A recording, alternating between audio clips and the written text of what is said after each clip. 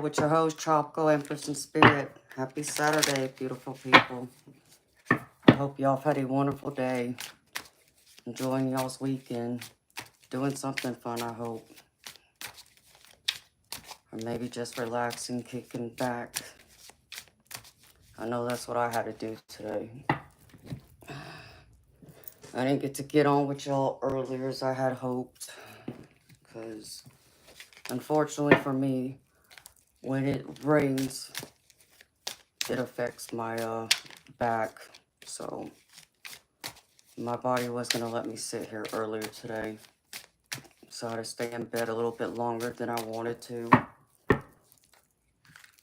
I really was going to try and get on earlier today, but when I woke up, my back was screaming at me. And it even caused part of my foot to go numb. Hi, Nancy. How you doing, sweetheart? So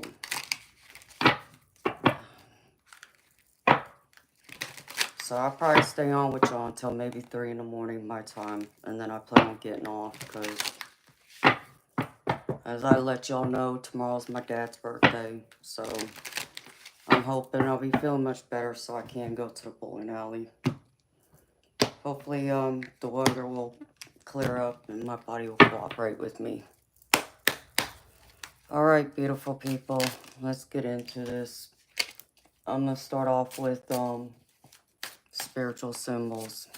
See what Spirit wants to talk to y'all about tonight. Ooh. Right out the gate. Tarot cards. Getting too involved with others. Nosy, unfulfilled in life choices. Fear of unknown. Feeling disconnected. Worrying about the future.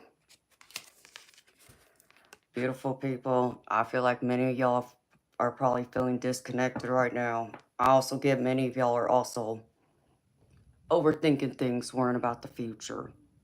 So I feel like many of y'all are even probably worrying about y'all's material, financial resources. Hey, Sonny. How you doing, beautiful? Deciding on what choices to make right now for yourself and for your family. Real Spirit.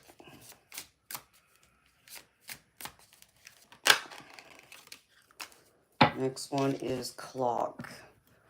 New opportunities. Be patient. Make the best out of the situation. Do not give up during hard times. And beautiful people, I don't think I could say this any better. You know, because it's crazy that this card's coming out because a lot of the tarot spread I pulled for y'all tonight is expressing exactly this. To, you know, go with the flow, pretty much make the best out of the situation, grow from it, learn, and, you know, welcome in the new opportunities and to not give up. So don't give up, beautiful people. Hi, Buttercup. I almost called you Buttercream again. How you doing, beautiful soul? You know it must be because I like buttercream icing. I think that's what it is. It's good to see you, sweetheart. What else, Spirit?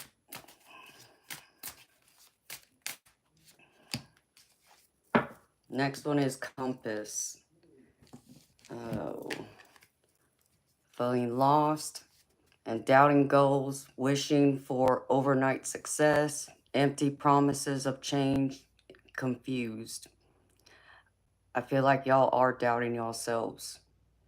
And y'all are looking for something to change overnight. And I feel like, you know, because things aren't going or moving at the rate that you had hoped or expected them to, that you're getting a little confused as to why. And now you're in your head, second guessing yourself, second guessing every move you've made, every choice you've taken from this point on into the recent past into now. And again, beautiful people, you know, the choices you've made are the best choices you could have made for yourself. And listen to me, beautiful people. If other people are critiquing you and telling you that you made a dumb decision or did something foolish, you know, that's on them. You know, because at the end of the day, they're not living your life. You are. You're responsible for you and your choices. You know, can it affect other people in your close circle? Of course. You know, especially people who live in your household. You know, that's understandable, but even them, it's still up to you. You're a grown adult. You know, so, you know, if people are coming down on you, you know, talking down at you, you know, tell them to F off. That's all I can say to you. Hey, Debs. How you doing, beautiful?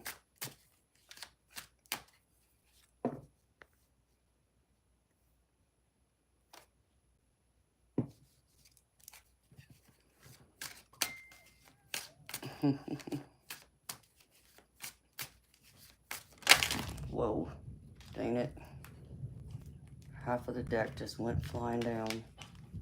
It's like, no, Spirit, I can't give them half of the deck.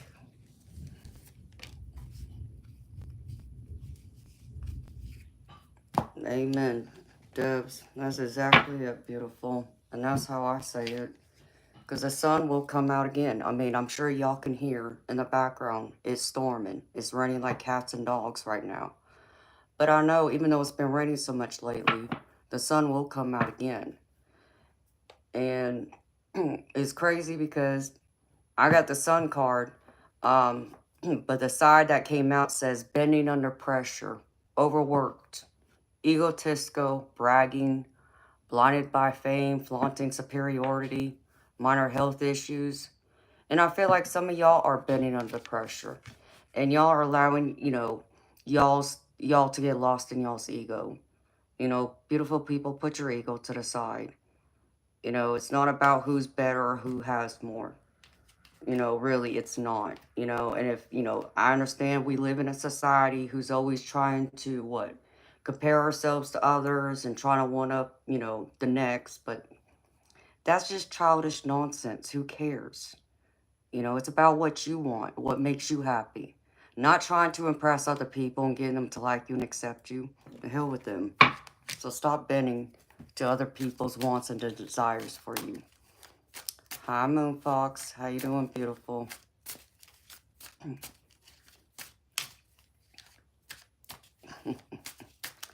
Yeah. And for me, it rains like in Georgia. It's like our springtime, it rains nonstop. Oh, Tyler, don't you wish I was a guy? Because if I was a guy, then you probably wouldn't look at me the same way, right? Yeah, I know you wish you could have me. But guess what? You'll never get a girl like me. Because no woman like me in the right mind would ever give you the time of day, let alone time of night. Piss off. Hello, Kavita. Yep, that's the saying. April showers bring May flowers. Yeah, April showers has brought me nothing but weeds in my yard.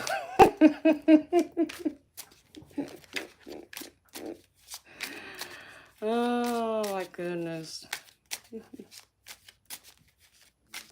Hello, Dustin. You feel dizzy? I'm sorry, honey.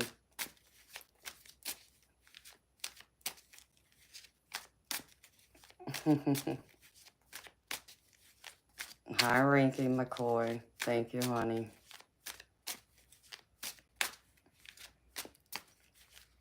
You know, I gotta change it up every now and then.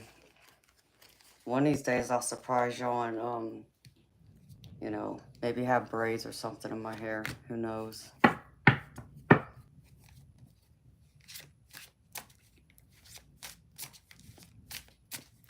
Yeah, it wasn't that... I don't think it was hot today. But I know all that moisture and humidity brings all the storms. And since I'm closer to South Carolina, I guess that makes me a little bit closer to the ocean than if I'd been, you know, at my old house. All right, Debs. You bringing dinner for all of us? The next one is ring. Conflicts within a relationship. Listen to others more. Need clarity. Material wealth over relationships. Yeah, I feel like some of y'all are having some conflicts within a relationship, whether that's romantic, family, or friends. Y'all place it how it fits. And I feel like some of y'all are probably needing clarity. And maybe even some of y'all are putting y'all's material wealth over y'all's relationships. You know, hey, beautiful people, I'm not going to judge y'all. You know, like it or not, you know, we all, you know, need a roof over our head and food to eat, right? And that costs money. And some of us have let's see, how did, I think Moon Fox Knight said it the other night, a refined taste, like I do. So, you know, I don't go the cheap route, I can promise you that. But some things do cost more now than they did, you know, 5, 10 years ago. Hi, Maurice. And dang it, here all my cards came out again. All right.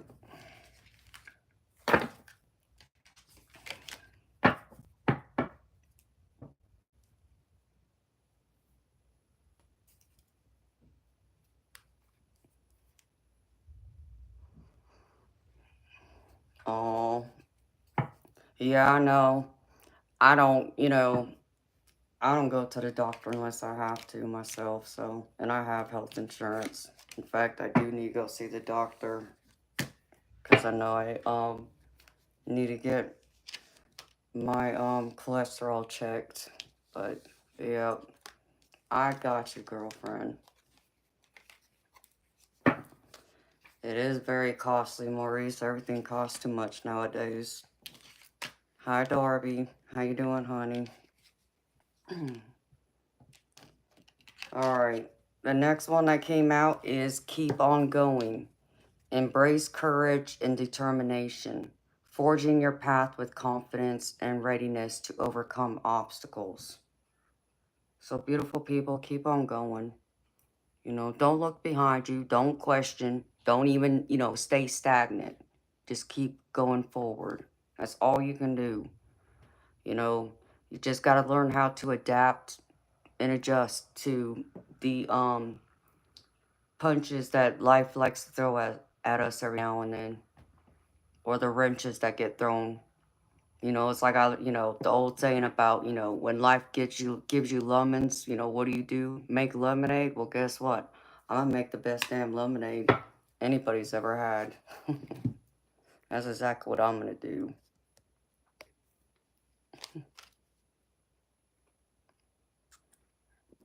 Yeah, yeah, honey. No, here, I'll do it. Cause I'm gonna make sure these fools know that I'm not playing around with them.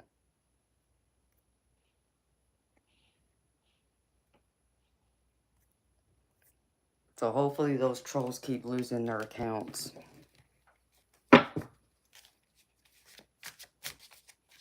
Oh, there's this one too. Oh, really? Yeah, you wish I'd shut up. Report you too, dum-dum. Don't come here acting a fool.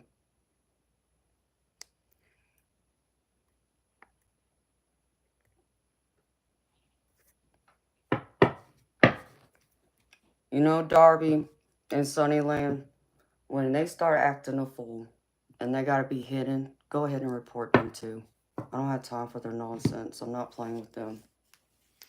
One of these days, these trolls will learn. Oh no, Darby. I'm sorry to hear that, honey. I hope you feel better. Hi, I'm...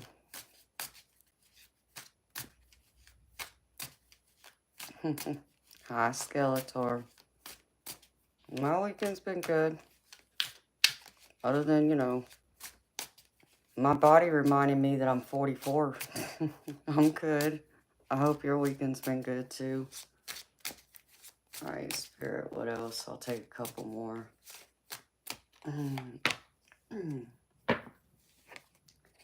Nonconformist. Often changes the rules and the status quo.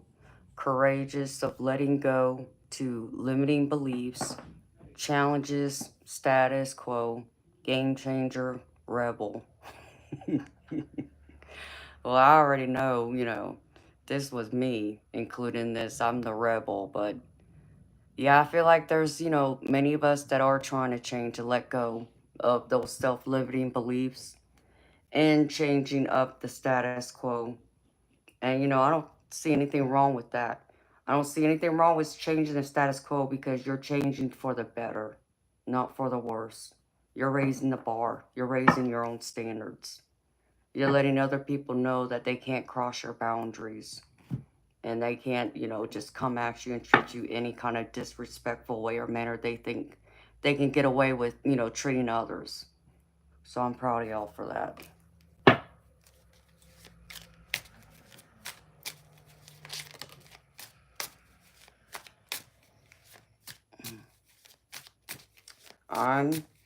Yeah, it's $30 US, honey, to get a reading from me, sweetheart.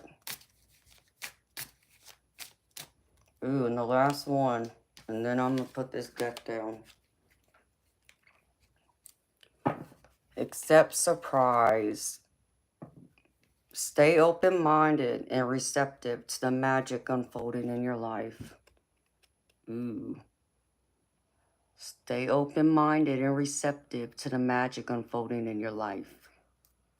I feel like y'all are going to get blessed with an unexpected surprise of some kind. I don't know what, but I love that for y'all.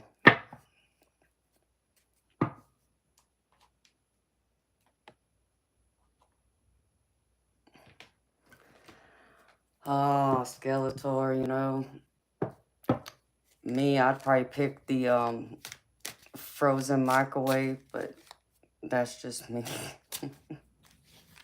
Unless you got that chunky soup.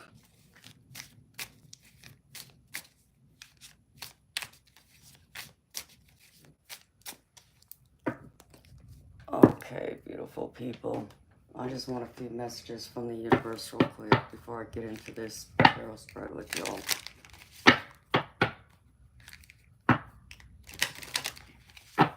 You're welcome. Yep, if you look in the chat, you'll see my name highlighted in yellow. The info's right there.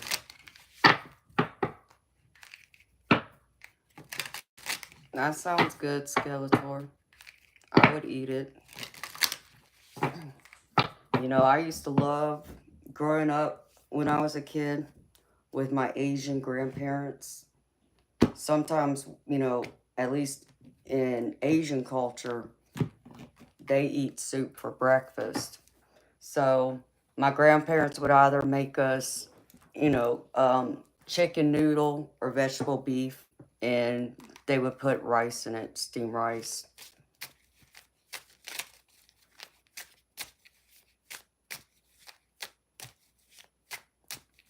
Mr. Blue, I didn't know it needed to have a name.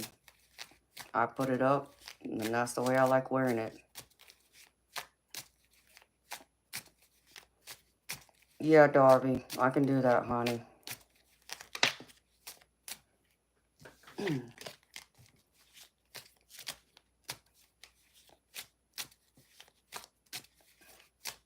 Hi, Carl. Thank you, honey. And thank you, Sean. All right. First messages from the universe. Bigger and better experiences are coming your way. You may not be able to see it, but great things are coming together for you as you read this. Trust the process and let it unfold in divine timing. Move forward knowing that all is working out just fine. So know everything's working out, not just, working out, but it's going to be working out even better for you than before. And it's all coming together in divine timing, y'all. So have some patience. I know that's hard to do, especially when you want or need something right now. I get it. Trust me, I get it. I've been needing my car fixed for the past 2 months, so I understand. But just be patient. It will work out when the divine says it's meant to. You can't rush a good thing sometimes. So as the saying goes, good things come to those who wait. And I just saw a big spirit orb.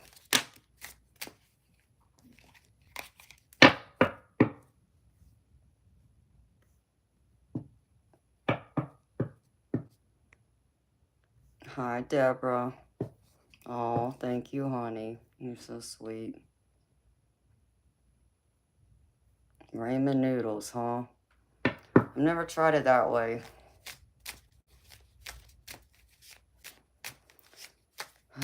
What's wrong with my car? No, Sean, it needs a new water pump, power steering pump, and radiator, and brakes. But to get her back on the road, she needs the water pump, power steering pump, and possibly the radiator too. So, and they want to charge me $2,000 just to have that fixed. Yes, they do. Skeletor, you're right.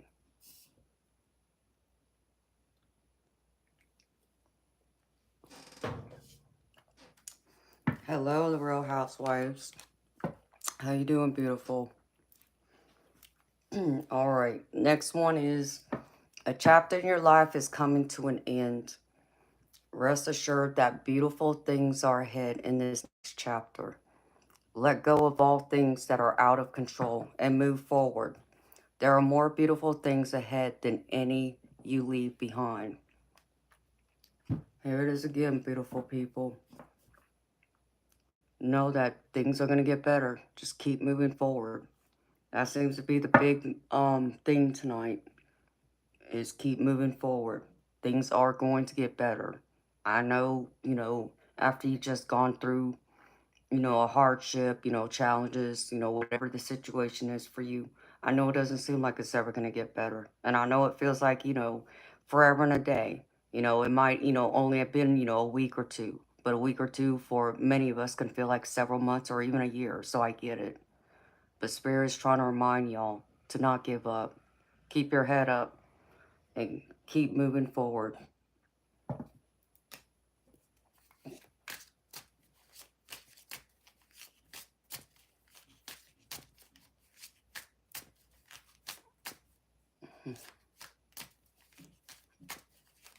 All right, Spirit. One more.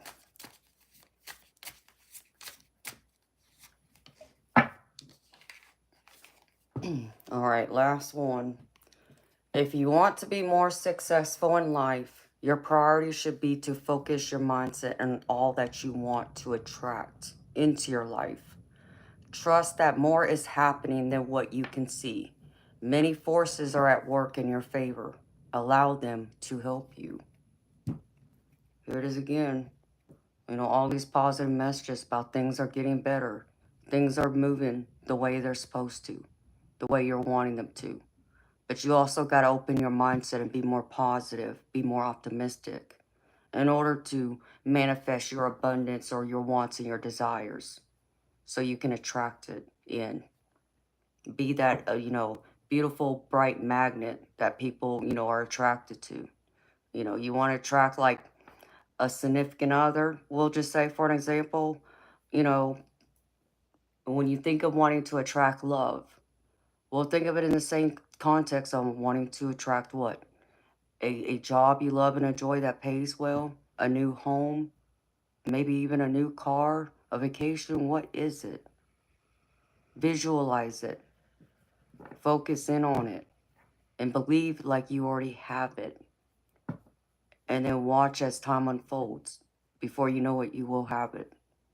Because you're going to have a bigger belief in yourself. And being grateful for what you do have now helps. It does bring in abundance. Our beautiful spirit.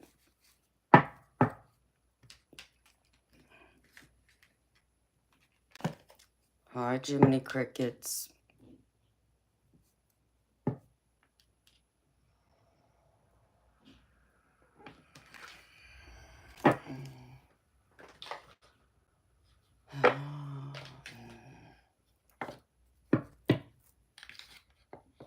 Hi, 4748. Thank you, babes. How you doing?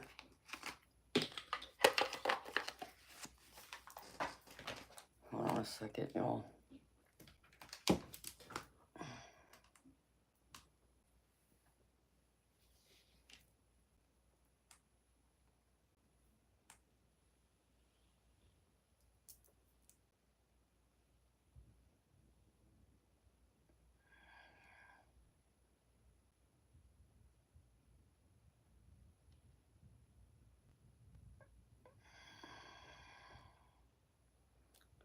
Oh, Moonfox Knight. Yeah, I missed your comment. You asked me if it cost $2,000 to have my car fixed. Yes, that's what I got quoted.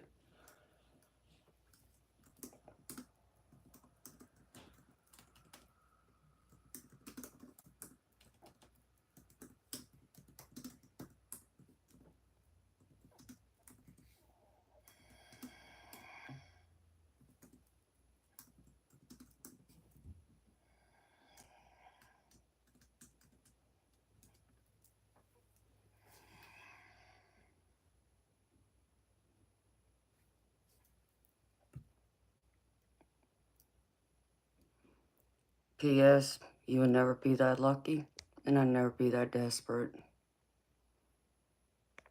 Try again.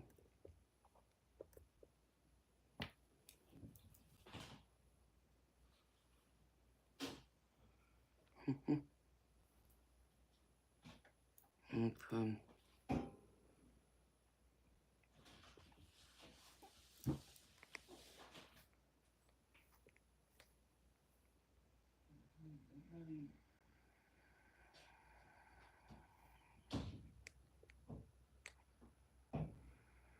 Hi, Jody. How you doing, beautiful soul?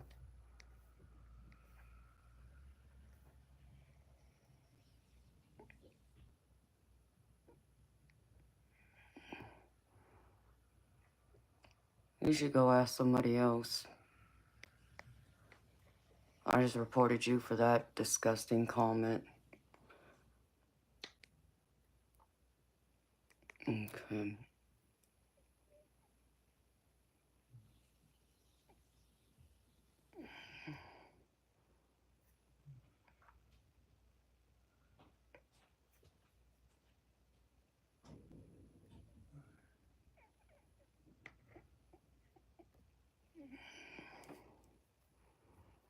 Hmm.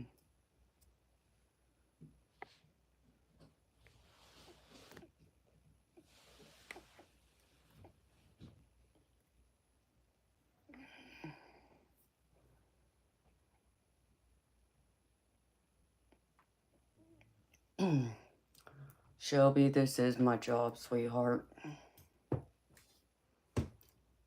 This is how I pay my bills. It's alright, Debs. Hi, Richard. I'm gravy, baby. How you doing?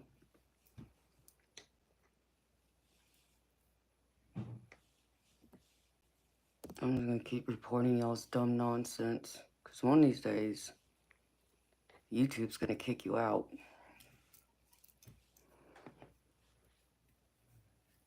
Hello, Oatmeal.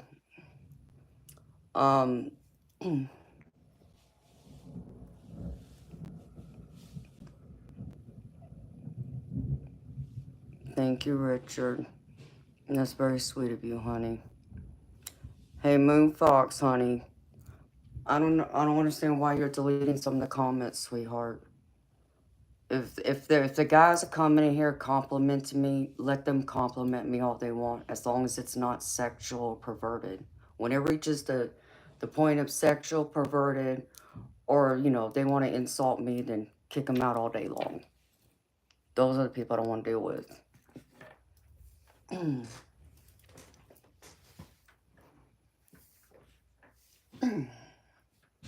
Hey, Skeletor, I always behave, baby. Have fun cooking. Sean, I stream 5 nights a week, babes. Hello, Sam. I know, Jody, I hate them too. I can't stand them. They're disgusting. I don't know where they think they get off talking nonsense. Like, I wasn't raised right. I promise you I was. I was lucky enough to have 2 men call daddy. And they both showed me how to be treated right. Hello, Liam. Hi, Catherine. How y'all doing?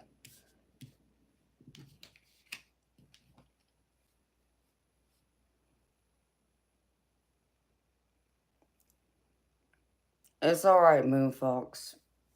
No, I mean, I've given people leeway. Um, there's nothing wrong with people complimenting me. Like I said, as long as it's not perverted, it's not in a sexual way, which, you know, those were fine.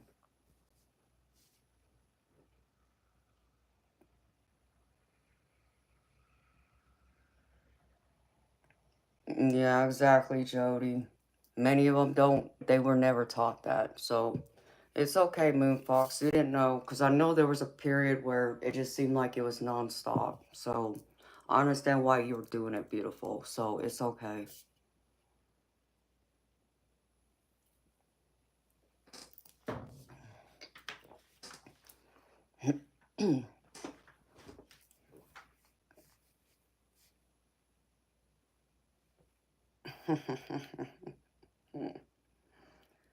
Yes. And my mods are protective of me. I got some of the best mods.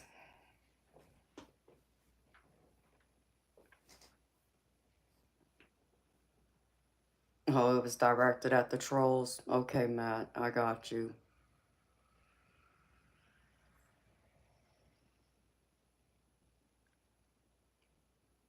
Okay, honey. Yeah.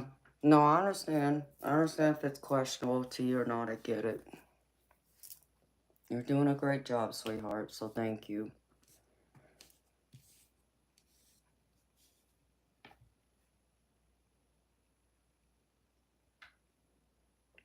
Yeah, I know, right? Hi, Leighton. Yeah, like me and Darby have had our fair share of creeps. I even had to have one of the subscribers kicked off of here because he wouldn't leave her alone after she told him and made it clear to leave her alone, that she's married. But he kept coming after her, so I had to handle him. So, yeah.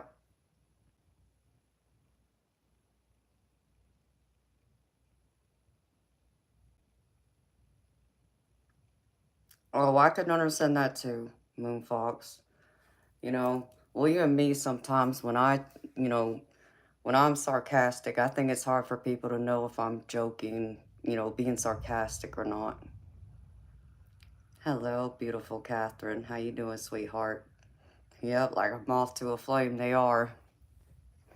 That's why your dog picture commentos. Well, mine's my, you know, emoji or not emoji, like this one. That's sexualized. And you're gonna get reported. And I hope you lose that account. Hi, Cheryl. How you doing? So, like that one, Shelby, that would have been one, but I already reported him. Oh, and this one too.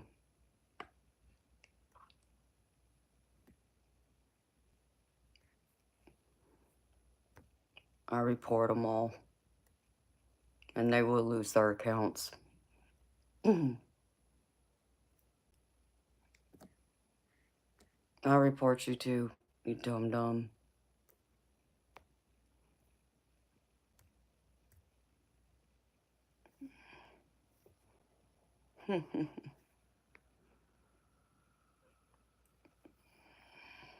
Hi, Sue.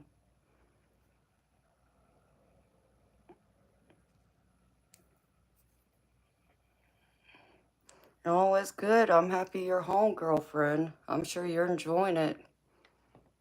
Thank you, Darby. I just did the same thing. So they got reported twice. So maybe because they get reported twice, maybe they definitely will lose it.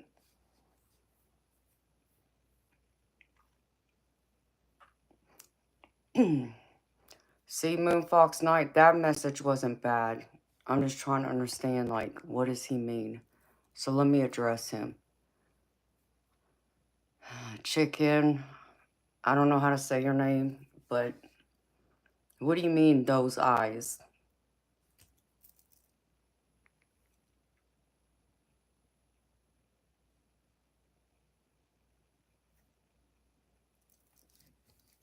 It's so good to see you, Cheryl. And I'm so happy you made it back home safely, Sue.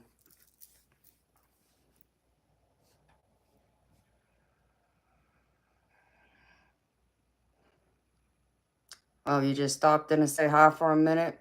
And now you're gonna go have a few shots? Well, Jody, have a few shots for me too, babes.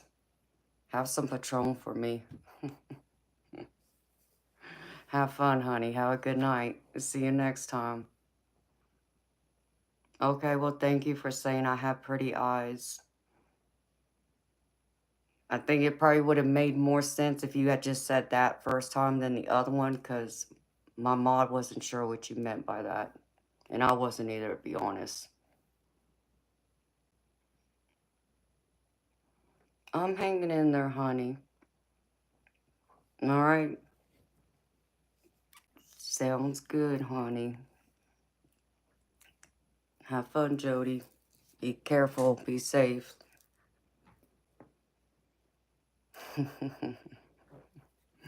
Okay, Cheryl, I will.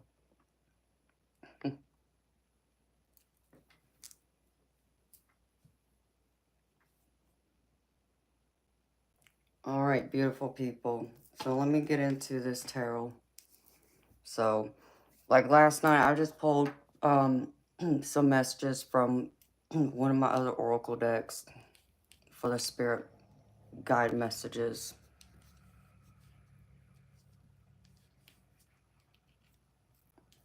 No, I'm sorry you feel tired, honey.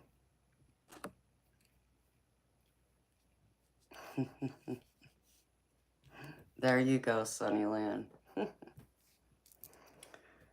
All right, beautiful people.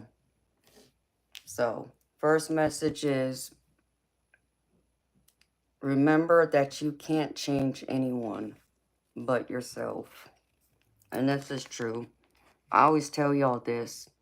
You know, when it comes to like when we want to try and, control things or, hope that someone else, that we love, or care about or whatever, that we, are is in our circle or people we work with, we hope they'll change, and do better, like something that we would want them to do.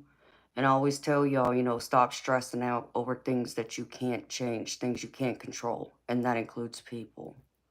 So, and here's Spirit saying that right there.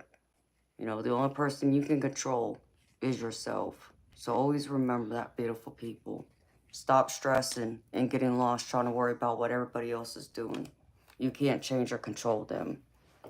Only focus on what it is you can change and control with yourself. And the next one is, life can be hard and life can be wonderful. Which will you focus on? I mean, I know it's sometimes, when life gets difficult, that does take center stage for, many of us, especially when we're trying to work on trying to fix or correct or, solve a problem. So it's hard to focus on what, makes our life wonderful. But, I always try and keep an open mind of, if I, stop myself for a minute and think of a happier, time or a favorite memory, it helps refresh my mind where, I'm not, constantly stressed, where I'll try and bring a smile to my face. And it'll kind of take away some of that anxiety or that worry, that many of us can have when we're dealing with, difficult things. So, and that reminds me how wonderful my life still is and how appreciative I am. So it's about being grateful, being gratitude. Hello, Muhammad. Hi, Joe. How you doing, babes? The next one is, stop giving away your power right now. Beautiful people, stop giving your power away to others. Others don't have control over you. Just like you don't have control over others, the same is true. Others don't have control over you. Only you can control yourself. So stop allowing others to have a say, especially if they're not important or they don't, matter that much in your life. Like stop allowing others to dictate, what it is you wear, for an example, or where you go to eat, or what kind of car you drive, or where you attend, maybe your family functions, whatever it is. Stop giving your power away. Stop allowing others to dictate your life. That's up to you and only you to make yourself happy. And the last one is, when you find something that excites you, go all in and enjoy the ride. And this is also true. You know, it kind of goes with like this whole thing about, try and focus on, the wonderful things in our lives. You know, what's that thing that excites you the most? You know, that makes our life wonderful. It makes us worth, makes life worth living for. It gives us a reason to get up and get out of bed every day and, face the world, even when we don't feel like it, but we still make ourselves, get up and be productive and do something. It's it's those things, those hobbies, those interests, our loved ones, even for ourselves, that, gets us up and gets us moving and gets us happier and puts us in a good, positive mood to want to take on life, even, through our obligations. And yeah, sometimes it's a struggle to get through it, especially if we're doing a job we don't much care for or like, or maybe it's our boss that, we don't get along with. Whatever that is, you know, what is that thing that does excite you? And put your focus and time and attention around that. I know not all of us are lucky enough to have a job that really is something we love and enjoy. But some of us, we are lucky enough to have that type of job.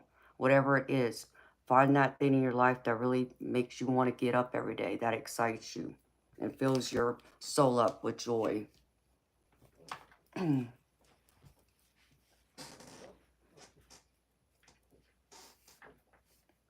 Okay, Shelby.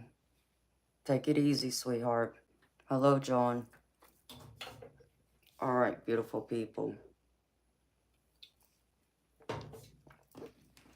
So again, the thing tonight is the Eight of Swords. Y'all are overthinking things. Y'all are getting in too much of that self-limiting beliefs, holding yourself back, not able to see the positive in your life or in, situations, even possibly people. But it's even possibly even a reflection of yourself, just doubting yourself or allowing others' criticism of you, especially when it's negative or it's not constructive, to get the best of you.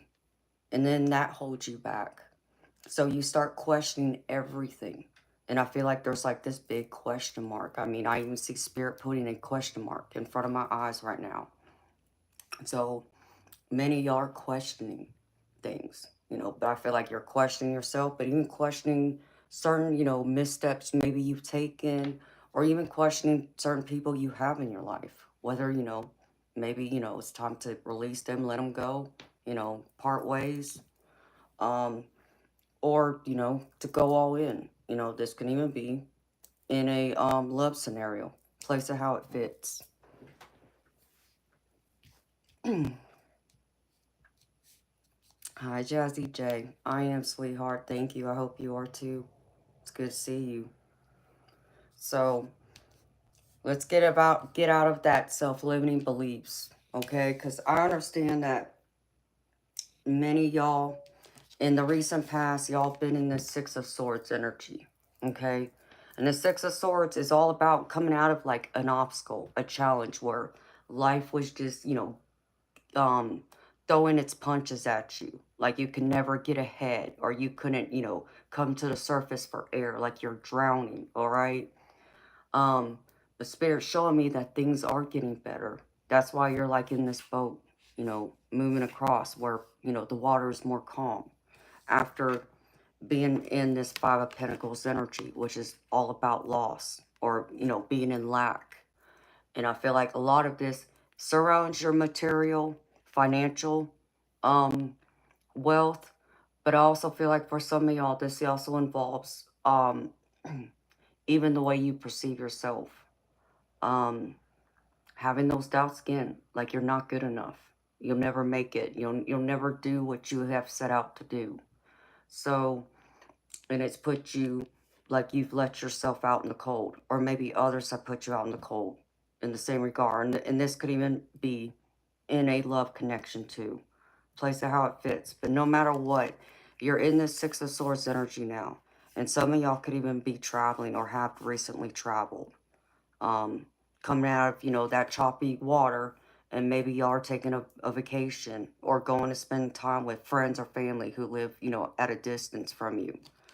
So celebrate that, because that's what Spirit's trying to show me right now. Y'all are trying to celebrate this.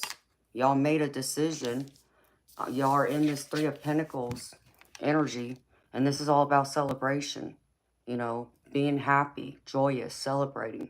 Maybe you're celebrating a special occasion with loved ones. Or maybe this is, like I said, you know, coming out of this choppy waters and finding maybe solitude and peace again, where maybe you didn't have peace before. And now you're surrounded by loved ones who have your back, who are cheering you on.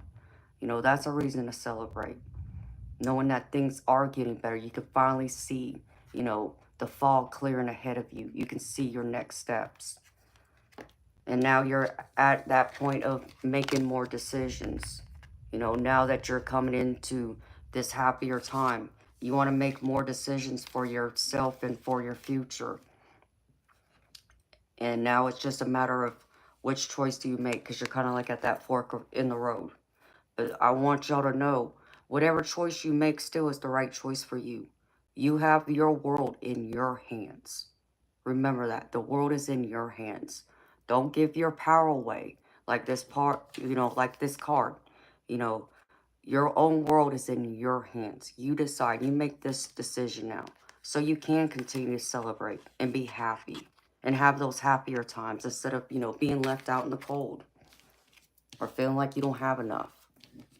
Things will get better. And then in the center, I have the Wheel of Fortune. And this is the center of everything. The turning of this wheel. Good fortune. Positivity. Things improving. So Spirit's confirming this is exactly what you're going after. You want things to improve and get better. And Spirit's saying they are. Because here it is being confirmed by the Six of Swords again. Which is, again, coming out of choppy water. And going into calmer waters, where things don't feel like it's a constant struggle or a constant fight, or you're being stressed or overworked or overburdened, that you're able to find more time for yourself, to be able to be happy, to be, and celebrate with friends and family, do something you love and enjoy, outside of, doing maybe a job you can't stand, okay, but outside of it, you're able to breathe a lot easier. And Spirit wants to remind y'all of that. So again, stop getting into y'all's head and holding yourself back and thinking like this isn't possible.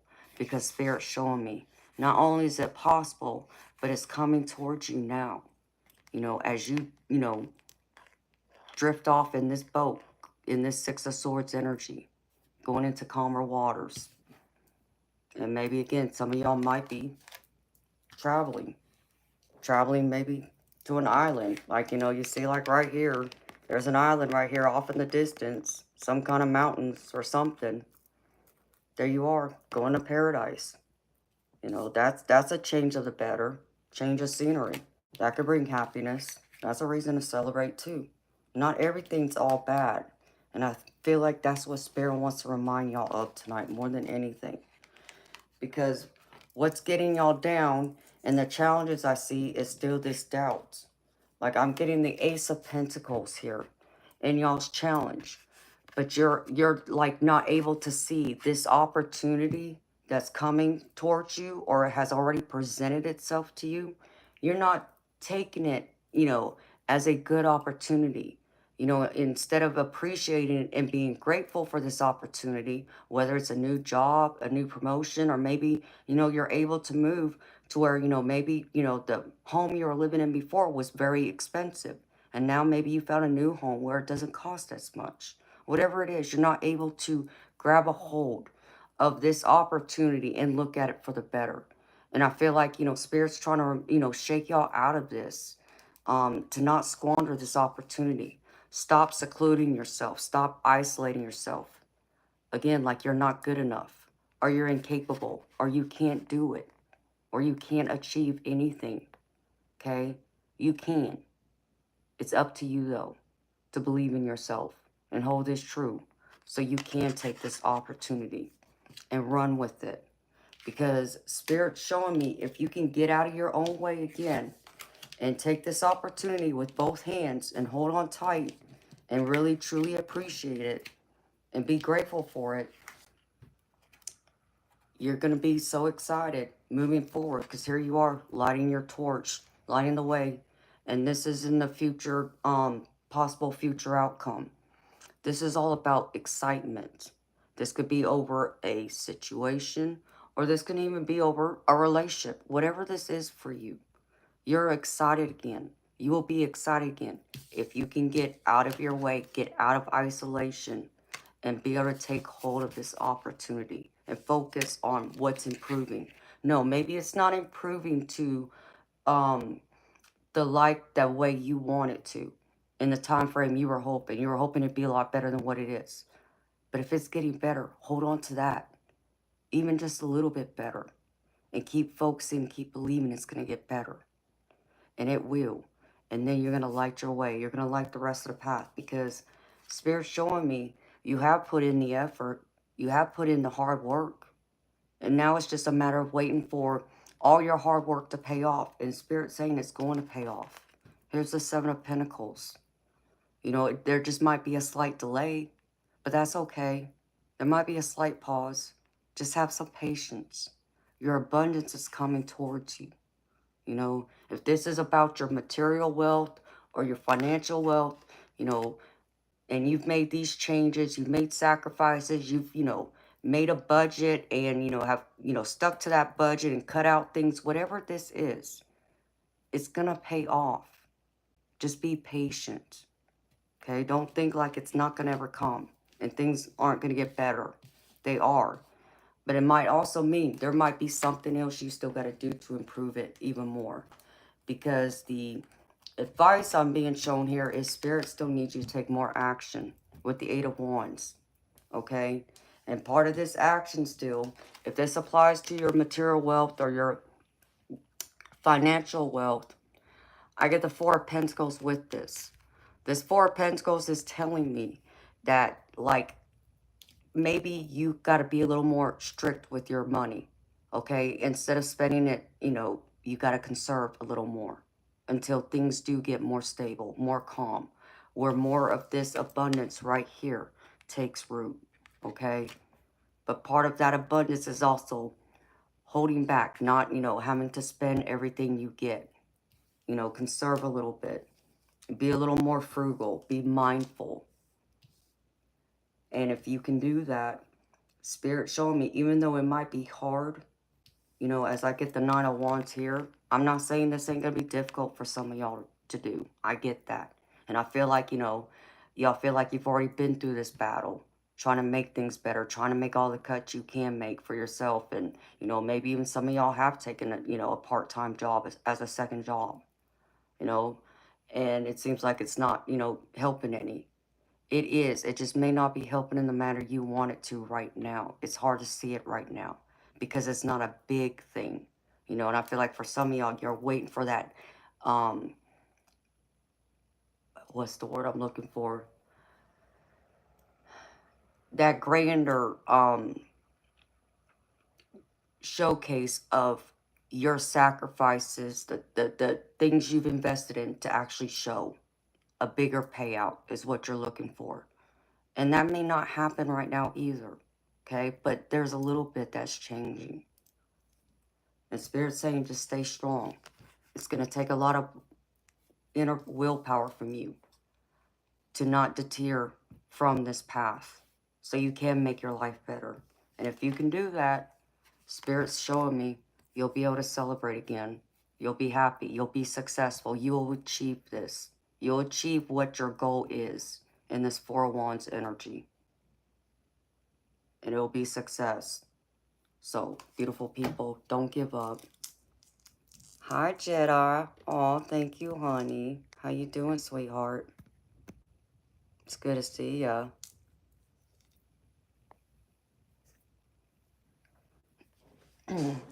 So stay positive, beautiful people. You know, I know it's hard.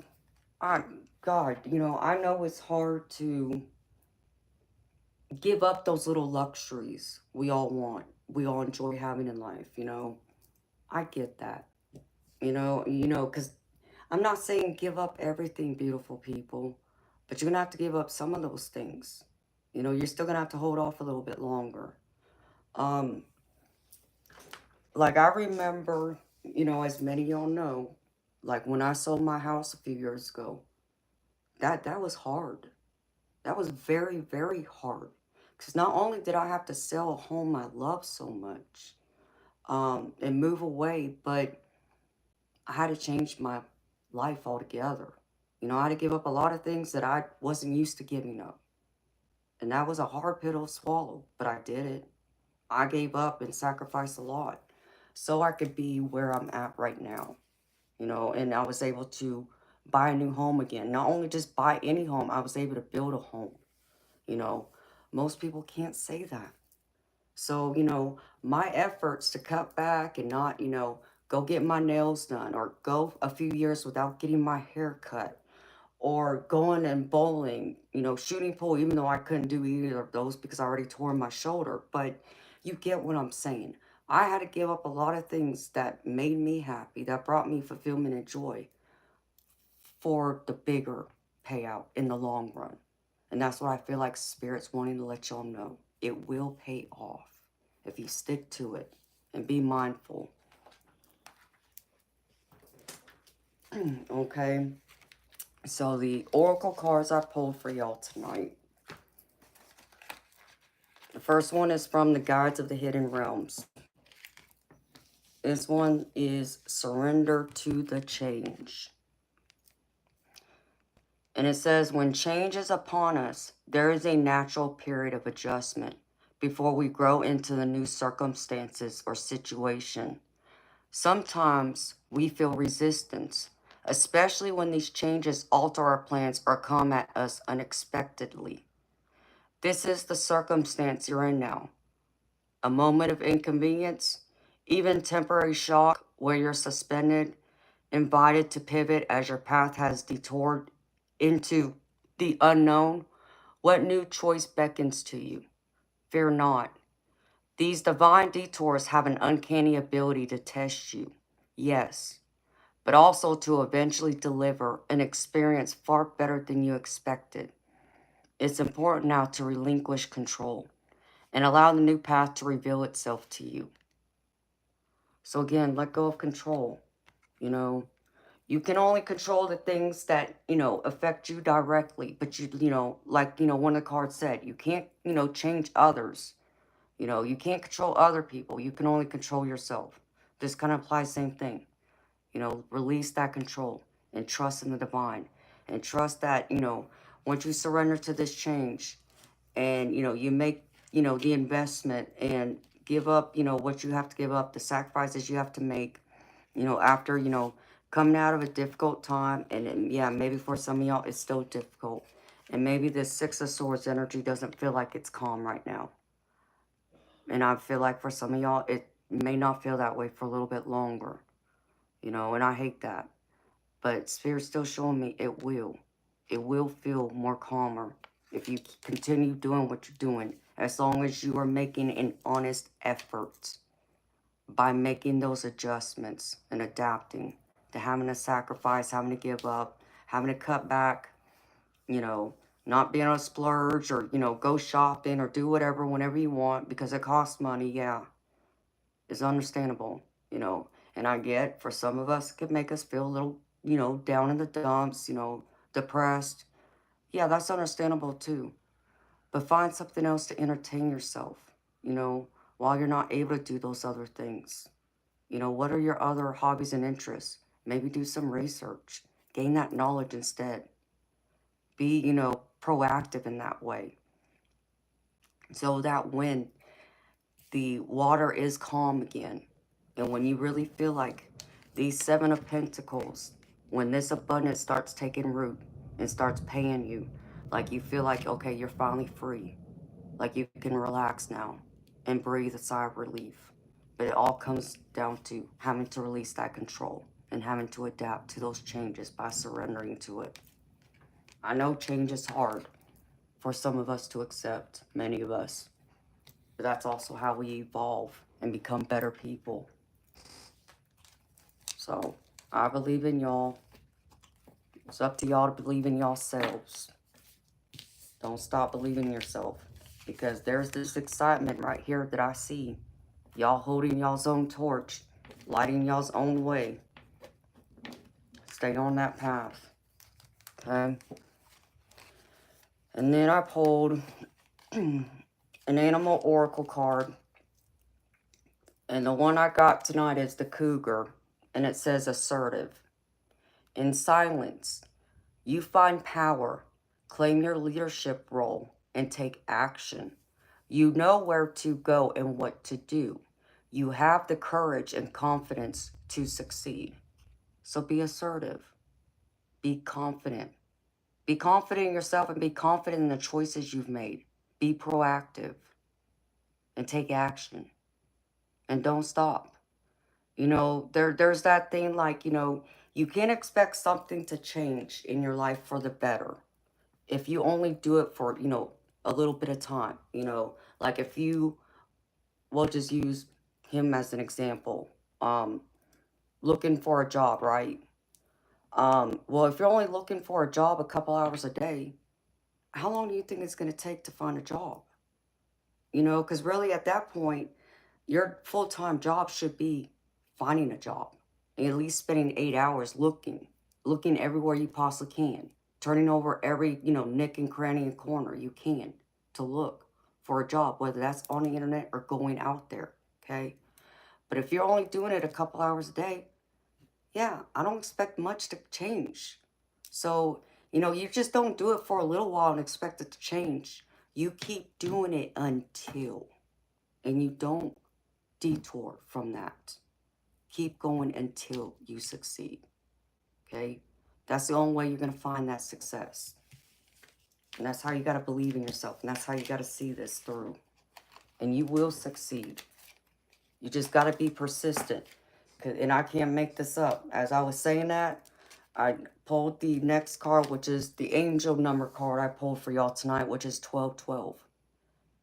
And the key word on this is persistence. And it says, oh, happy day. An ample opportunity related to your life's purpose is just around the corner. Take immediate action once it pops up. Of course, a lovely partnership or an epic romance is also in the cards. So know that an opportunity is coming towards you, whether that's to find your life purpose, maybe a romance, whatever this is. Spirit's saying this opportunity is here. It's being confirmed. Like this Ace of Pentacles right here, which is an opportunity. This card's confirming it. Okay? There's an opportunity coming towards you. Just, you know, be mindful and hang on with both hands. Don't let go of it. And then the other angel card I pulled for y'all is from one of my other decks. And this says, your prayers are being answered.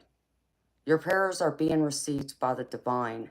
Answers will come soon, although perhaps in forms you didn't expect. So if you've been praying, you know, to a god or a deity, or you've been talking to your angels and your spirit guides, they're saying your answers are being heard. Okay? And they're working to answer your prayers. So don't give up. Anything and everything is possible.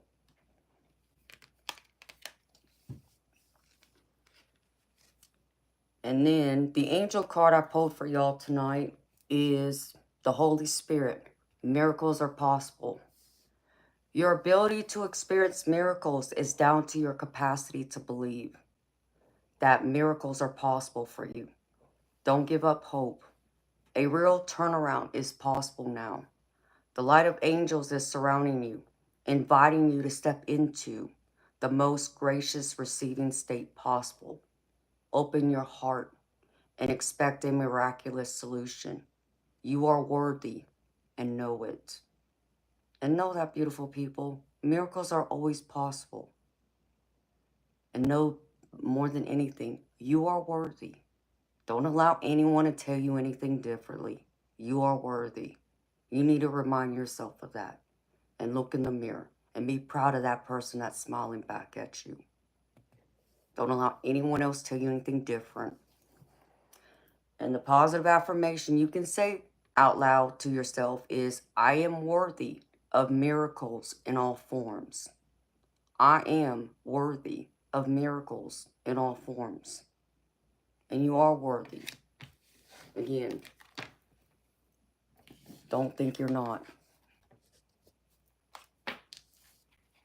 And that's what I have for y'all, beautiful people, for the general collective reading. So, again, beautiful people, if you're new to my channel, if you're just joining me, this is a general collective reading. It's not a personal reading. Okay, it's a timeless reading. It's for anyone who's been here and for anyone who comes in the future. Just take what messages resonate and leave behind the rest. If something doesn't fit, please don't force it to fit. And if you have any personal questions, I do personal readings on here for $30 US. Hello, Christian. Hi, Martha. How you beautiful people doing?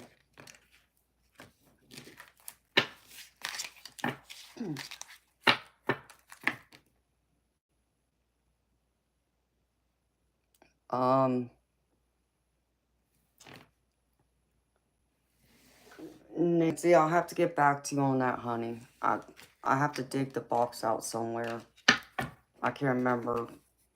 I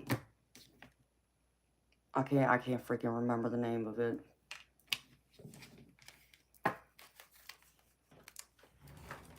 Hello, Jen. How you doing, beautiful soul? Welcome, beautiful people. So how y'all feeling? How y'all doing? Damn, my throat keeps getting dry.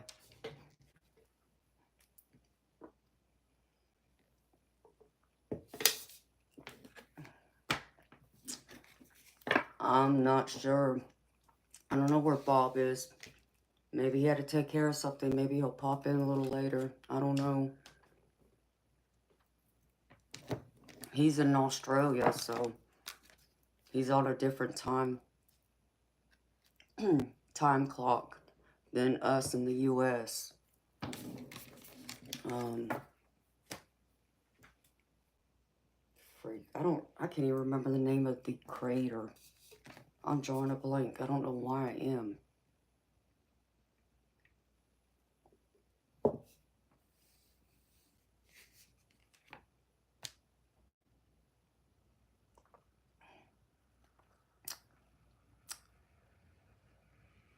Various, no. Let me make myself perfectly clear.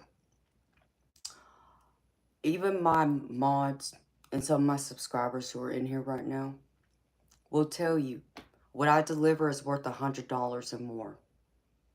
That's what you would pay from someone else. So no, I'm already discounting my price here. In fact, I should raise my prices, to be honest. No, various. The only free readings I do is the collective.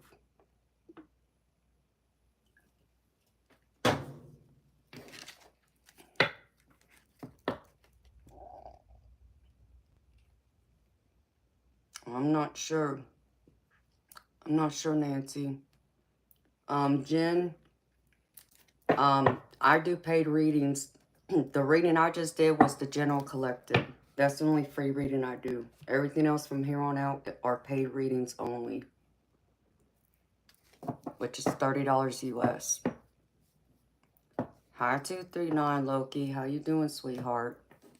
It's good to see you.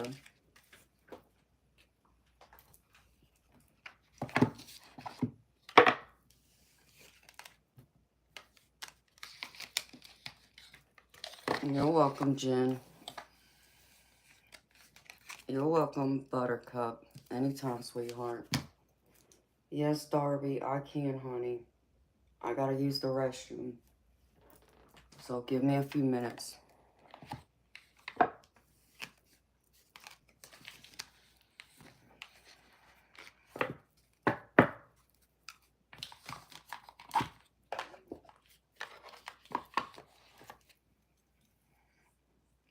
Jen, I just did the general collective reading.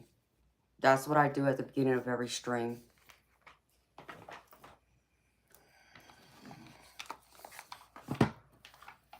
You're welcome, Sunnyland. Various, I get that. Well, you know, I guess you'll have to figure out another way, because the only thing I accept is PayPal, Zelle, and Venmo. And buy me a coffee.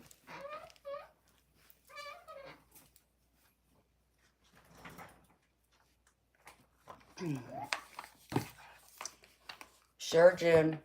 The info's in the chat where it says my name. It's highlighted in yellow. You'll see all the info there where you can make a payment. It's $30 US to get a personal reading from me, sweetheart. So, I gotta use the ladies' room, y'all. And I gotta check on my kitty cat. I'll be back.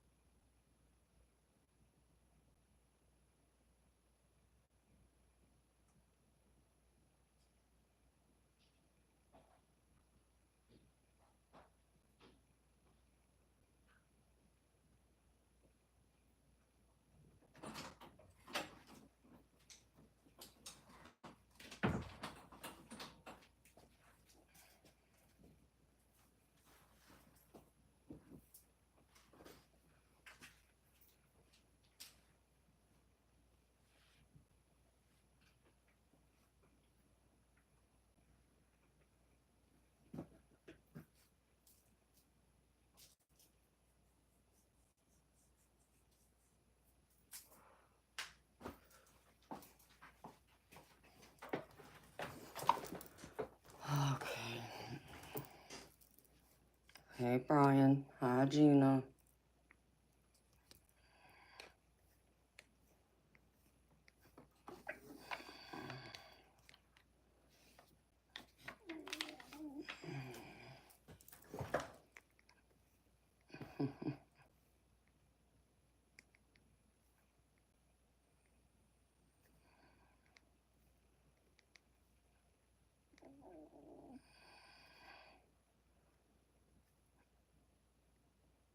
Hi, Layton.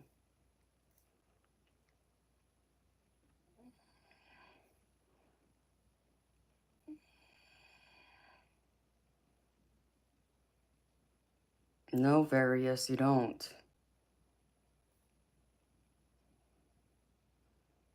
Oh, Brian, well, I'm happy you checked me out, babes. It's good to see you, honey. Yeah, Layton, guess what? You just got reported. Because, see, I don't play that. Disgusting pig.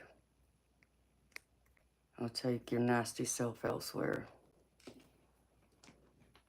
Thank you. Even my moderators pay for readings.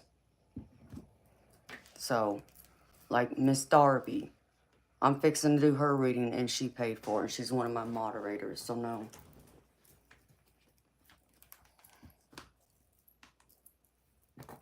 You need to quit asking Various, okay? I'm just not in the mood. I agree, Deborah.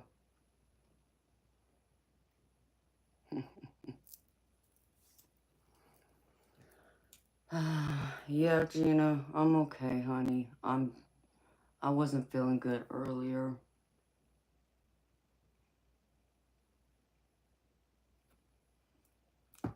My back was giving me hell. Like, I had every intention on coming on early today, and I woke up and my back told me nope.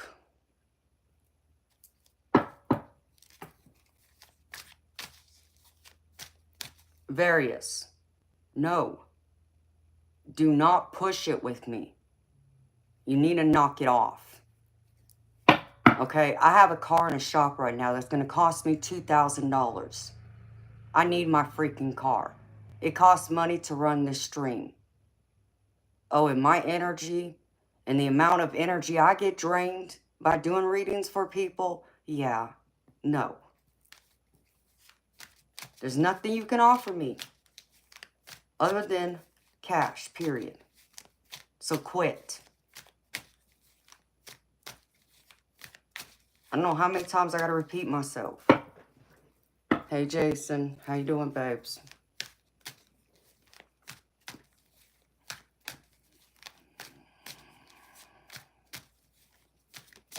Thank you, Darby.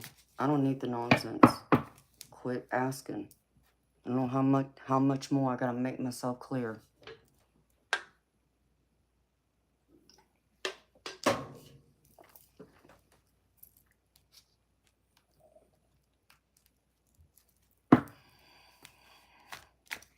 Exactly. Let him cool off and think about that. Coming here acting a fool with me. Are you crazy?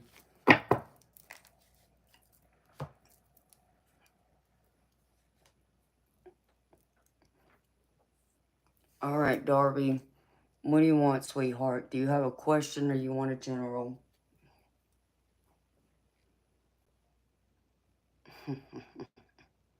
Yeah, some of them need to be put in timeout and others need to be just kicked out, period.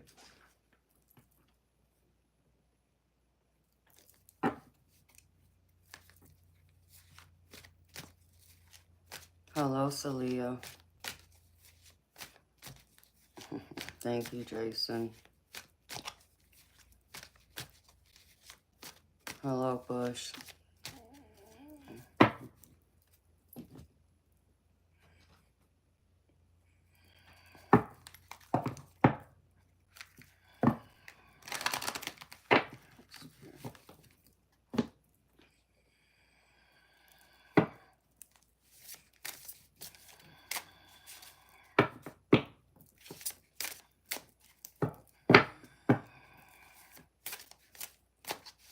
Okay, honey.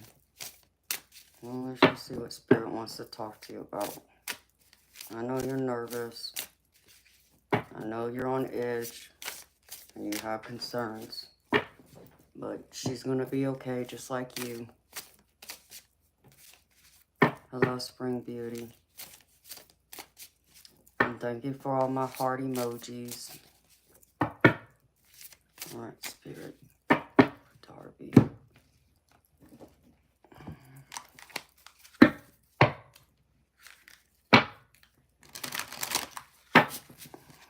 Spirit.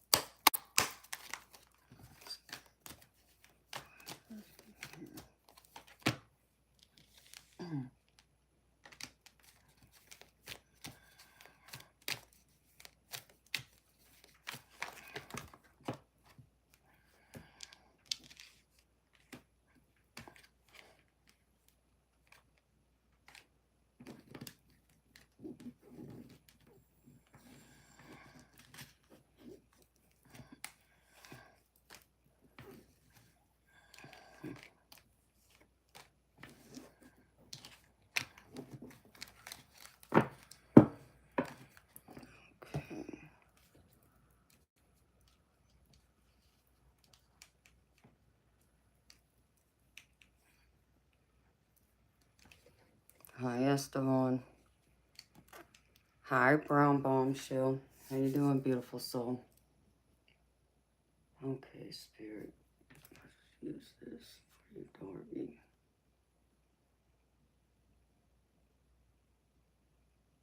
No. No, Spirit saying use this. Alright.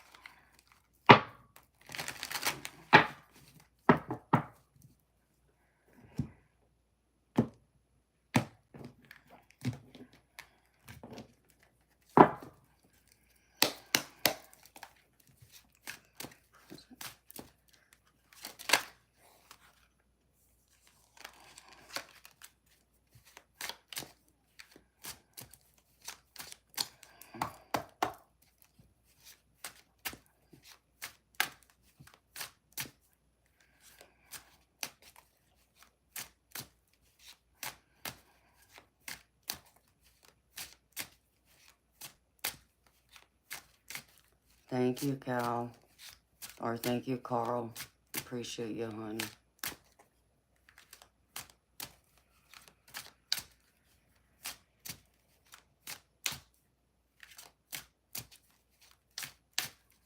Thank you, Net, too. Alright, Spirit, show me from Miss Darby.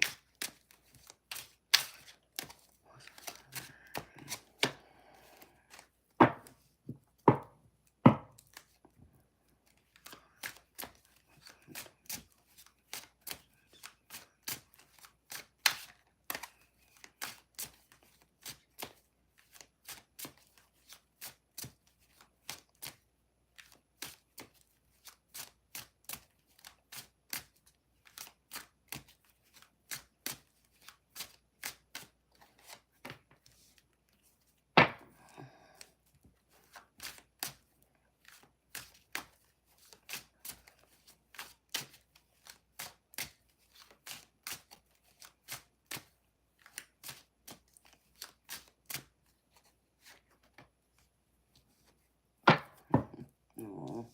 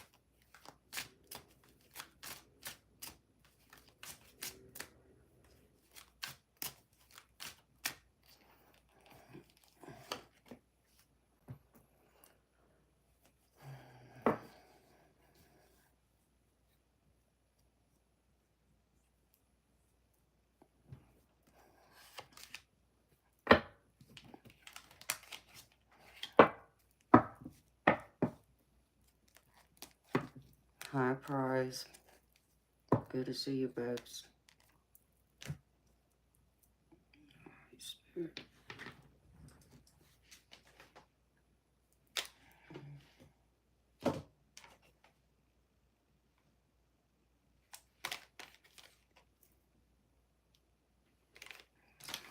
Thanks.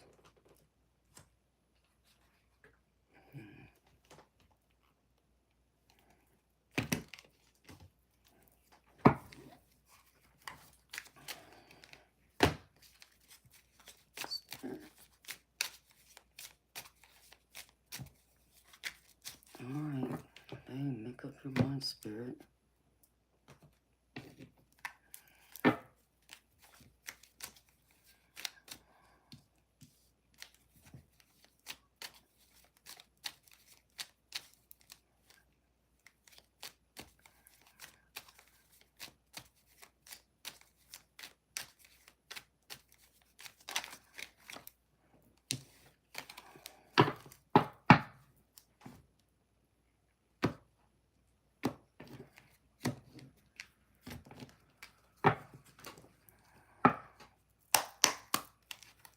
Spirit.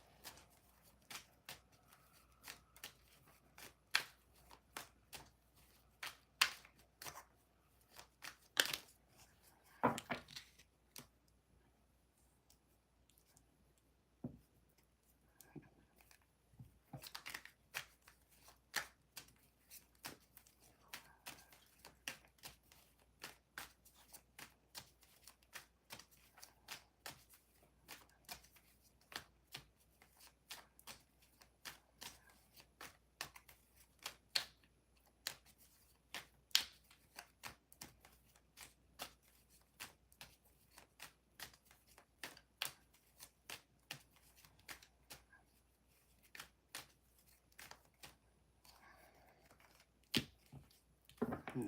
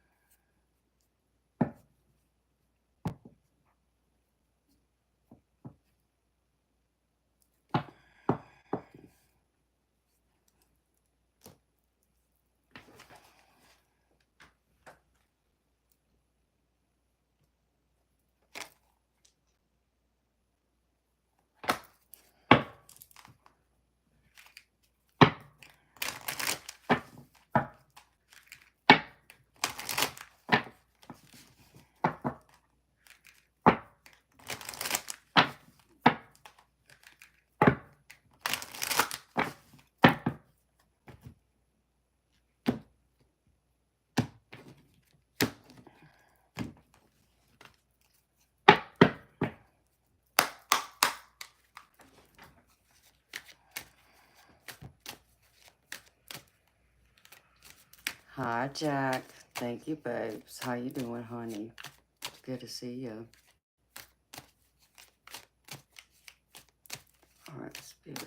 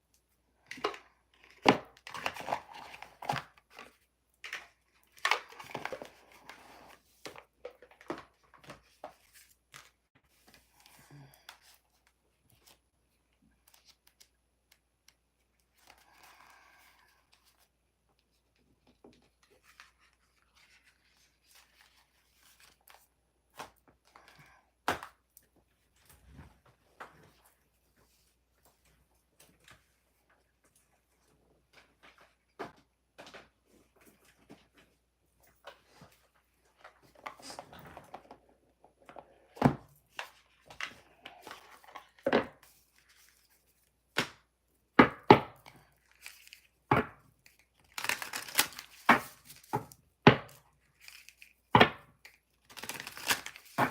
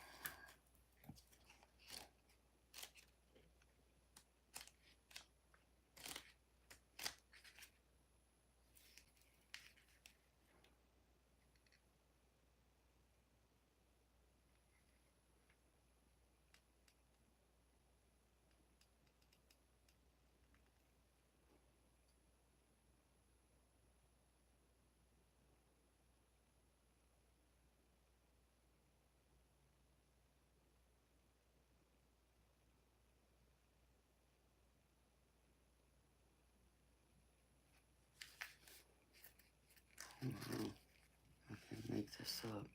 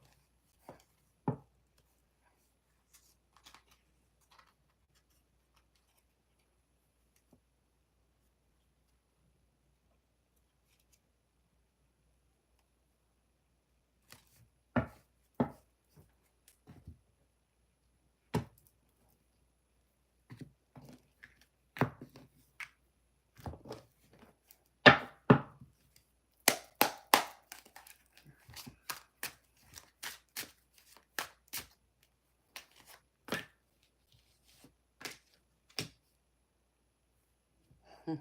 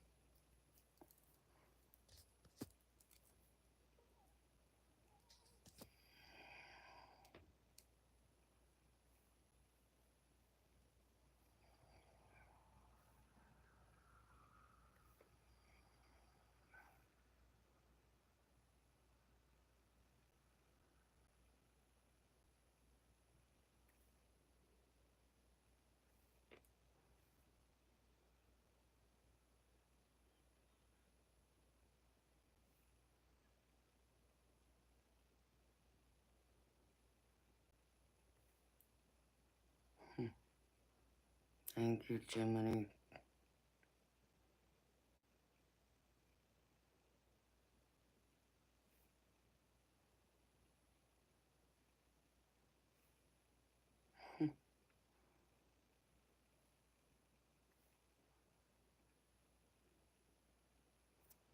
Hi, Judith. How you doing, beautiful?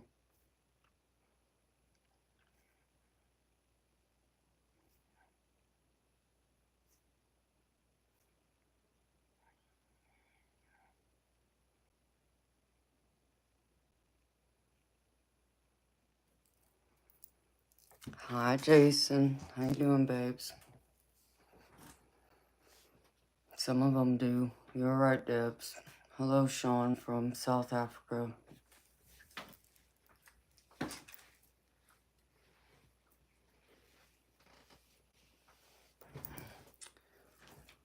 All right, Darby. Are you ready, sweetheart?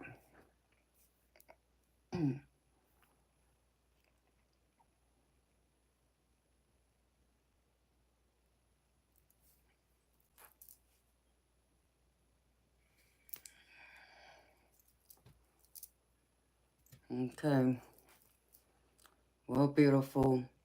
I know you worry. I know you're a worry wart. And I know, like, when I did your reading last time, I mean, it took me down.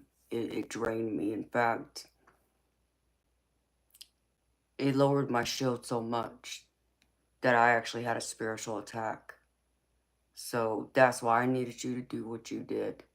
Because I needed you to release some of that.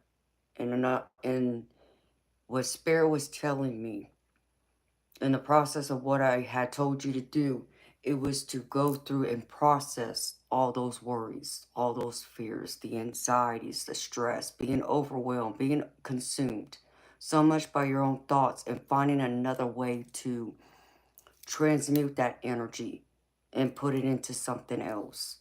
So, and I know it's kind of hard to do that because I understand you got your baby and I understand you're expecting again, and that's a beautiful blessing. And congratulations to you again. But doing all that worrying is not going to change anything.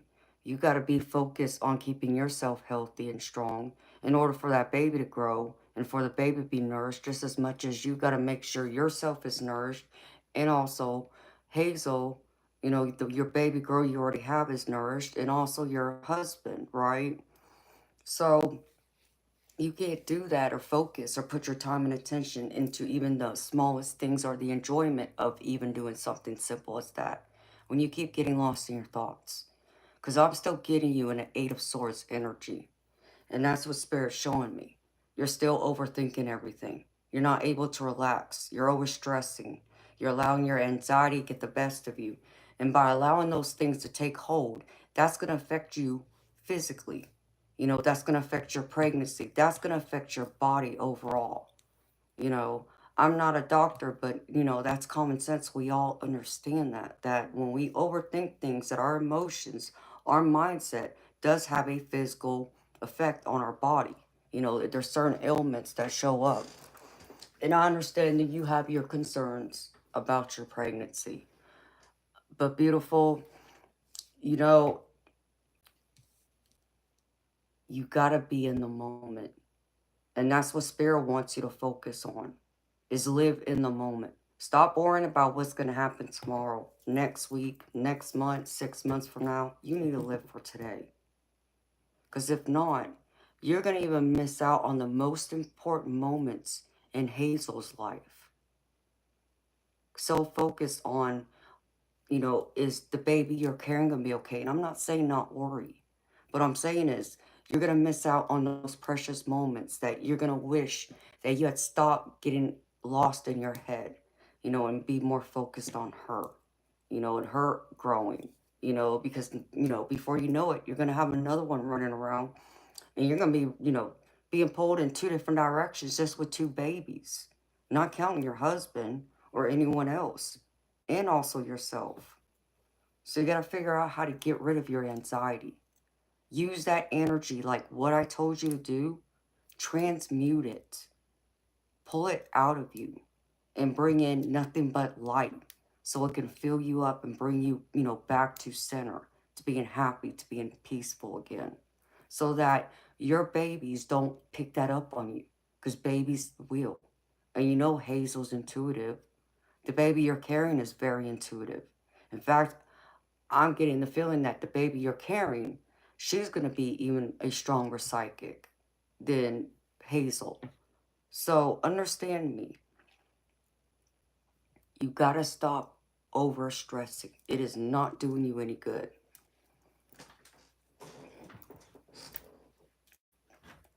So, with that being said, beautiful, the cards are pulled from the Spirit Guides decks.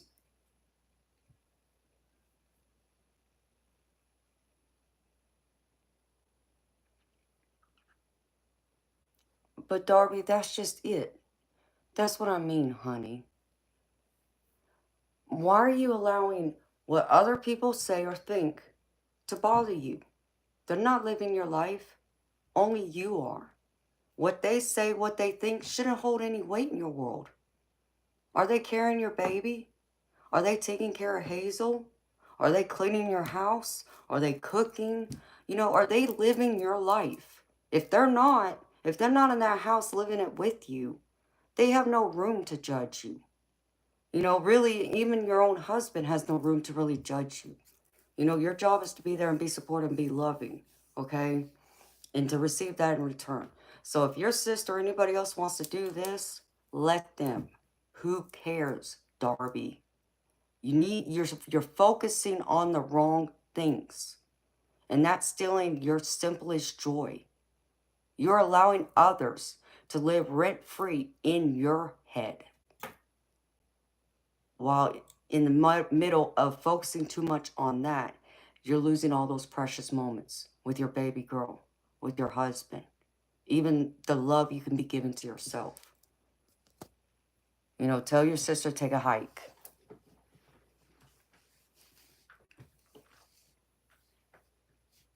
You just have to allow others to go live their life, okay? They can decide, you know, if they don't agree with what, you know, you're doing, who cares?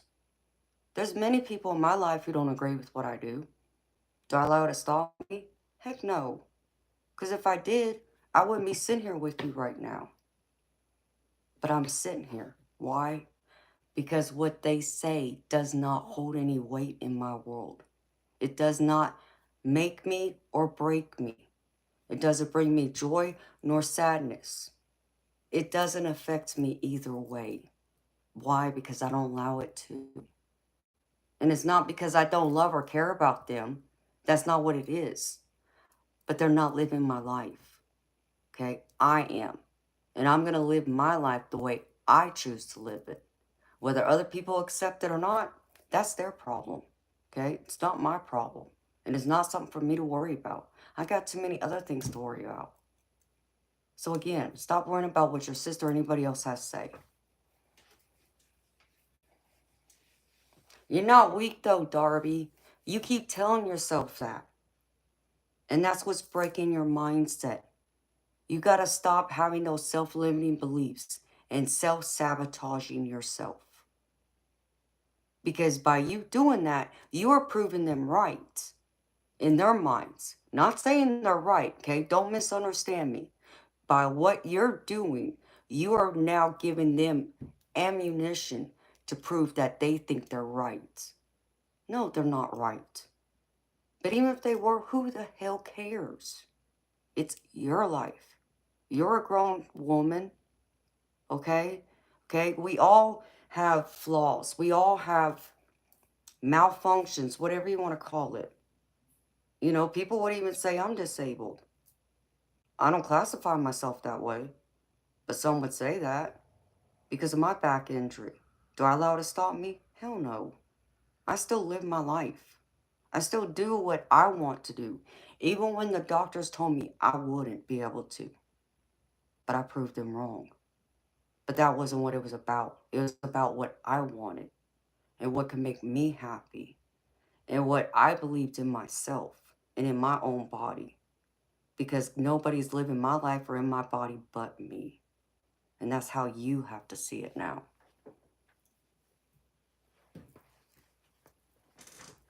Okay? And that's what you need to do, because the first message from Spirit is you need to rescue yourself. And you want to know how you rescue yourself? By releasing all these toxic relationships like the one you mentioned about your sister. I'm not saying cut them off completely, but you need to learn how to keep them at arm's length. Love them from a distance.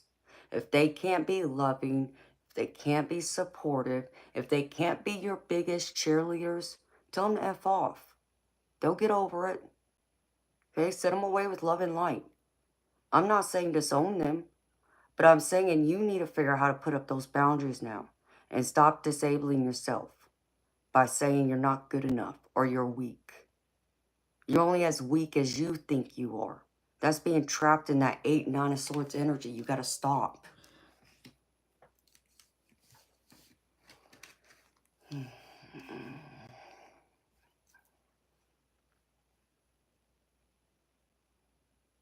That's right. You're more than a survivor, though. And does what happened when you were a child, does that define you, Darby? You know what I've been through. You don't know my whole story, but you know my teenage years. That didn't define me. It didn't change who I was. I mean, if anything, it helped me grow up and mature a lot faster, because obviously I had to take on a lot more responsibilities. But it didn't change me. I didn't allow it to define me. I still went out there and did what I had to do for my family, yes, but I also did what I needed to do for me too. And that's where you need to draw that line now. Stop living in this victim mentality and start believing in yourself. You are more than a survivor. You have a baby now. You're a lioness. Be the lioness. Be protective of your family, of your cubs. You have one baby already. You have another one on the way. And you have your husband. That's all you need. You need to focus on your immediate family. Everybody else is extended. That's how you have to handle that. The heck with everyone else. And Darby, if you don't think that I wasn't in a similar situation when you mentioned CPS, I'll share another secret about me that I've never said to anybody. I was taken away from my father when I was 8 years old, my blood father, and put in my mother's care, okay? And CPS did that. And there was a reason behind it. It was the right move, okay? But you know what's crazy is even at 8 years old, when it happened, I still had an understanding that I don't think most kids should have at that age, but for whatever reason I did. And I remember, you know, I won't get into the details of why it happened, but what I will tell you is this. The social worker that was assigned to me wanted to limit my interaction with a member of my family. And I told him no way. I would not allow that to happen. At 8 years old, I stood up to a grown-up and I told her no. And I meant what I said. And my mama knew I meant what I said. And you know what my mama did? My mama went back to CPS and said to give us another caseworker, another social worker, because they were trying to limit my interaction with a family member. And I didn't agree with that. So now you fight for your family, okay? You need to learn how to heal the traumas of your childhood, yes, but you also need to be more focused on your family you have now, the family you've created. Again, your past don't define you, Darby. What happened back then doesn't define you. It's what you do here in the now, not what happened back then.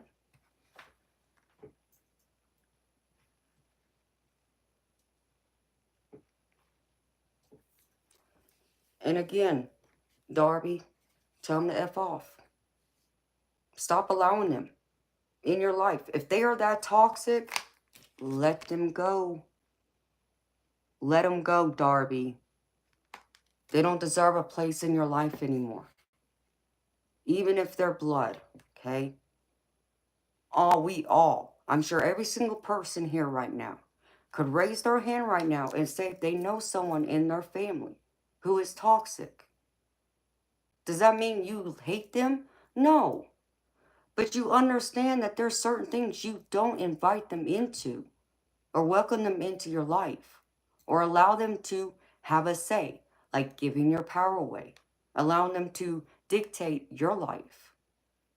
So you got to stop allowing them to take room in your head once again.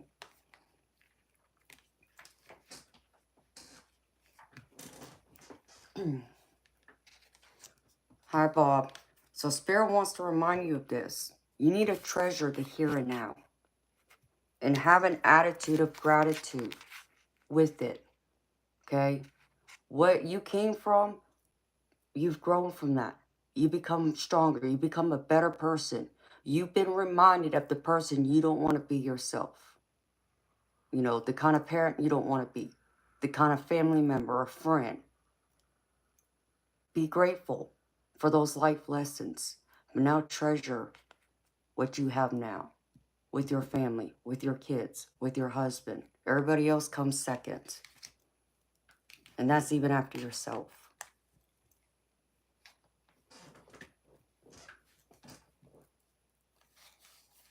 Yes, you don't need them in your life. And Darby, understand me, okay? I have a sister, my younger sister. I love and adore her. She's 3 years younger than me. But you know what? Because of what happened, she hates my guts. She holds me responsible. And I just saw a bunch of small twinkle orbs. She hates me for the simple fact because even though my father was granted custody of us 3 kids, unfortunately my sister was a baby. She was only about, I think she was 8 months old, something like that. And my father didn't want responsibility over an infant. And he didn't want to pay anybody to watch her either. So he handed guardianship of my sister to my grandparents and my aunties. Okay, so she went and lived with them. Me and my older brother stayed with my father. Okay, so when CPS had to come in and intervene and take me away from my father, then put me in my mama's care, that's how I ended up in my mama's custody. And because I was put in my mama's custody, obviously I got to live with my mama. She didn't. And she resents me for it. That's not on me. You know, I hate that she hates me, but I did nothing wrong. But she hates me for the simple fact that I got to bond with my mother, and she didn't. You know what? And there's nothing I can do about that. I still love her. But do you think I talk to her? No. I have no reason to talk to her. Why am I going to allow a hateful person like that in my life, including my own blood? Absolutely not. I choose peace, my own peace, and serenity. You know, family's family, I get that. But there are just some times that, no, you can't allow it just because they're family. There's no excuse for someone being evil, mean, cruel, treat you, mistreat you, none of that.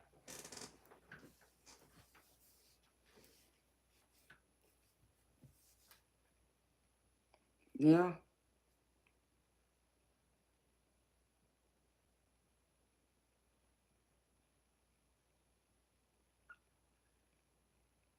But Darby, that's something they need to deal with, okay? They can blame you all they want. Obviously, something needed to happen for you to be removed, okay? For you and your siblings to be removed.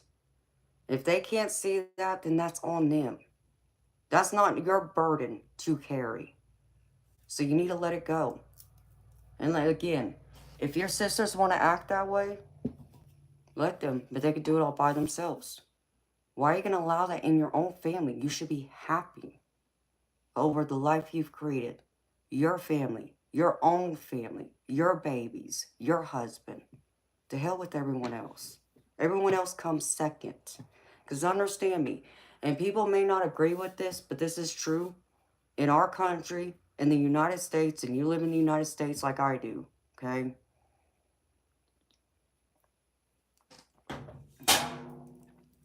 Legally, when you get married, your spouse becomes your immediate family. And any children you have, that's your immediate family. Your parents, your siblings, your aunts, your uncles, cousins, grandparents, they come second. They are now considered extended family. And there's legal reasons for that. So you need to approach it from that way. You need to focus on your immediate family, which is your babies and your husband. That's it. Everybody else is second, including your parents.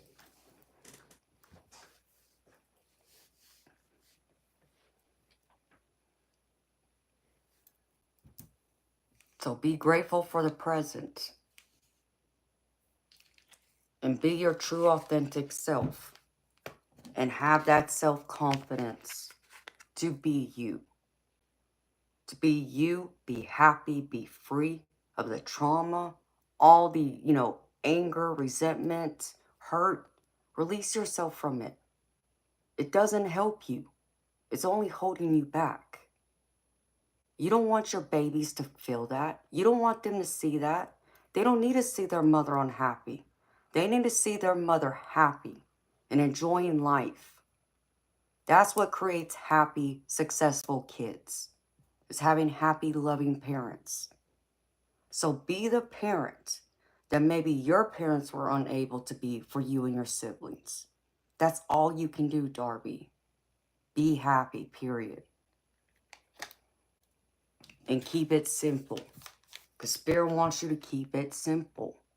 simplicity. And remember this, love is your energy. Keep it simple. Love everyone, including your sisters that want to do this, whoever else, but love them from a distance. You don't have to keep them up close.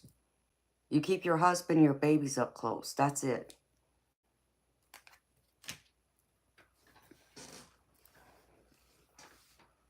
Because again, I get you in this 8 or 9 of Swords energy, lost in your head.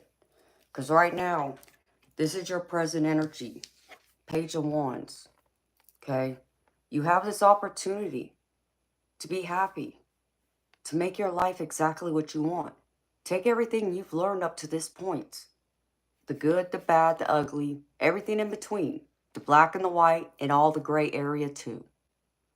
And apply it in a positive way. And show your babies, you know, that you're a tigress. You're a lioness. Okay? You can take anything and anyone on. Because it's up to you and your husband to make them not only feel loved, feel whole, but also feel safe and secure. And provide that stable environment for them. This is up to you now. You have everything you need to do this. You've already taken some of those lessons in life. Now it's time for you to apply them. And there's this opportunity here. But Spirit's showing me you need to be in this King of Swords energy. And the King of Swords is the energy of being objective. You know, using their knowledge, yes, but being objective, not getting tied to their emotions, but being logical. And sometimes that means they got to be a little cutthroat even. Cut those people out that don't matter. They're not the most important family unit, okay? Because they're stealing away your happiness and your joy, and you're allowing them to. And they're going to keep doing it because you keep allowing it. Because Spirit wants you to focus on this. Here's your 10 of Cups. Happy family, happy life. You, your husband, and your babies. This is what Spirit's saying you have now, and this is what you're going to continue to have if you can focus on this right here. That this is where your fulfillment is with the Star card. And I'm sure if you were to look at your husband right now, he would even tell you, you're the star in his life. He sees stars when he looks at you. And he sees those same stars when he looks down and sees your baby girl and even your baby you're carrying. You're their fulfillment. Be their inspiration. That's what this star card's all about. That's what you are. And that's what you have. And allow them to be your healing. Nurture them just as much as I know they help love and nurture you too.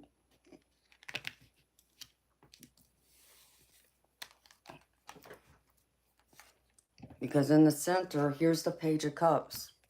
Someone wanting to offer you a cup of love.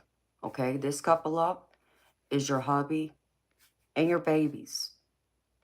They're in the center of all of this. And that's what you need to be reminded of. They're supposed to be the center of your world.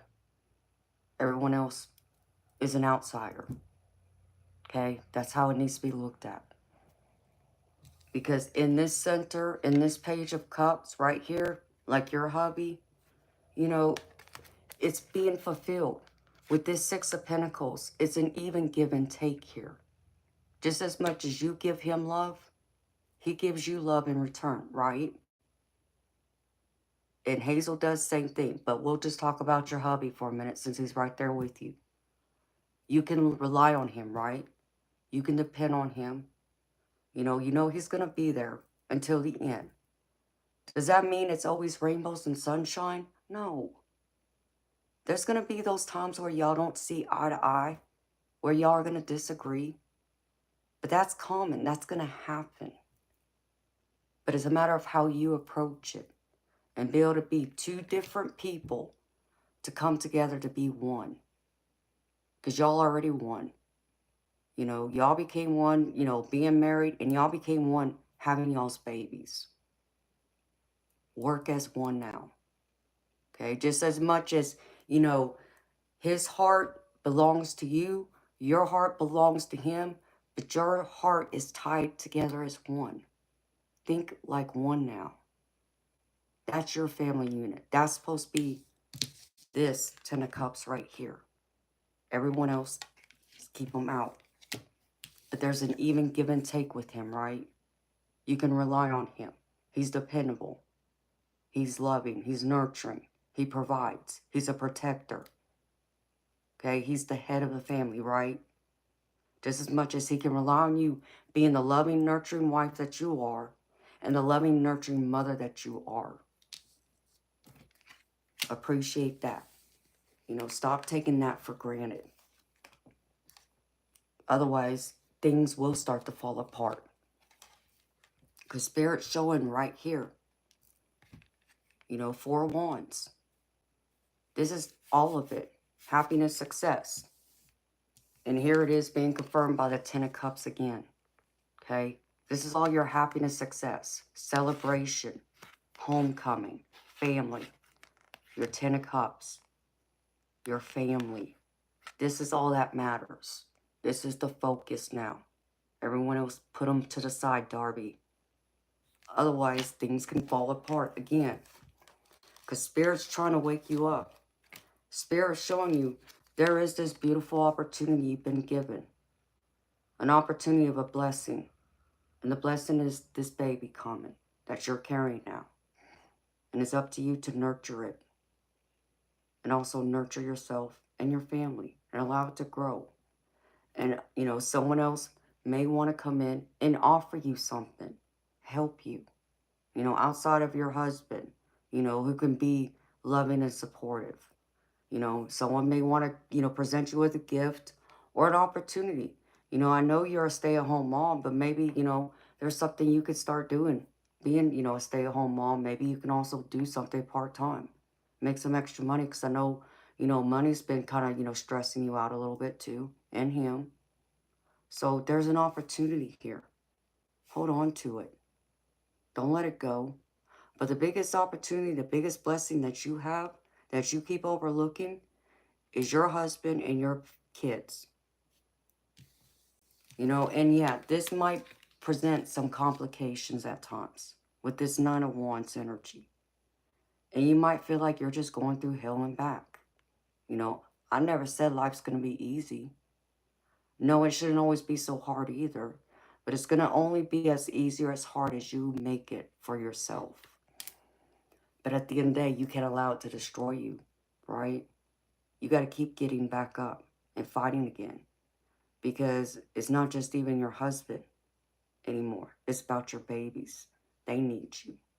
So you gotta get up and fight for them instead of giving up. And have a new perspective, a new way of looking at this. This is called the awakening, but this is the Hangman. Get out of this stuck, stagnant energy. Allow this beautiful blessing, these opportunities to grow and to nurture you. Bring you happiness, joy, excitement, instead of being in fear and doubt and worry. Because here you are, right here, 9 of Swords energy. And this is like what you're doing all the time. When you keep stressing, keep worrying, overthinking, replaying in your mind over and over again. The things your sisters have said to you, and also going back in your past, into your childhood. Is this helping you? Is this making you feel better? Is this, you know, your dreams coming true? Of course not. Your dreams are your husband and your kids. Not your sisters, you know, not what they're saying. You know, that's more like a nightmare. And this is like them being representing your head as that nightmare. And again, you're allowing it. So you need to release that trauma. Let it go. Forgive yourself. You know, seek counseling, seek help elsewhere. You know, if you're going to someone already, I'm proud of you. Continue doing that.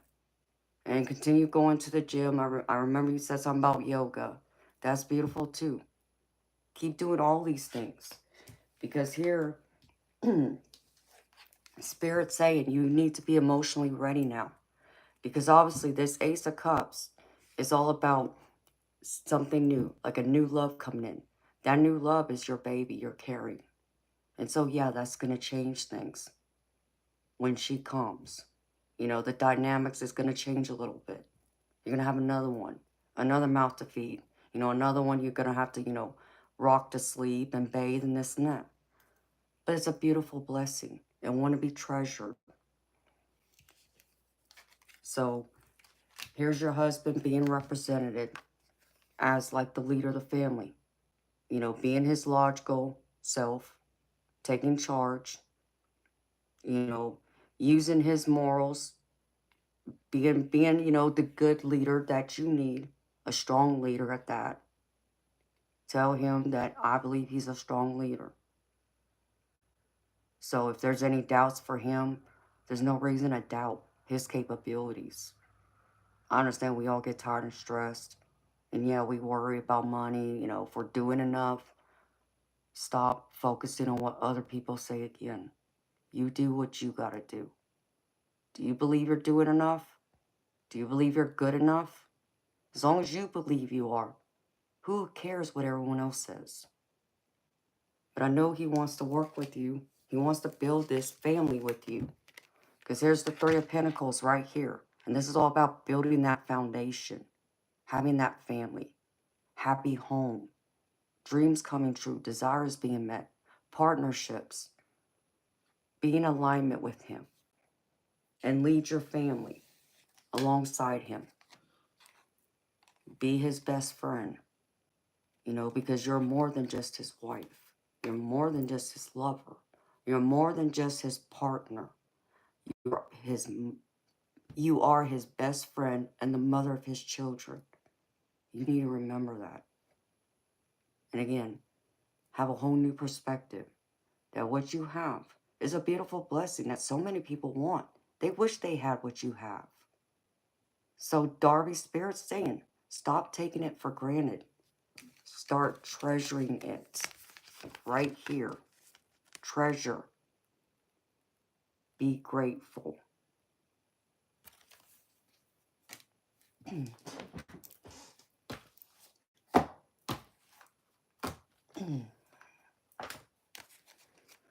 So I was going to pull from a different deck, but Spirit told me no to pull from this deck. So I'm going to start with this one first.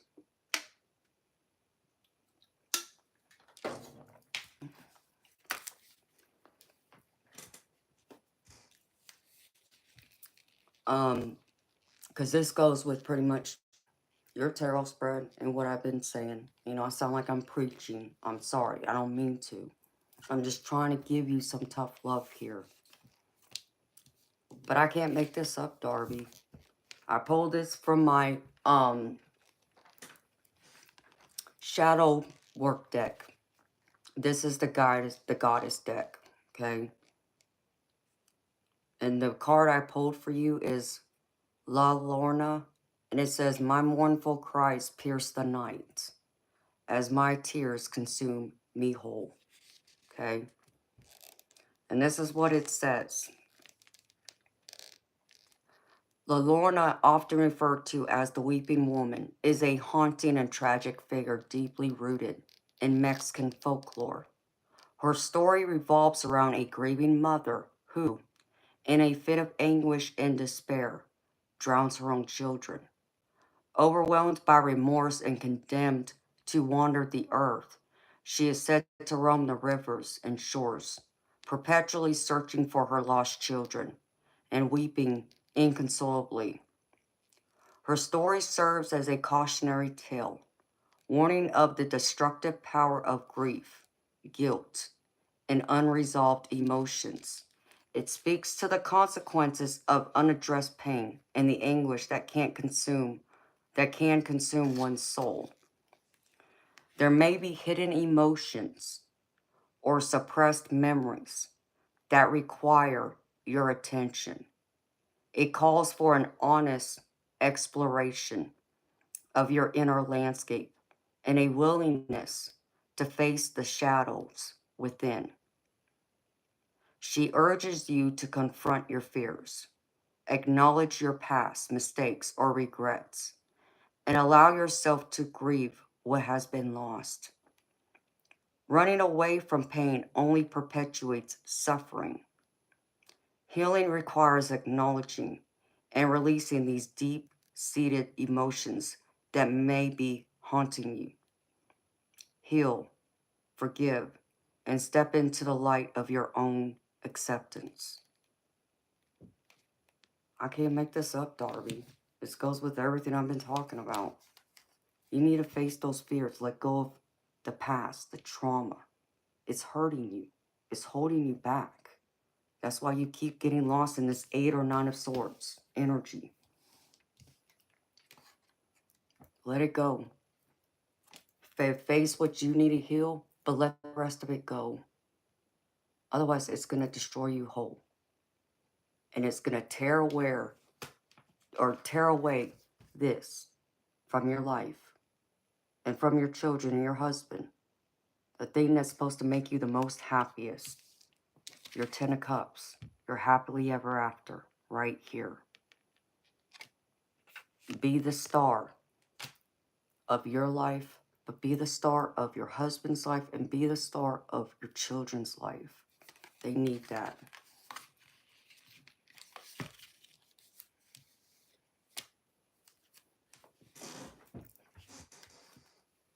Okay, so I just thought I would address that first. And then I pulled from my Resurrection Oracle. And the card I pulled for you is Face Value. And it says, true to you. My word is my bond. You've heard this saying before. In actuality, face value is about currency, the face value of a coin or bill, but its usage here is about taking someone on face value. This means simply, speak the truth, because you are only fooling yourself and destroying your own value if you do not. When you meet someone for the first time, you are taking them at face value, trusting their actions, words, and demeanor. What you can offer in return is the benefit of the doubt. When interacting with someone new, or perhaps not so new, it is imperative that you stay true. If you are asked to do a task, or perhaps interact with others, and you feel you cannot do the task at hand, let the person who asked you to fulfill this task know. Honesty is the best policy. That's being true to you. And I feel like there's many messages here for you, Darby. But really, the message for me that I'm picking up from Spirit is you being honest with yourself and realizing the damage you're possibly bringing to your life and destroying your own happiness by allowing, like, your sisters to be the ones to destroy your life, by allowing their doubts, their own hurts to wound you, to stop you from living, to cause you to question yourself, your abilities, and your ability to be happy, to be productive. You know, instead of, being the strong lioness, you think you're weak. You're not weak. Stop allowing them to convince you you're weak. You're not weak. You're only as weak as you allow yourself to be in your mind. So stay true, even if you have to tell your sisters to F off. Honey, I mean, hell, if you need me to step in, I will. Okay? I'm not afraid to stand up for others. And you know that about me, Darby. You know I have a big heart. You know I'm loving. You know I'm caring. But you also know I'm not going to tolerate that nonsense. And I'm not afraid of standing up for myself. I can be so cutthroat, it's crazy.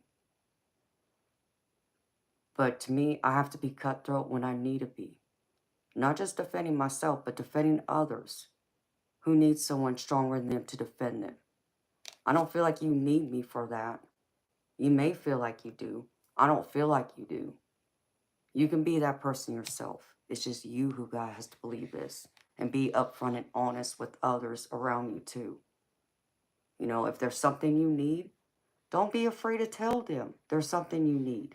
If they're doing something wrong that bothers you, that crosses the line, speak up.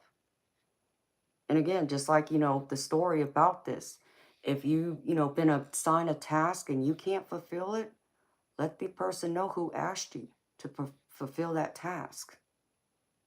It's okay to not be okay sometimes. It's okay to not be able to fulfill everyone's wants, wishes, dreams, desires, and so on. Because you still got to fulfill your own dreams and needs too, right? So don't forget about you in this.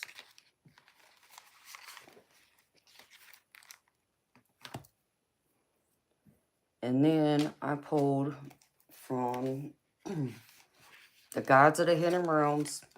And this one is the Eyes of Mystery. And it says, isn't it exciting when the mystery is finally revealed? You think you're lost in the fog until a light shines on the next step. And now you're closer than ever to your goal. Evidence is motivational. And right now you're being encouraged to keep going in the direction of your dreams and desires. So, what happens when you find the end of the staircase and you haven't quite experienced what you hoped for? Maybe you were so busy looking for the next step, you missed all the beauty and richness of the one before. This is a reminder to stop and smell the roses. Be here now. There is no trophy at the end. The real prize is in the climbing itself. Soon, another magical staircase, hidden pathway, or sacred cave will arise. Make sure you savor every step you take. So again, be in the moment. No, you may not have all the answers of what's coming around the corner, but who does? You do the best you can with what you have and what you know, and that's all you can do. And that's all anybody can ask or expect of you. And yeah, maybe some days your best, you don't have it, but we all go through those days too. Okay, we all deserve some slack.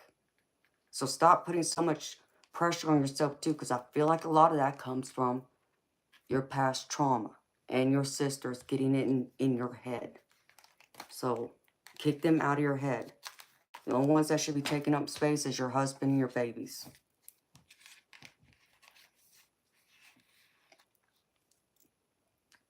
And the next one is from Soul Coaching, and this is called Pleasure. In today's society, we're programmed to believe that pleasure is forbidden, only permitted in small amounts, or should always come after work. Do you postpone good times because you're too busy fulfilling work commitments? Do you deny yourself joyful experiences because there's not enough time or it seems selfish? Stop. Your spirit needs pleasure. It's the soul's way of replenishing and revitalizing your life force. Make pampering yourself a priority, and you'll have all the energy that you need to create everything you desire. And the positive affirmation is, my life is deliciously joyous. My life is deliciously joyous. So another card here saying live in the moment. And don't forget about yourself. Enjoy life. Let go of all the stress and worry all the time. If you can make more time to enjoy life and enjoy the time you spend with, your hubby and your baby, that should bring you happiness. That should bring you joy. That should help revitalize you, replenish your energy. And then to also get time just for you. That's also important too. So don't forget about that either, Darby. And then I pulled a few cards from one of my other Angel Oracle decks. And here's the first one. The first one I pulled is Honesty. And it says, the angels ask you, offer your true self up to the world and search for the truth. Act upon the truth and tell your truth. Even thought even though it may not make you popular. Say what you think and think what you say. And the positive affirmation here is, I am truthful. I speak my truth honestly. I am truthful. I speak my truth honestly. So speak your truth, Darby. Tell whoever you need to tell. Take a hike. Get lost. Don't cross your boundaries. Be respectful. Protect your space. Hold sacred space for yourself, for your family, meaning your babies and your husband. Okay? And everyone else who wants in your space, well, they gotta prove themselves worthy to be in it, to not disrupt your peace. And the next one is money. And it says, the angels ask you, cut back on your spending and get the most of your money in line with things that are most important to you. Angel number 88888 is a message to learn to manage your money better, as it can help you become financially secure and provide a safety net for any unpredictable situation. And a positive affirmation here, Darby, is, I am tapped into the universal supply of money. I am tapped into the universal supply of money. So know this too, Darby, because I know that's been something that's, stressed y'all out too. So remember this. And the last one I pulled from this deck is self-care. And for you, Darby, it says, the angels want you to remember that although dedication and hard work are crucial, you also need to pace yourself. Otherwise, you could stretch yourself too thin and burn out. That would be bad for your pursuit. And the positive affirmation here is, I love taking the time to understand my needs. I love taking the time to understand my needs. So remember this, self-care is just as important as you taking care of your babies and your husband. You gotta love you too. Can't take care of them if you're not taking care of yourself. And then the last and final card, Darby, I pulled the angel card saying dolphin, and it says the time is now. This is a moment of acceleration.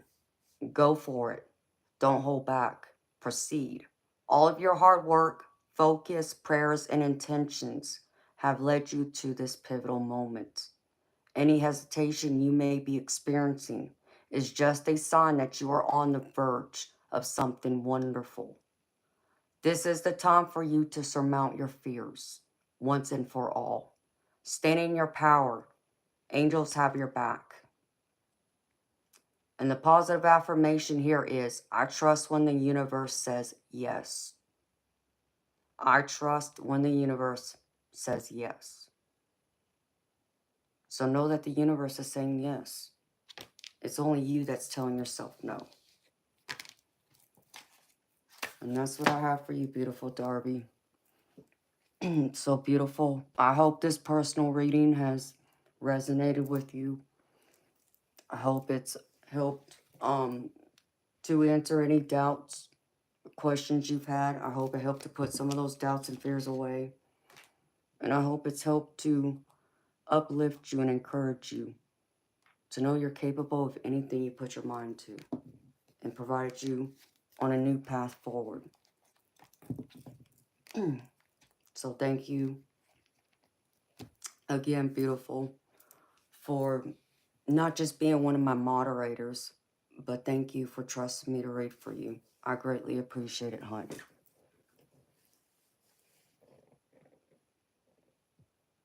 You feel like you just left a therapy session? I'm sorry, I don't know if that's good or bad. getting your self-care pedicure tomorrow? That's awesome. Well, you enjoy that, beautiful. I had that done the other day when I got my nails done. And you know, I always dread it. And it's not, it's a chore to go and get my nails done and sit there for 2.5, 3 hours sometimes. But once I get it done, I do feel a lot better. So I hope you enjoy that tomorrow.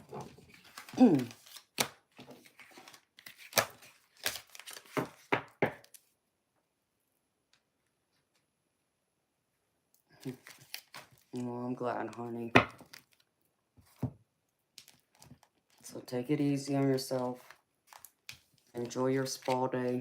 Getting your pedicure tomorrow.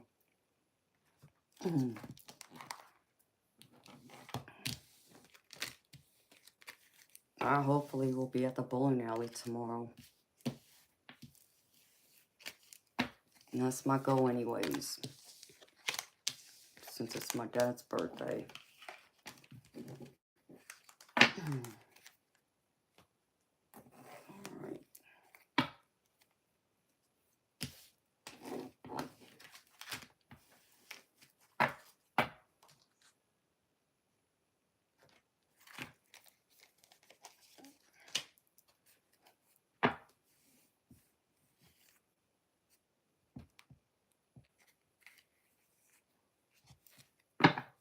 I know you can do it, Darby.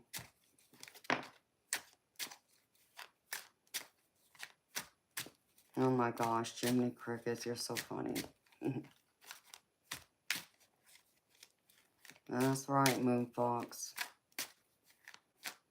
And I know you will, Darby. I can tell the difference in your energy. I do feel the shifts in it. So keep using that black tourmaline, doing what I told you to do.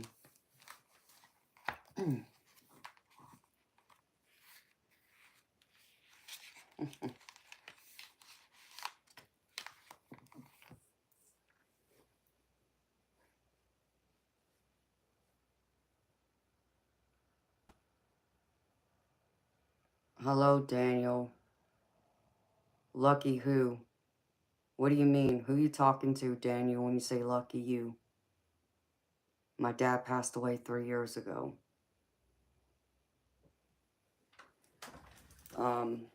Daniel, if you're talking to me, I'm deeply sorry for your loss, but what I will tell you is you may not know this, but both my dads passed away. I was lucky enough to have both my birth father and my stepdad, who was daddy to me. But just because they may not physically still be here, I still celebrate their birthdays and do something for them, like as if they were still here.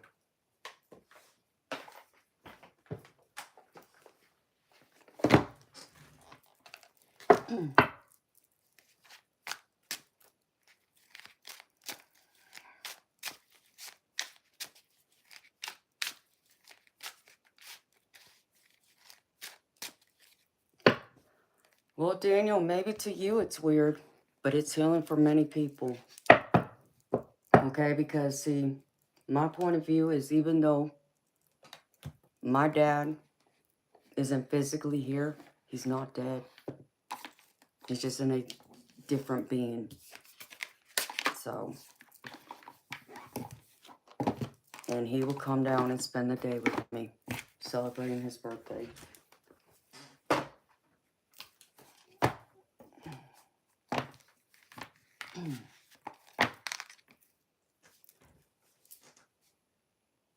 So, that helps me. Instead of crying on those days and being sad, it helps me to not be sad. And to remember them, like as if they're still here. So I still celebrate Father's Day for that reason. And I've unfortunately have lost my mother too. And I do the same thing for her. And her birthday's next month. I'll be doing the same thing for her.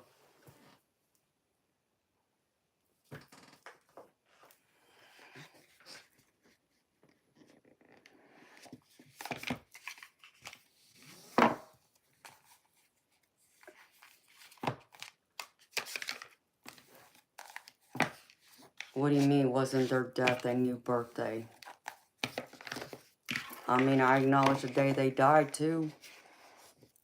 And I acknowledge that day.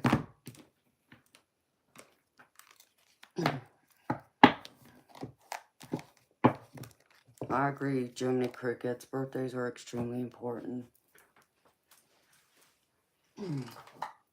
So, since my dad was a great bowler, and I grew up bowling, bowling's in my DNA, I'm going to a bowling alley because that's what I used to do with my dad when I was younger.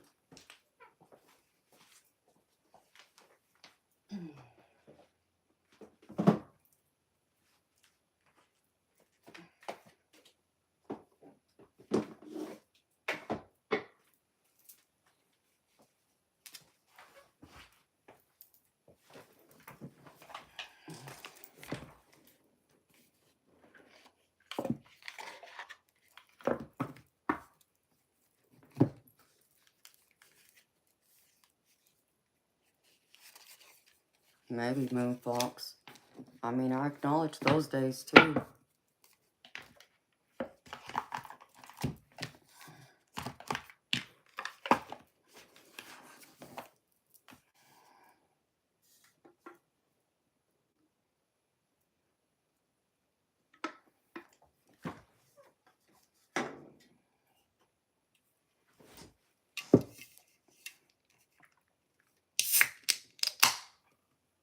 Hello, Roman. Thank you.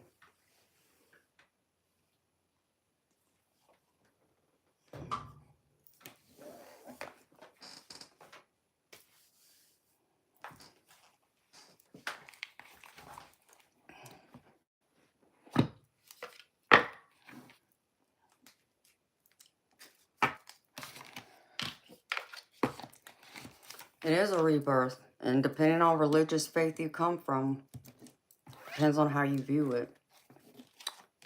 But I still celebrate their physical birthday, and I still acknowledge the day they died too. I do something on those days too. So both are still important in my life.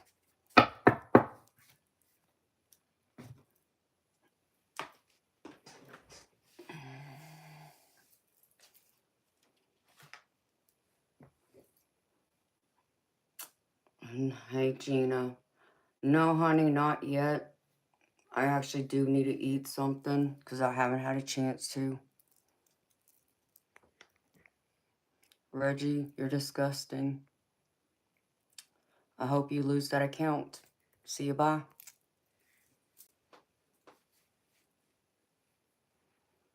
So no, honey, I haven't eaten yet.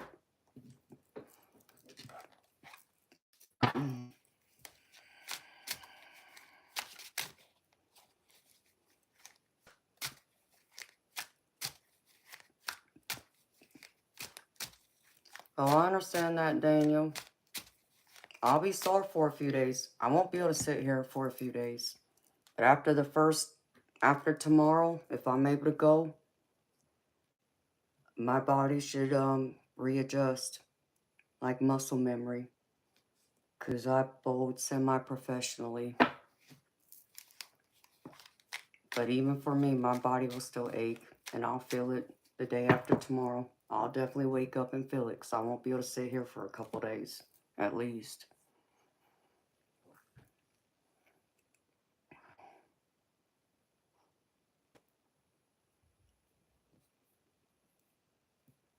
Man, it's 1 o'clock. Yeah, I have to get up. I have to eat some food. Because I already feel it. I already drained my body.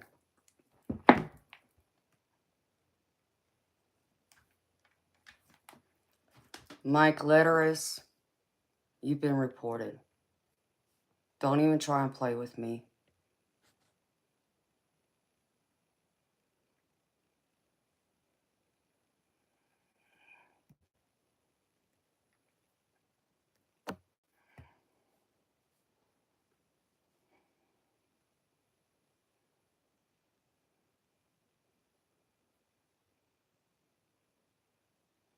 Thank you, Daniel. You too, sweetheart. Good night to you. Yeah, Jiminy Crickets. I like going to the gun range myself. I also need to do that. I haven't done that in a while.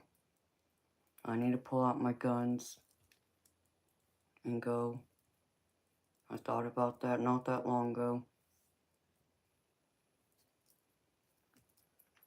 Alright.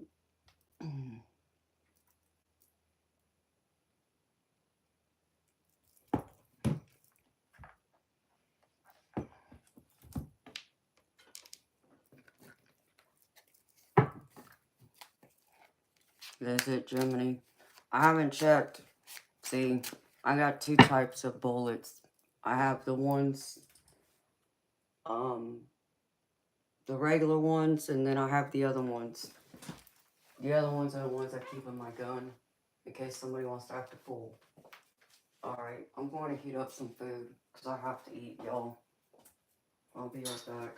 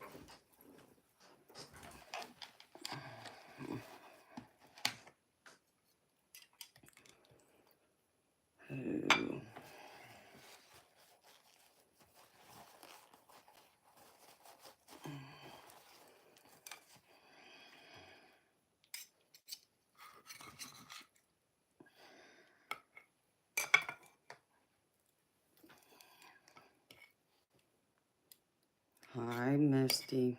How you doing, honey?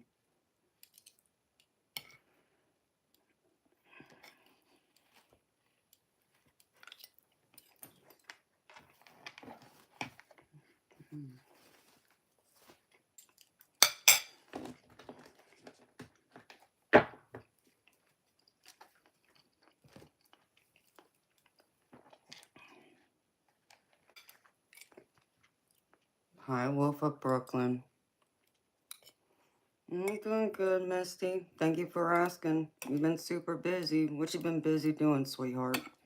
Having fun, I hope. At least enjoying life on the edge a little bit.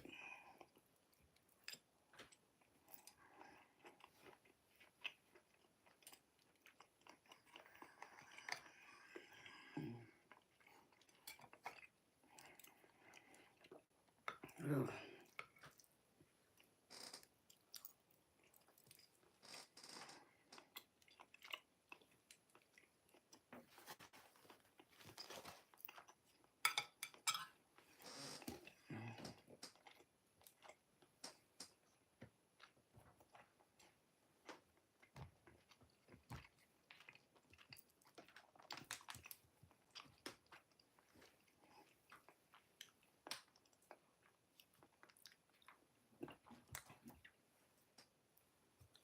We have a lot going on right now.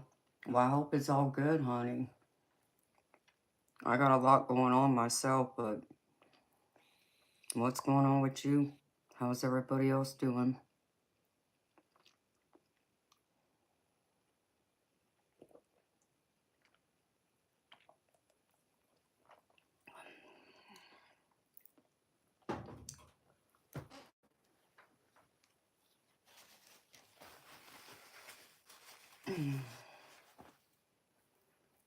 Your case? What case, honey? Remind me, I don't know if you ever told me what your case is about, if you don't mind sharing.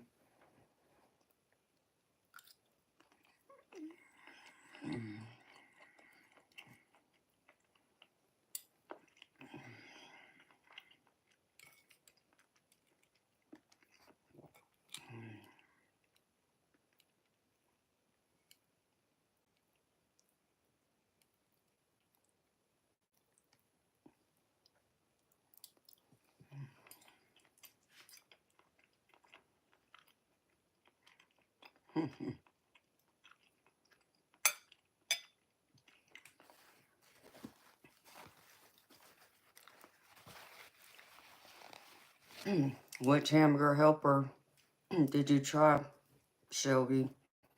I've been eating broccoli and that in my steak I didn't get to enjoy last night because they overcooked it at the restaurant. So I was over it after that and just wanted to get home. I'd already lost my appetite, you can say.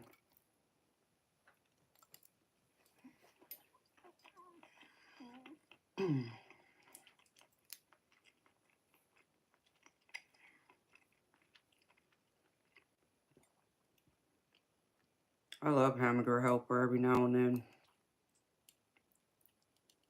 Haven't had it in a long time, actually. I used to love the beef stroganoff one.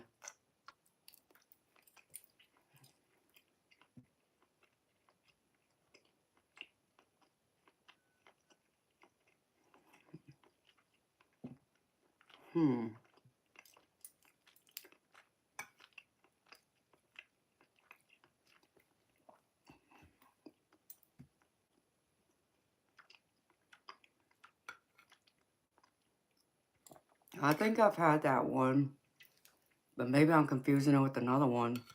I know I had a taco one, and the taco one I had it was pretty good, actually. But maybe there's more than one type.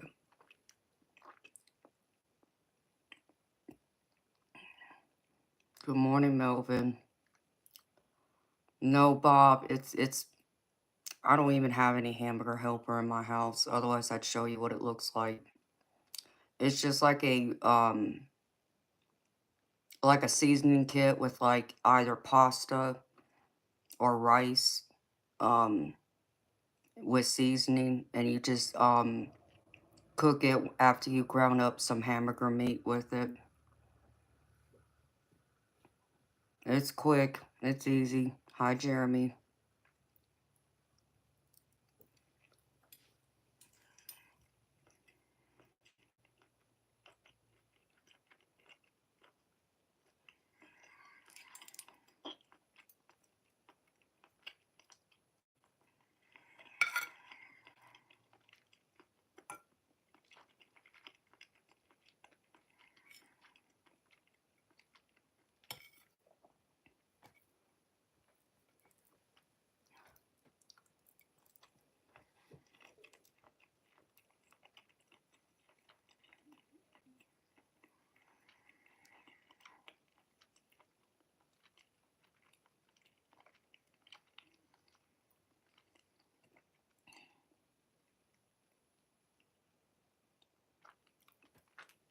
No, it's not a hamburger, Bob.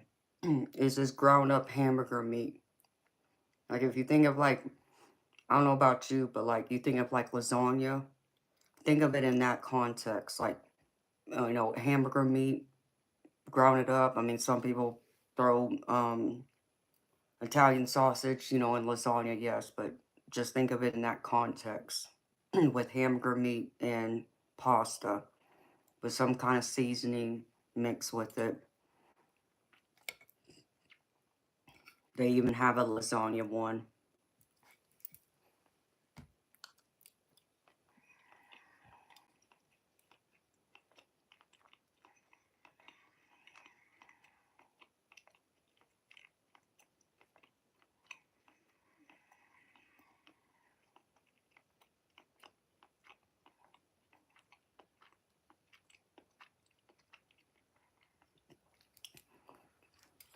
Yeah, I love the 3 cheese. Sophie, no, I am not, but thank you. That's sweet of you.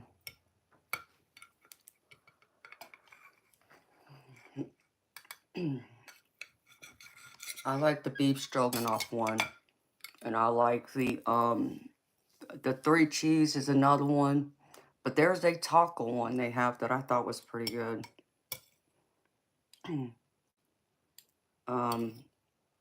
Some like the cheeseburger macaroni, I think is what it's called, and I mean that one's good too.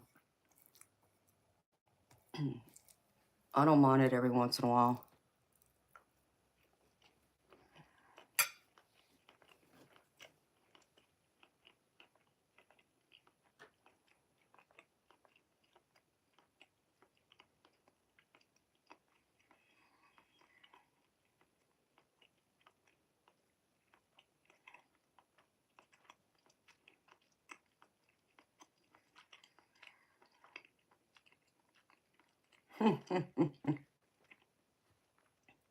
Good night, Judith. Sweet dreams, beautiful. Thank you for being here, honey.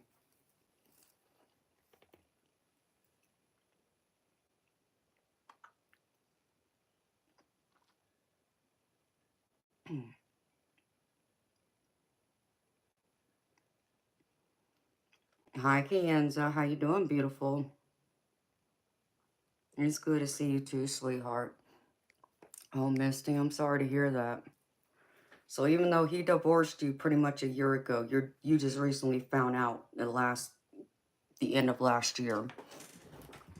So what's being held up in the courts now? What are y'all arguing, fighting over assets or something? Or did he just go ahead and file the petition to divorce you, but the divorce was never finalized because obviously you weren't there to be present during the divorce proceedings to sign the divorce decree and such? Or are you contesting the divorce?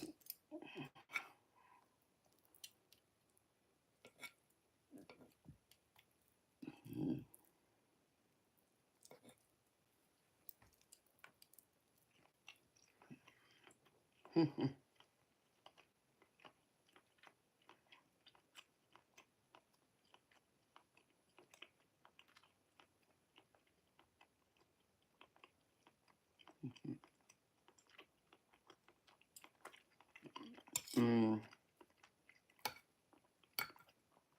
Gotcha, Bob. Y'all call it minced meat. Okay, honey.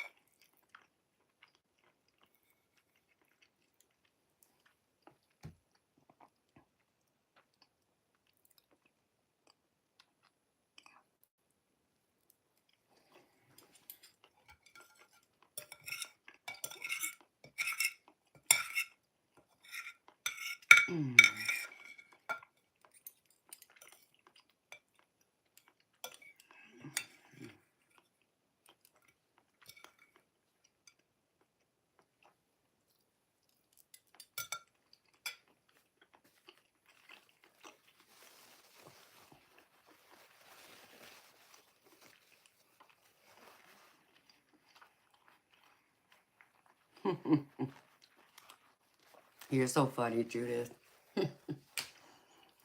Hello, Alex. Good evening, Professor.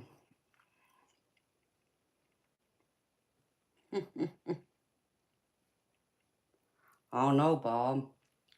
They put it through a meat grinder, I know that.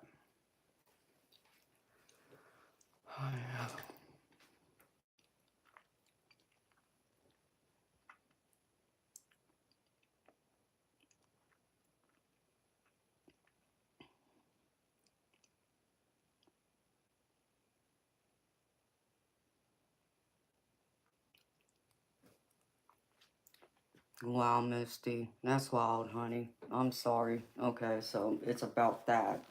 What he accused you of. Domestic violence.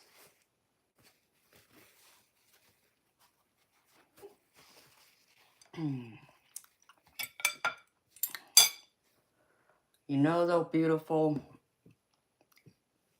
unfortunately, you know, you got to look at it the same way most women aren't believed in the court system unless they have some kind of marking.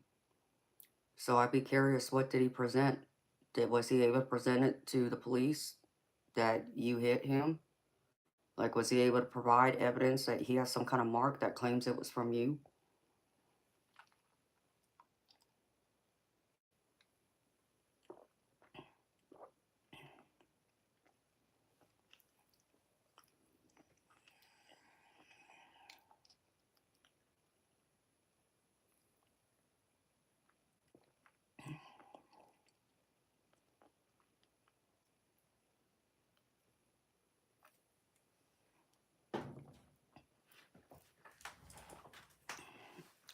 True, Jiminy Cricket, some states are strict.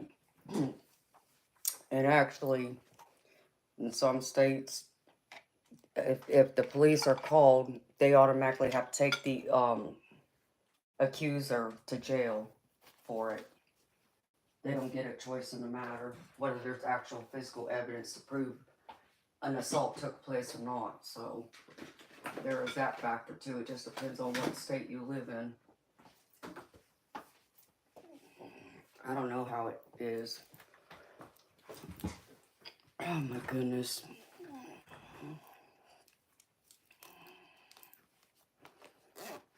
Oh, Misty, I'm so sorry, honey. I'm sorry you're going through that. You know,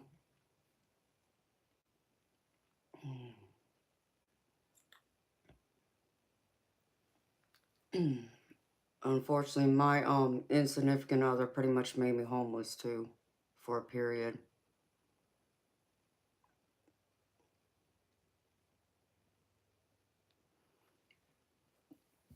Don't allow it to get you down, beautiful. You just grow from it and become stronger.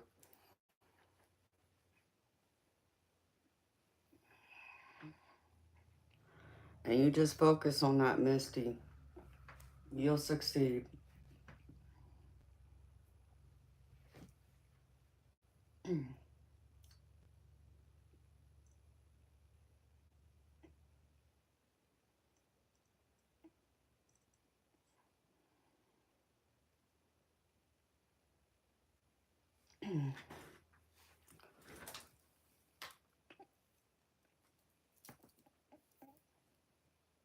Well, Misty, I understand you didn't see him, honey. But what I'm just asking is, when you went to court, did he present anything to the police or the judge to say that he has physical evidence that you assaulted him? Not saying that that physical evidence, like a bruise or whatever, was caused by you. That's not what I mean. But him, like, trying to say, as you're saying, you're innocent. You didn't even see him that day. But did he have any kind of mark on his body that he was able to show to the cops that day to be presented in the courts to the judge?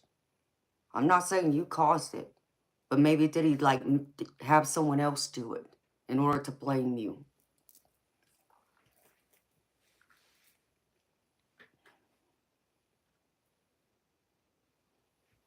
Hi, Peter.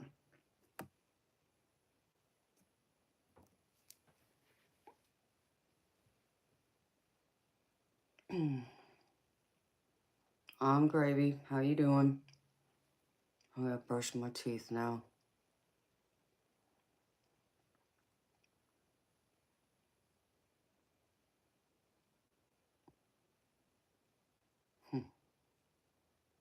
That's funny, Jiminy Crickets.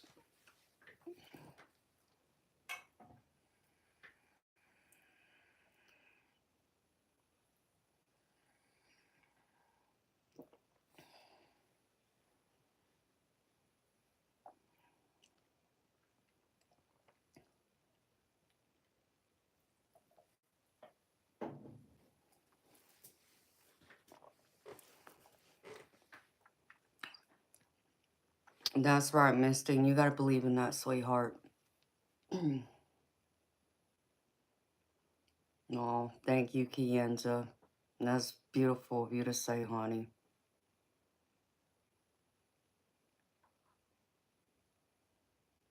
Kienza, you're right. You see both.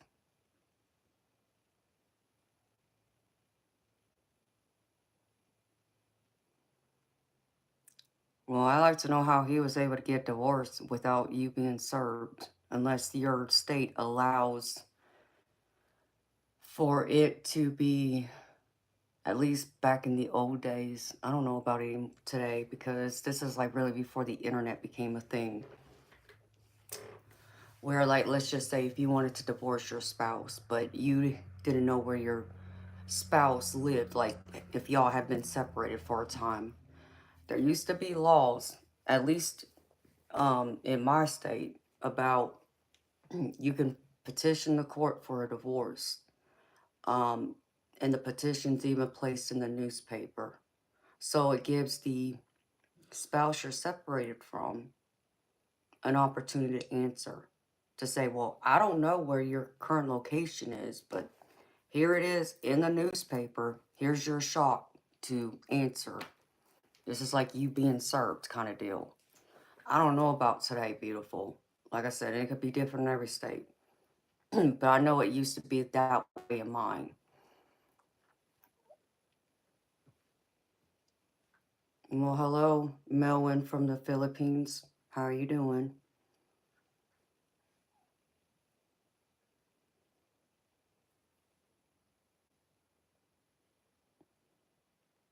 Estevan, I live in Georgia. So it's just, it's odd. You know, you would have to check with your laws, sweetheart. There could have been a way he was able to get around it. Like as if he didn't know your location. Like he didn't know where for you to be served.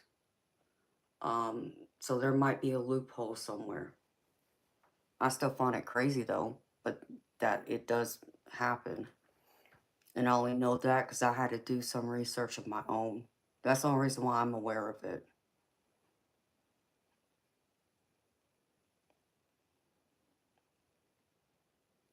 Alright, I gotta use the ladies' room, y'all, and brush my teeth. I'll be back. Take my plate back to the kitchen. And Bob, at least I finally got to enjoy part of my steak now, so thank you.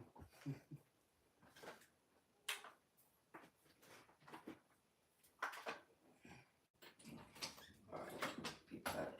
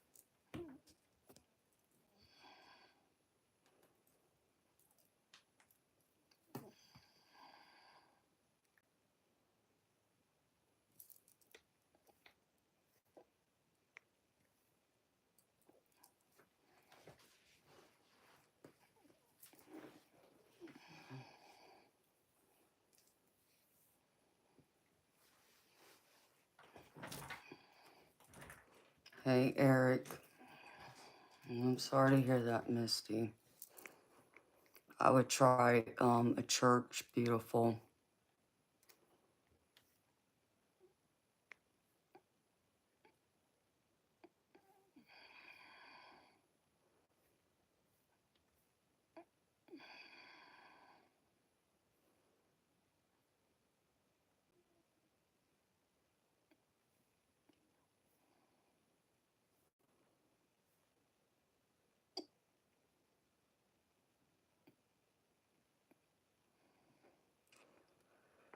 Yeah, Misty, that's how long I've been with mine. So I get it.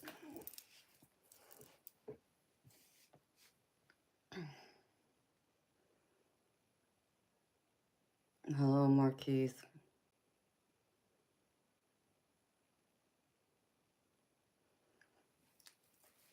Misty, I would try churches, beautiful. They normally help supply the help that shelters don't when resources are slim.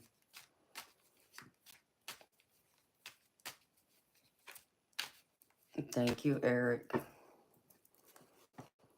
Am I sleepy? No. Why?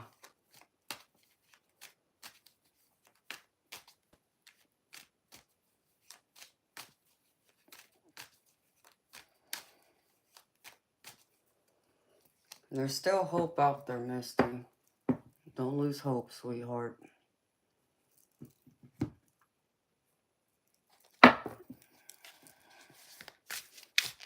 You're welcome, honey.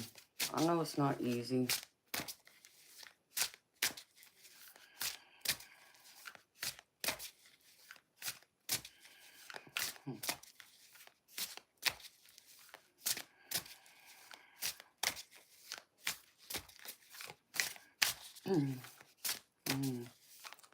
Joe Schmo, yeah, I rebuke you too in Jesus Christ's name.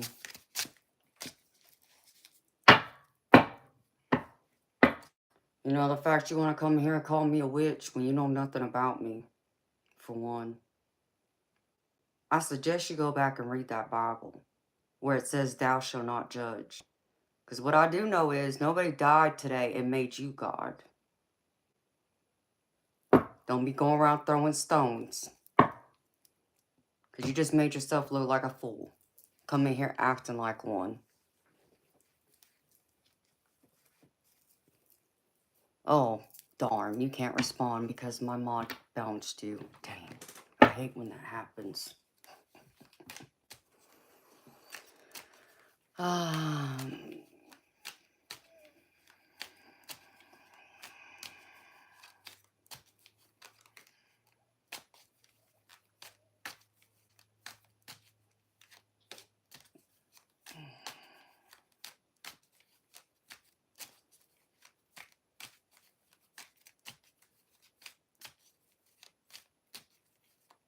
Yes, Bob.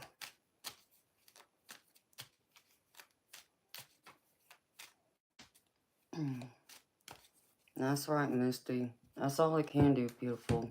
Allow it to make you stronger. I don't allow it to get me down.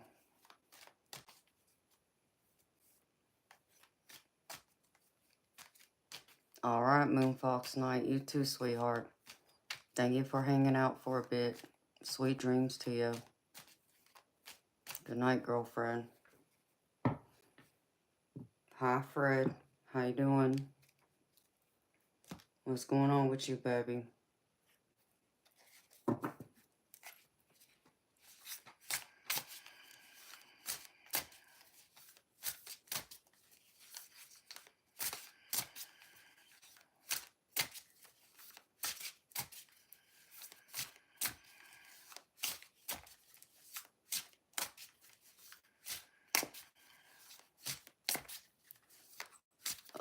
Brian, I don't know how to take your comment, but what I'm going to say to you is, yeah, it's 2 a.m. in my world right now, but I'm not thinking about ending it all. So, if you're contemplating suicide or anything like that, I suggest you go call 911 and get help.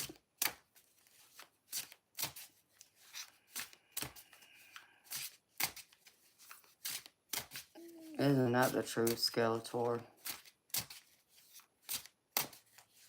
Hi, Joseph. Thank you, homie. You know, it always cracks me up because I even just had a conversation with my brother about that the other day.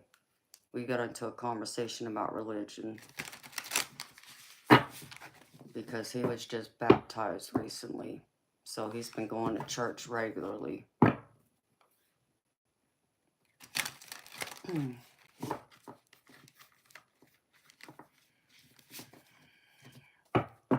Amen, Skeletor.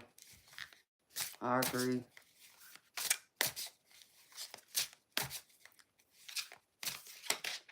Even my brother knows what I do. And he surely don't call me no witch. He don't call me a demon. And he doesn't think I'm evil either for reading tarot. So, there you have it.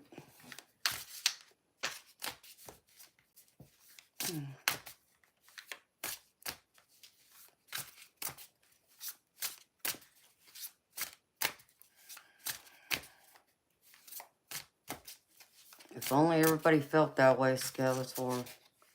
I wish they did. This world would be a lot better if more people had that mindset and remembered that every single one of us is important.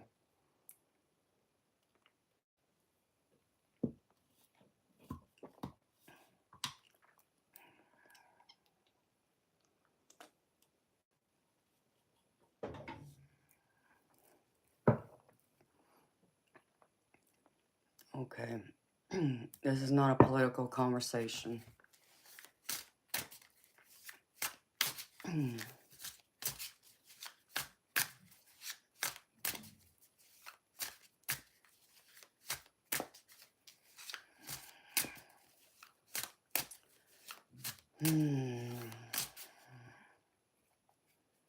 Okay, stop spamming up my freaking chat.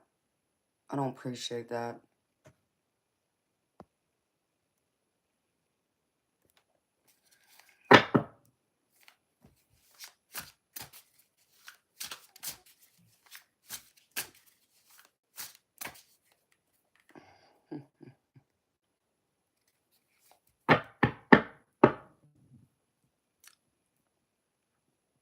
Richard, I could care less what you think. Let me be clear. I don't need your approval. Understand me. That's not going to make me or break me. Because you know, the only thing that matters is what I think of myself, not what you think of me. And you see, I'm not conceited by no means, but I surely do know, because I'm not stupid, because I didn't fall off a turnip truck yesterday, and I didn't fall out of a coconut tree either, to know that by society standards, that I am attractive, despite what you say. So, you know, and I'm sure most people in here would agree with that. Not that I need their approval either, but I'm just going by base what people come in here and say to me. So, you're like, you know, one that got lost under a cockroach somewhere. I don't know. I really don't care. But as I said again, your opinion doesn't matter to me. It surely ain't going to make me cry. It surely ain't going to stop me from being here. Yeah, it's not going to break my confidence either, or my self-esteem. Nice try, though. That must be what you think of yourself.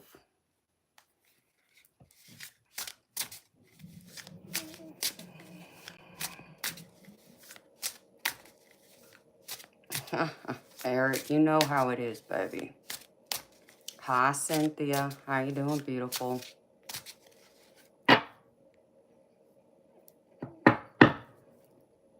Canoe? Yeah, I hope you lose that account, too. Let's see. Here we go.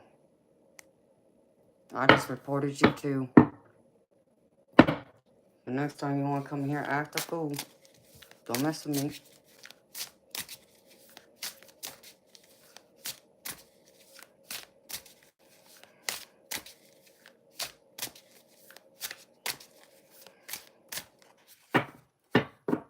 That's right, Bob.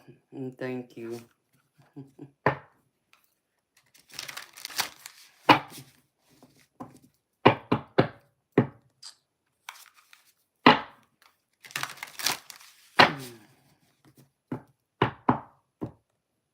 Hi, Scott. How you doing, baby? My day's going. How about you? I'm hoping tomorrow I'll be able to go bowling. Hello, Jesus. What do you mean? You was being bad today. What did you do?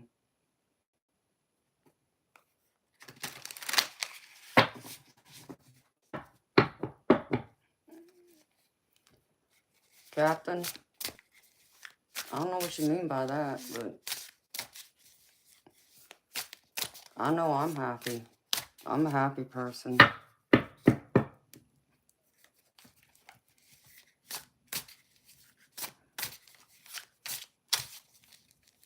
So how's life treating you, Scott?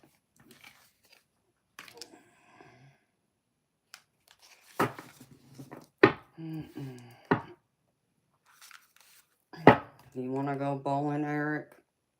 Well, baby, you know, bowling's gotten expensive.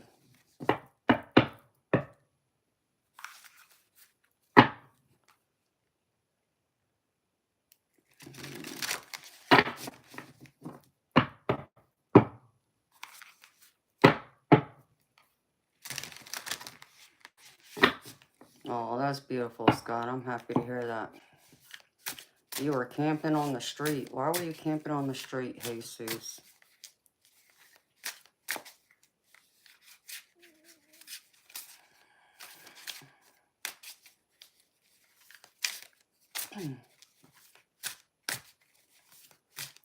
$50 to play 2 games of bowling.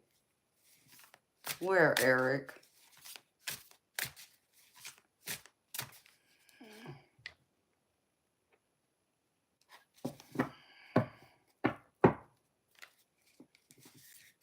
I know it's expensive. I didn't know it was that expensive. I mean, I haven't been in like 8 years, but... Oh, that would explain it.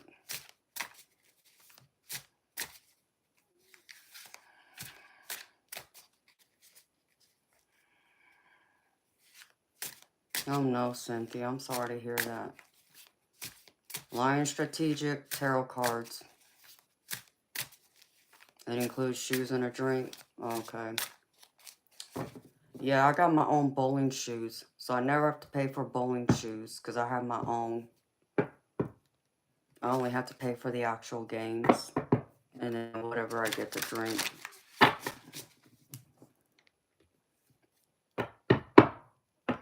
Okay, I was trying to read that message.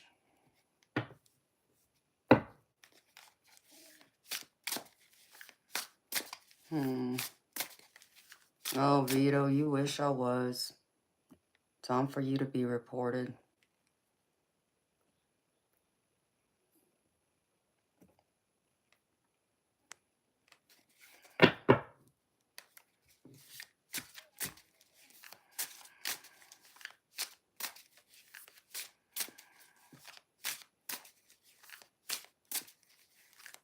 Seriously, Kian, so I agree with that. I mean, $50.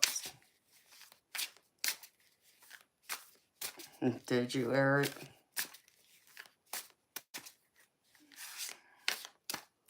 And I'll keep reporting you. Don't worry. And then I'm going to block you.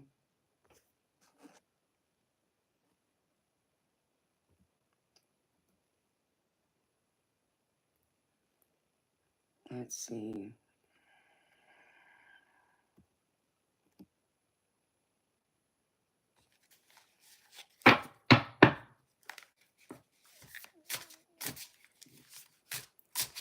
Yeah, I got my bowling ball bag in my closet. I actually got to go pull it out. Yes, Eric. I've bowled in league since I was in diapers. In fact, I got some of my bowling magnets. Let me see if I can dig my bowling bag out of my closet, and I'll show you.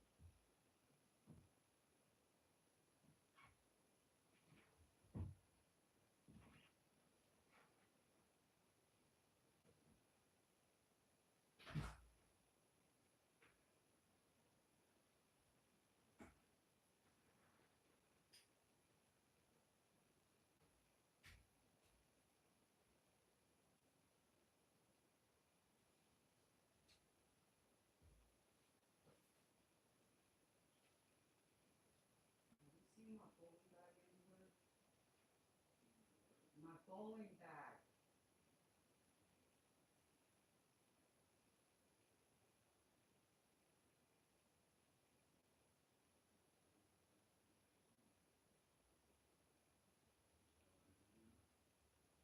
No, because I think the bag that's in here is yours, and then the other one's like your work stuff.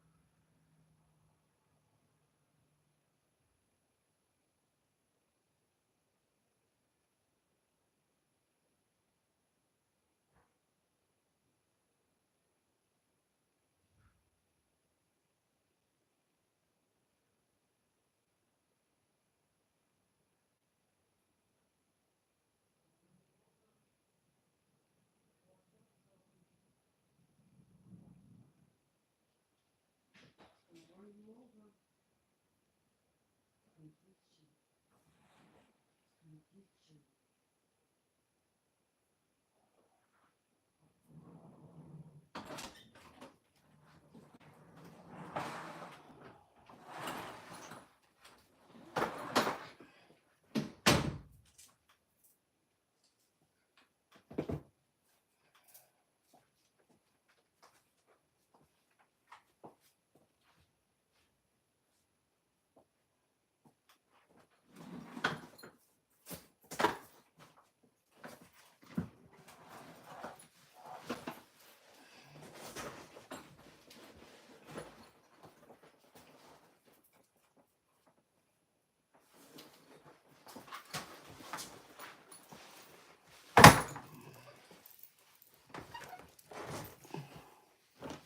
My bag is filthy.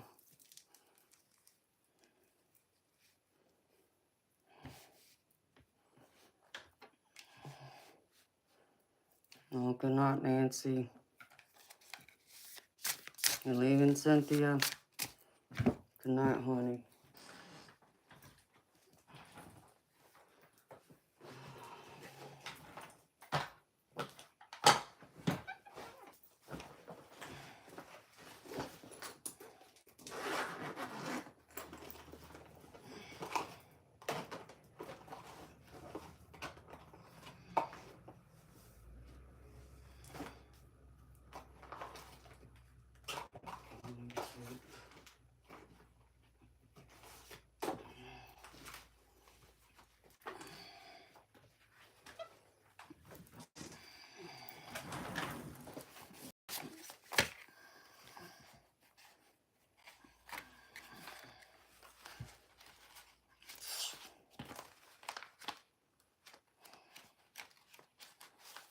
The last three got bold.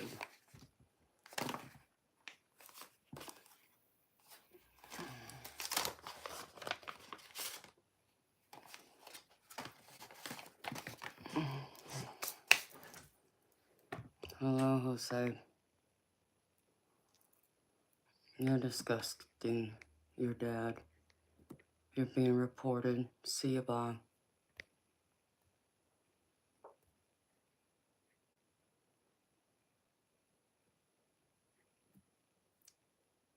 See you, bye.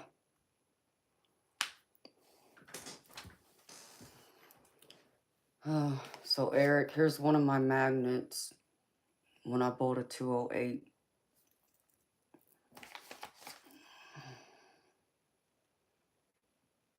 See.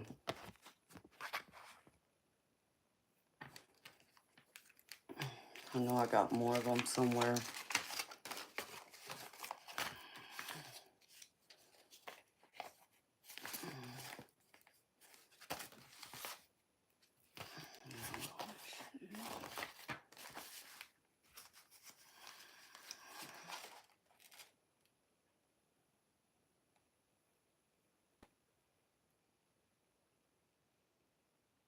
Damn, was that really the last time I bowled?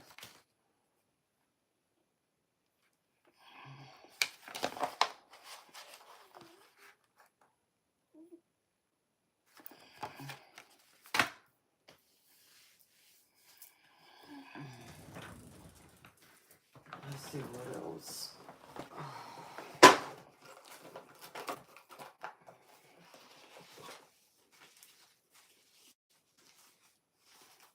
I had some other ones. I just don't know where they're at.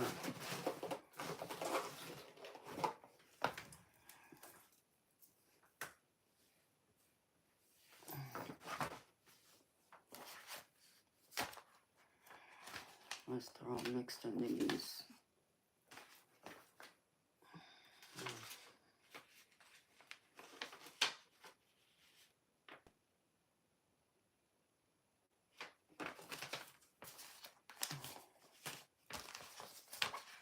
Some leaks when I bowled with my brother.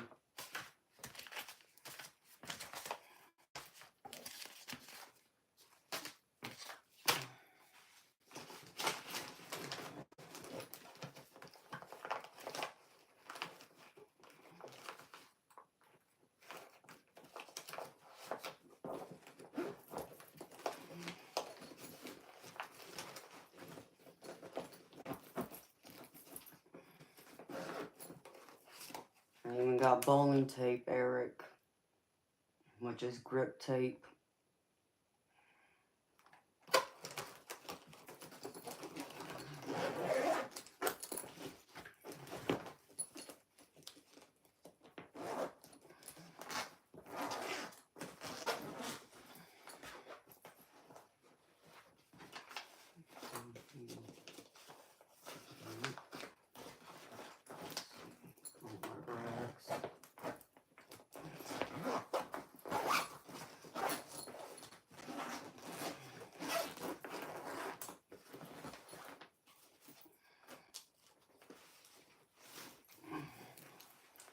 Here's my bowling ball.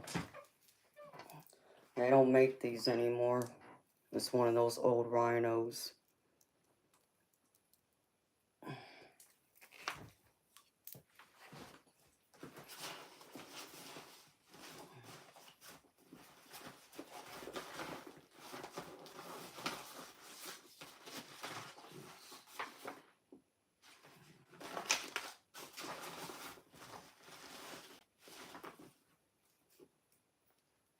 I had more somewhere.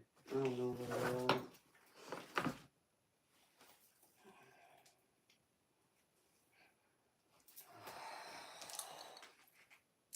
Well, at least I got my nails cut down long enough so I don't break them.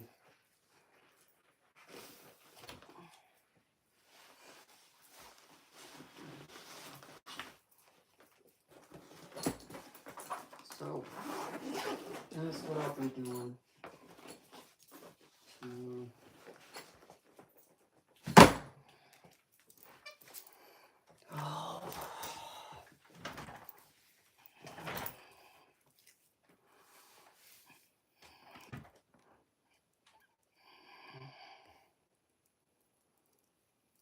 Yeah, I love my rhino.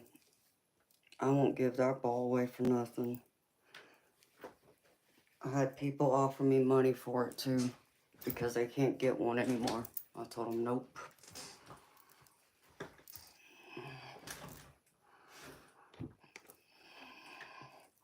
And yes, Scott, it's purple. You know it had to be purple, baby.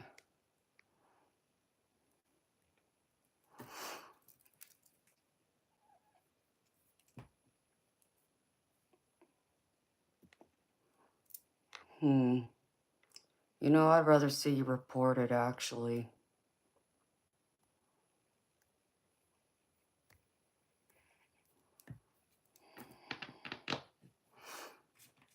Nope, I use all three. I use both my middle, my index, and my thumb. That's why I need that grip tape, because I also bowl with my nails. I have to be careful when I release the ball, and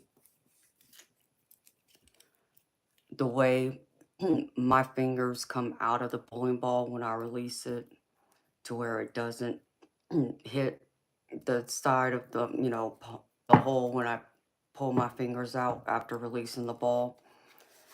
The grip tape helps to keep it steady where I need it so it doesn't break my nose.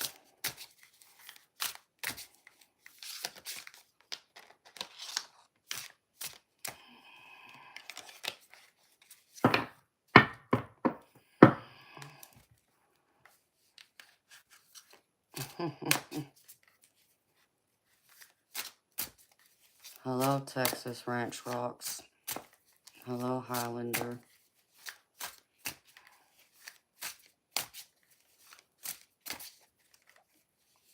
You've never used grip tape? Baby, I use grip tape like it's going out of style, because if not, I get blisters.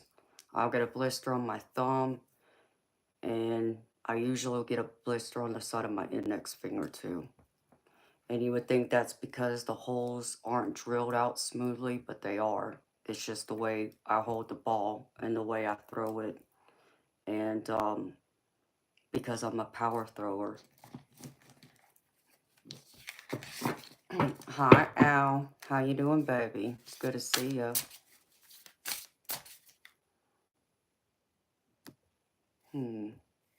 Is that right? Well, you know what, Eric?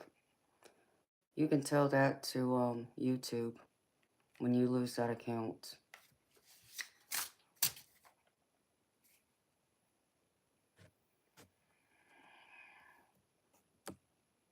Yeah, you wish I was. Let's see. That falls under sexually explicit. Yep.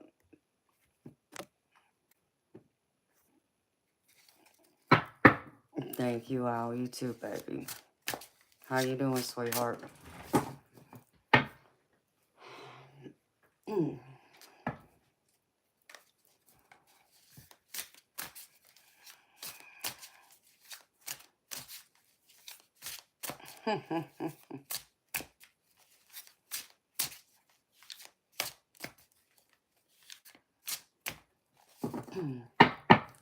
And then I have my bowling shoes that are specifically only for right-handed bowlers, but I can actually change out the pads underneath the shoe.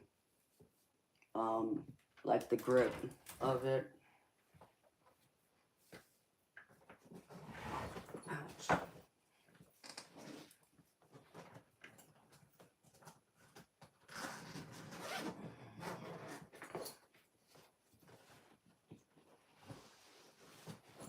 So like, let's see.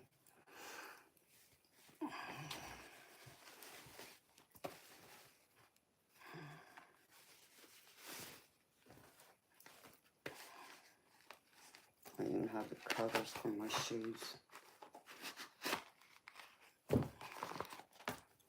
Where is it?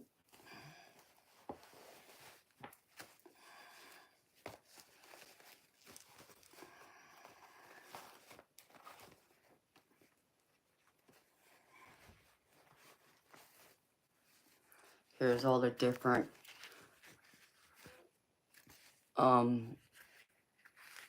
grips for it that I could switch it out with the bottom to give me more friction or less.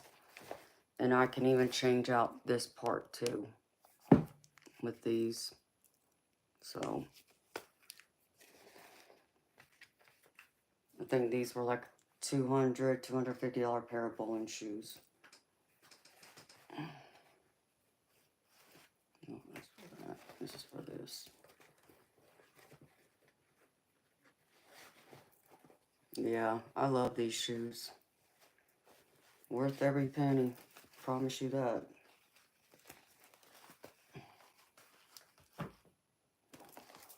So am I a serious bowler? Like I'm a serious pool player? Yes, very much.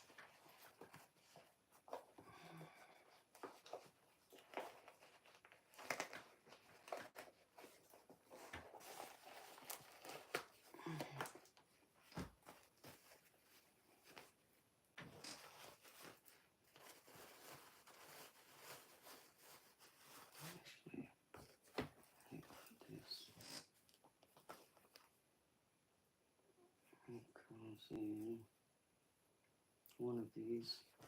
Which one? I don't remember.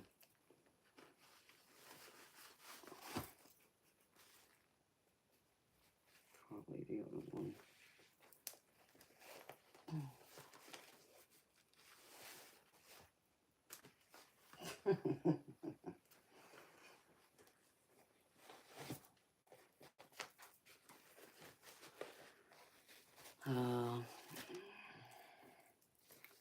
Yeah, they're a little fancy, Gina. I'm serious. I told y'all, I'm a serious bowler and a serious bowl player. I thought I was just talking smack. No. I grew up in the bowling alley. Bowling's in my DNA.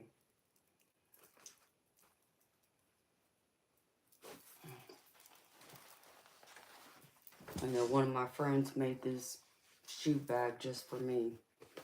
I've had this thing for probably about 30 years now, close to it, just for my bowling shoes. So,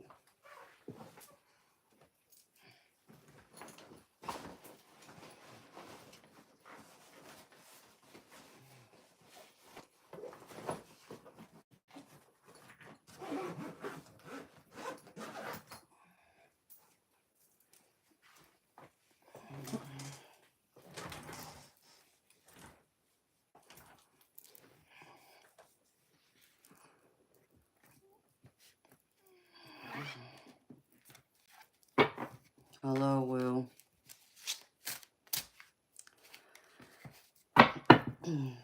I mean, I could. Like my surgeon wants me to give him pool lessons. So I told him when I get back to the pool hall and I get some practice in, test out my shoulder, I'm going to call him up and then I'm going to take him to school. Because I already told him all the money I paid him to fix my rotator cuff, he's going to hand me back over all that money with interest after I get done with him.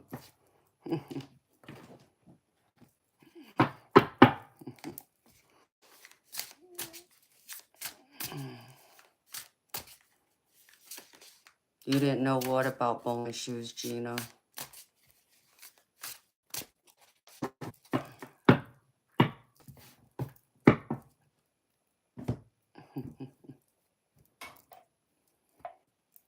Hello, Zuri.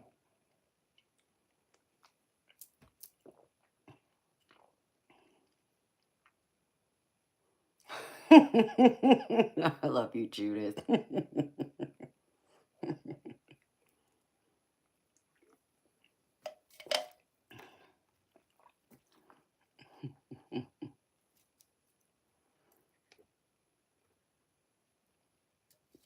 Thank you, Med.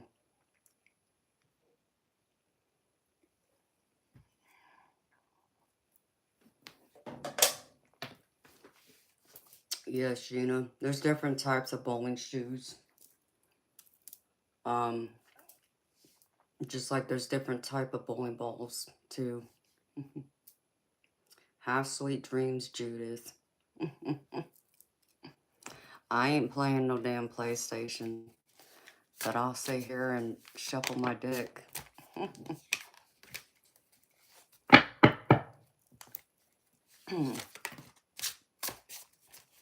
So yeah, like the bowling shoes y'all would get, like y'all would rent at the bowling alley. They have the soles, like the bottom of them, they have it on both shoes because they don't know which person that's going to be wearing those shoes is left-handed or right-handed. My shoes are specifically designed for right-handed bowlers only. And so they make one specifically for right-handed, but they also make one specifically for left-handed bowlers. And then there's different types, you know, when you think of sneakers, you know, you think of the top brands, like people always talk about Jordans, like the Air Jordans. You know, bowling shoes has their own version of that too. Not Jordans, but, you know, something like it.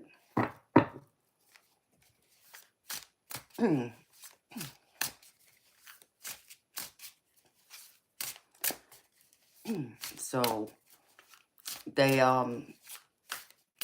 bowling balls too, they're not all the same either. Most of the bowling balls you see at a bowling alley, they have a specific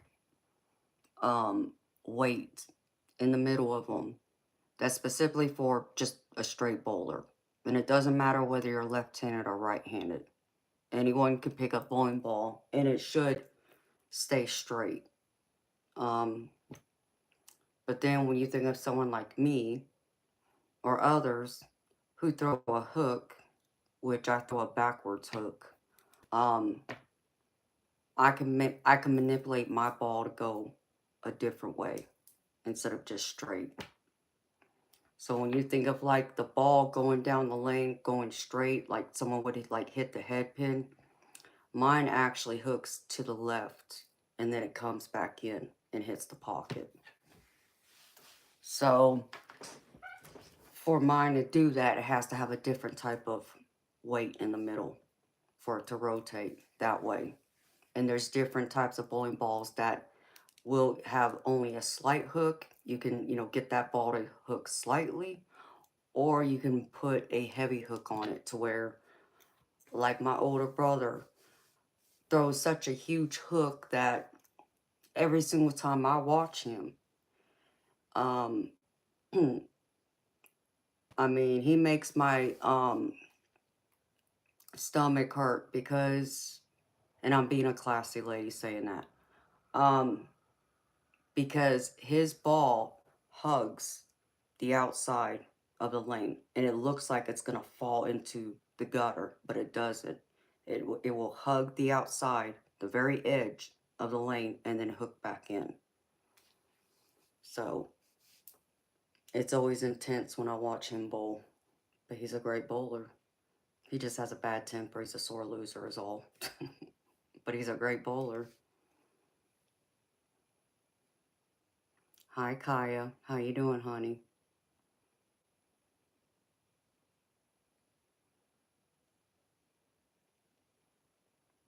It's all curvy, Eric.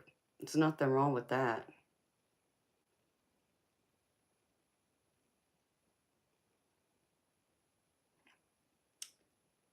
Bob, I'm sure I did back when I was a little girl. I don't know about now.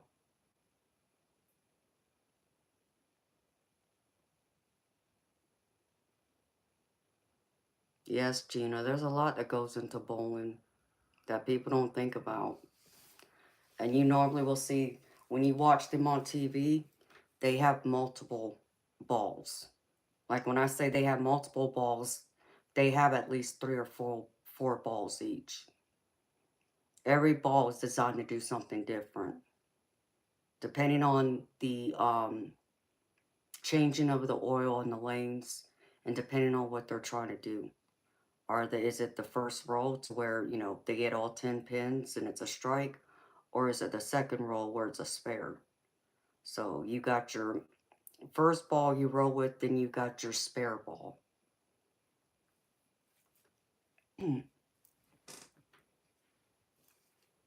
Oh no, Kaya. I'm so sorry to hear that, honey. Are you okay?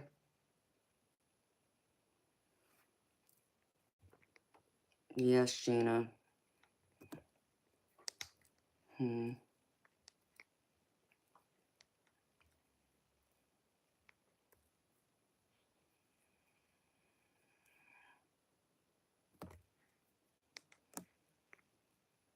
Let's see. Harassment.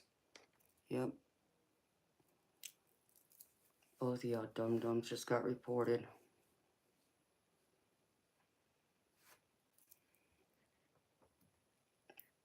Am I better at pool or bowling? I don't know, Eric.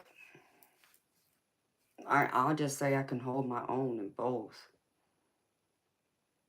Um, I enjoy pool more than bowling, but I have my moments where I need to bowl. I need to pick up a bowling ball. It's in me. I just get more enjoyment out of pool. Um,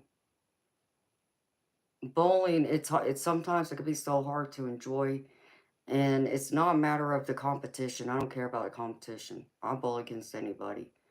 Um, it's so doggone expensive to bowl in leagues anymore, and to keep up practice, like anything else, you gotta still practice.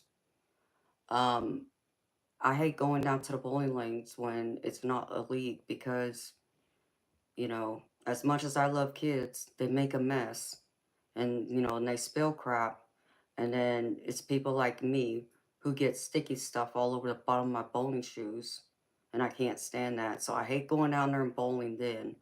I don't like it either when I have to bowl up against someone who either is young or someone who isn't experienced. Because, like, if you watch bowling on TV, you don't see other lanes where they're bowling. Usually it's focused on two lanes, right? But most bowling alleys, they have at least, 28, 30 lanes, at least the ones I've grown up in. And so people forget um, courtesy, lane courtesy. So you'll see someone on the lane right next to you, and you're standing there getting ready to approach the lane to throw the ball, and the person next to you runs first, and that throws you off, and someone can get hurt. But people who don't bowl like me, Most of them don't understand that. They don't know that. And I can't get mad at them for that, for not knowing that. More people should make them aware of that. But somebody can get hurt. They can injure somebody like me. So you need to be mindful of people who are bullying beside you and wait your turn. Being courteous. You know, if someone's already standing there, let them go first. Then you go after them. But you don't do it while they're, getting ready to approach or throw the ball. Otherwise, it just, you're asking for an accident. That's all I can tell you.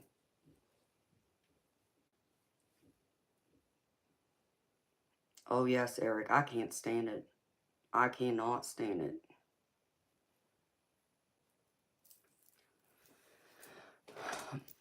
it. So,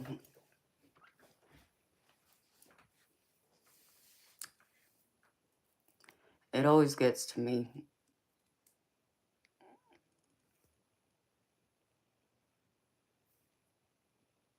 Hi, Prize. How you doing? No, I'm sorry, Kaya.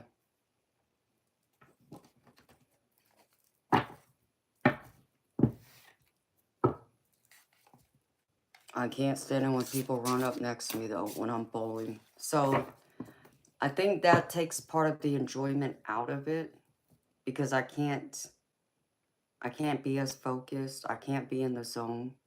You know, if I got people bowling on, one side or the other side of me who aren't regular bowlers to understand that. If they're regular bowlers, then that's different. But if they're doing it just for fun or got kids, it's, can't get mad at kids for having fun, But,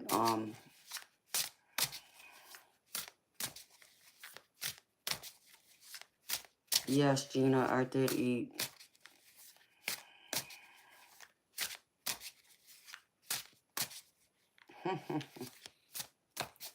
Kaya, when I was younger, I would have considered opening a bowling alley.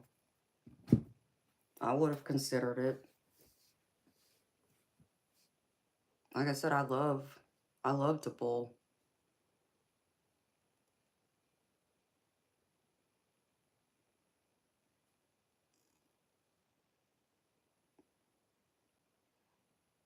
Yeah, Prize, I'm fine. I was fine last night, too. Other than some of the trolls and nonsense going on.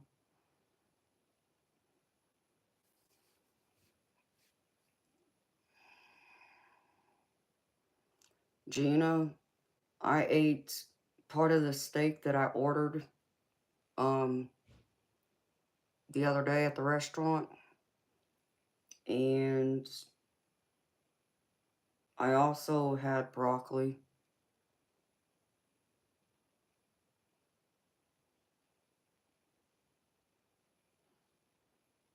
Eric, why does that not surprise me? No, Scott, I never did, baby. I've never even heard of it.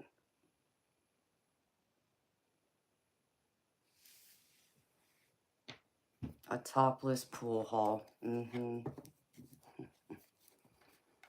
No.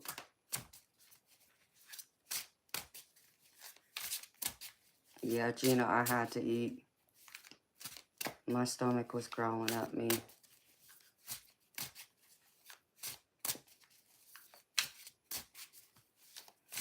Hello, Shubham.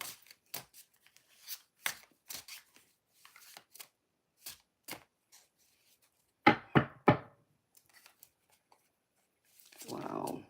It's almost 3 o'clock, y'all.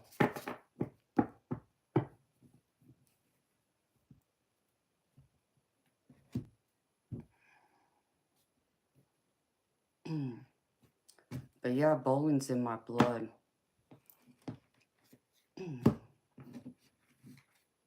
Both my parents bowled, so I grew up in the bowling alley.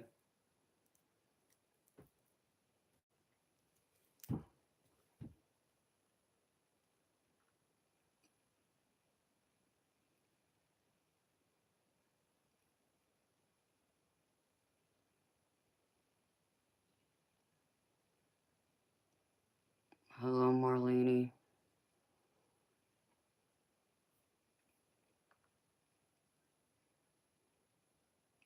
Gina, probably not, honey. Because I plan on going bowling tomorrow. And I ain't gonna be able to sit here after I'm done bowling. I'm gonna be hurting for a few days. I'm gonna be hurting to the point I won't be able to sit. That's how bad I'll hurt once my body relaxes that night.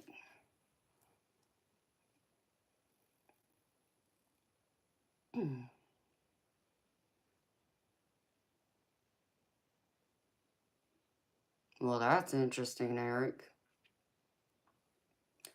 PETA, thank you.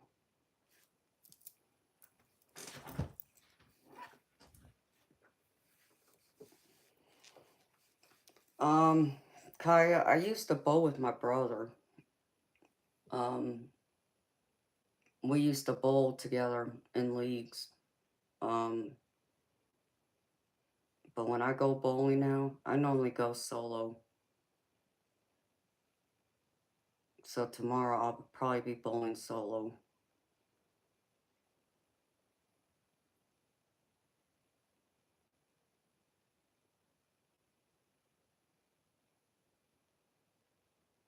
That's up to you, Gina. I was gonna go in a few minutes. Because I said I was gonna get off by 3. Because I want to be up early so I can get to a bowling alley so I don't sleep all day. Because it's my dad's birthday. That's why I'm going bowling. Plus I need to find out how my shoulder's holding up. Okay, Gina. I'll be back Wednesday. So have a good night, beautiful. And sweet dreams to you. Kaya, I really like bowling solo. Because I can get lost out there on the lanes by myself. Get lost in my own world. And it helps me to pretty much focus in on what I'm doing. You know, there's nothing wrong with sitting for a minute and waiting for somebody else to have their turn to bowl. But if I'm practicing, like if I just threw a ball and it's like I know it should have been a strike, but it only knocked down 9 pins, I'm up there looking at that lane trying to figure out why that 10th pin didn't go down. I mean, if I go by what I was raised, I know it's probably because the pin rack was loose, even though it's being controlled by, you know, a machine, but even those pins get loose. But it's just one of those things when I try and key in and get in the zone. It'd be no different if I went to the pool hall by myself, which I do. I can go up to the pool hall and shoot pool by myself and do my drills, get in the zone, get tuned in, get focused in, and get warmed up.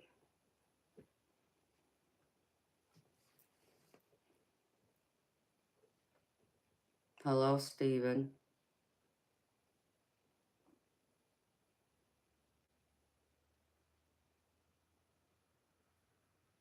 Oh, thank you, Gina.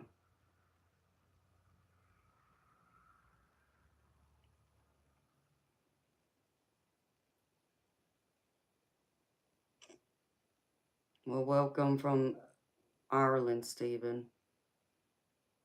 I'm part Irish.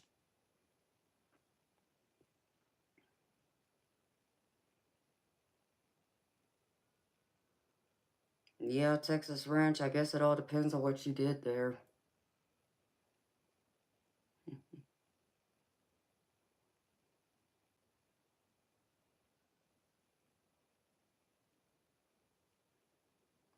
Yeah, I mean, that's like my alone time sometimes. I just need to get out and go to the bowling alley or the pool hall. Be by myself. I don't mind spending time alone. I enjoy my alone time.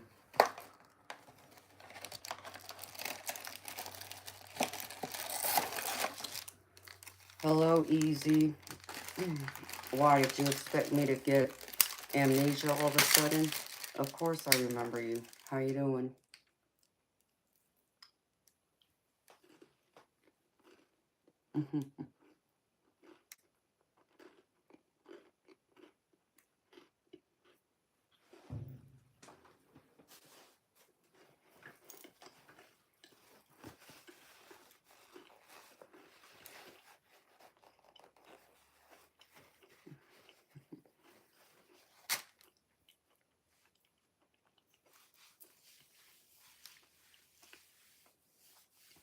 Thank you, Gina. I will.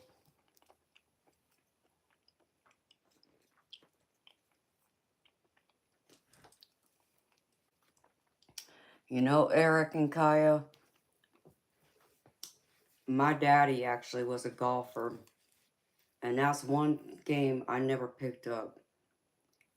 In fact, I remember I had grew an interest in it probably a year or two before he died, and I regretted not ever going with him or asking him to teach me how to golf. Now that he's gone, it's crossed my mind on occasion. I've actually gone with my brother because he did learn how to golf and just watched him golf, and I just kept him company.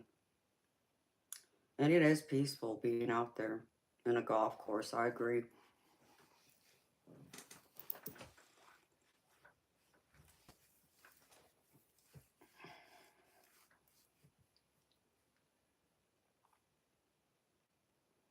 Tita, is my hair that long? What do you mean? Hello, football fan. My hair is longer than what it looks like right now. So, to answer your question, yeah, my hair is to my waist.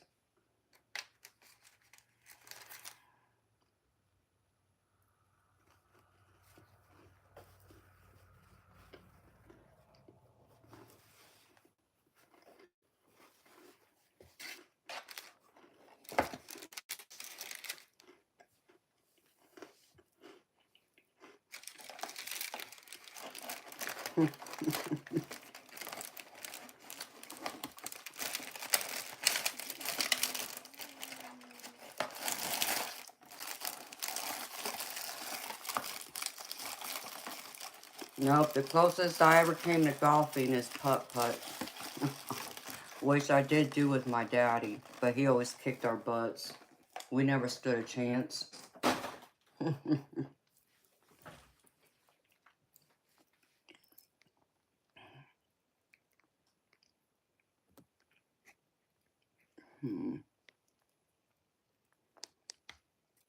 I'm gonna love the day when all these sick perverts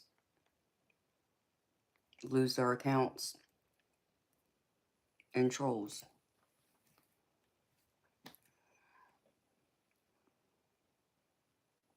Um, PETA, try again. Nope. My hair is 100% natural. It's 100% real. Ain't no extensions, ain't no hair dye, ain't none of that in my hair. I don't know what makes you think that I have extensions or that it has highlights or anything along them lines. That's pretty crazy.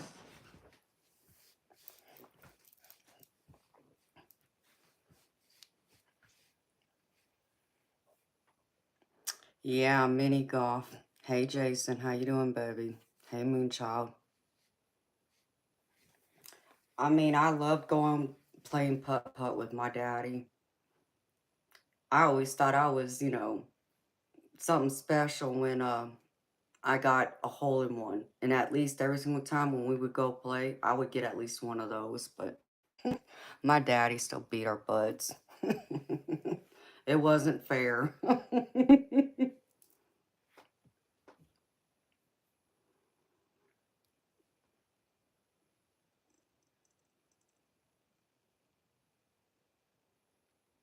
My hair looks too perfect.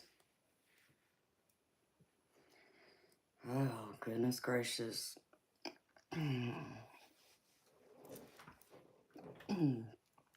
Hello, John Lee. Well, PETA, you know, let me not forget my manners since I was raised right to say thank you, but yeah, I know my hair ain't even remotely close to perfect.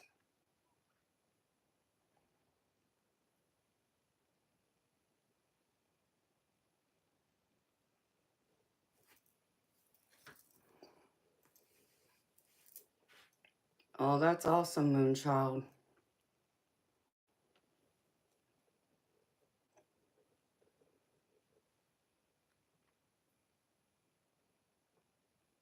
I hope you had fun going out dancing.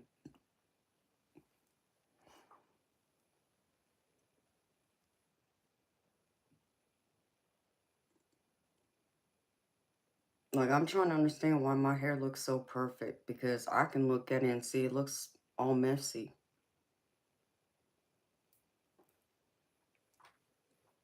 Now, do I have very healthy hair? Yes, I do.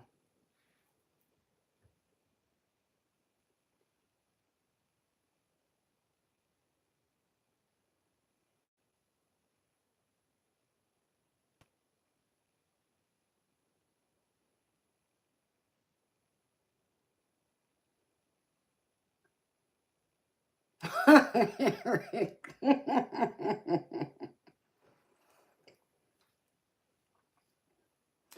Peter, I wasn't saying you were insulting me. I mean, it's just the way it came across. It didn't sound like a compliment. Instead of assuming. I guess that's probably my pet peeve.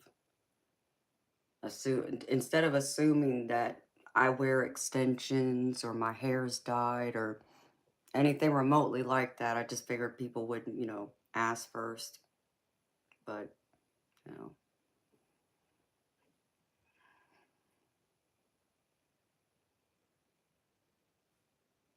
Kaya, I mean, yeah, a couple of mine are too. Moonshot, I'm doing good, honey.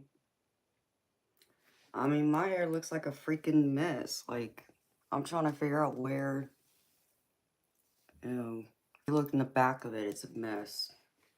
But thank you.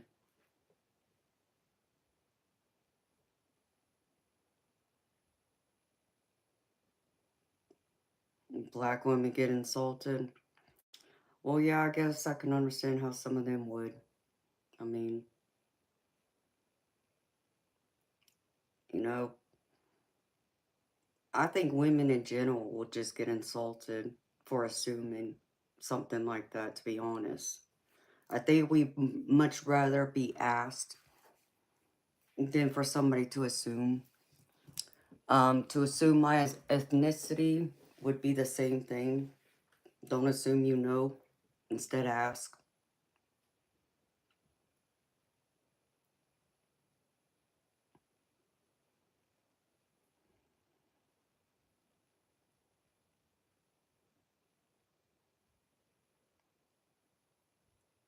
Are you asking me, Eric? Um, well, if you want to count going to the gun range, because let's face it, accidents do happen.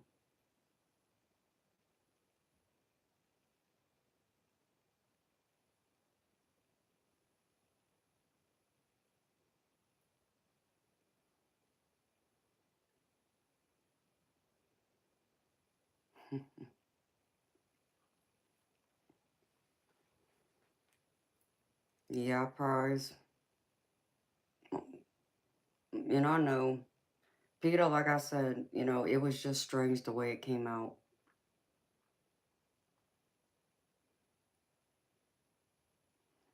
It's funny though how you say black women get insulted when you ask if their hair is real, because I can't tell you how many times I've had a black woman ask me if my hair is real, and that's out in public. Or the ones that want to come up to me and think that they have a right to touch my hair without asking me, and I don't know them from nothing. And I don't like that at all either.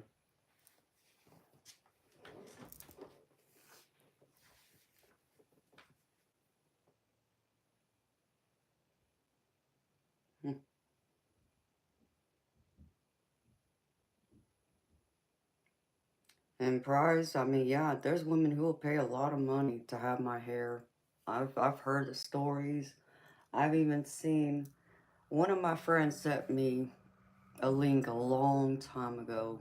This was some years back, where there's a website you can go on and you can buy real human hair.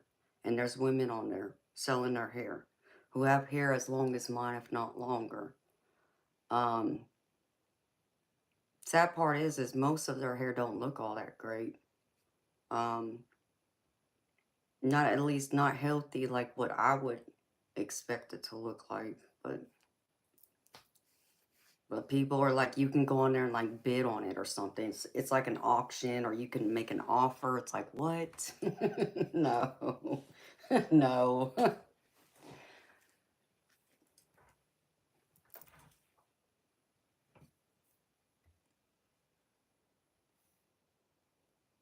It's crazy. Hi, Andrea. Good morning to you too, honey.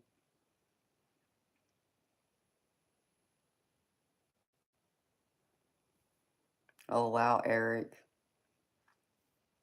Yeah, I've been to the shooting range on occasion. Thank you, Mark. Maybe so, Peter. I don't know. Yeah, Kaya, I think that's what it is. It comes from like a third world country, but it's just crazy to me. I never ever would have thought that I would come across something like that. Because people have asked me if I've ever sold my hair. I'm like, what? No. Because it's like on there, um, that means I would have to pretty much cut my hair to the ponytail.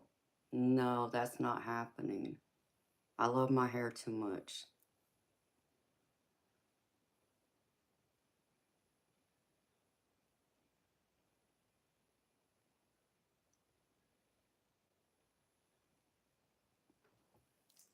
Wow, that's crazy.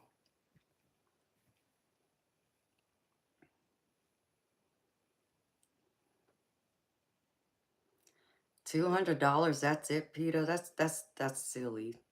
You know what's crazy is I'm in Georgia. I'm close to Atlanta.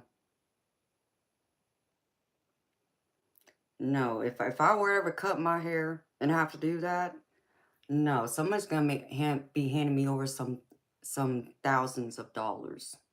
They're not getting this hair for just $100. They can go take a hike.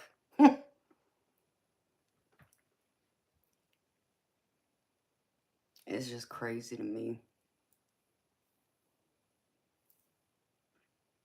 Yes, Prize, I have cut my hair and grew it back.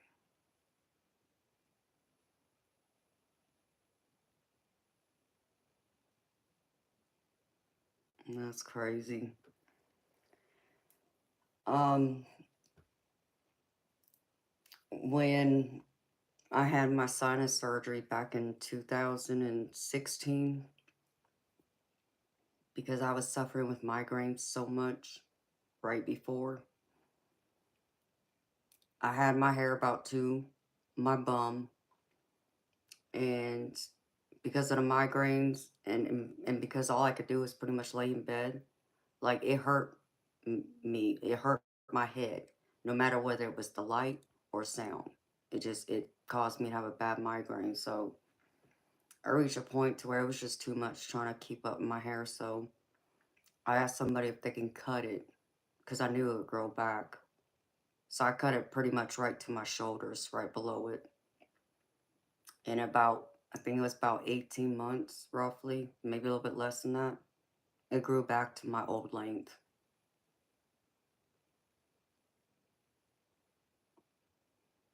I don't know, Bob. I didn't know I started one. To be honest.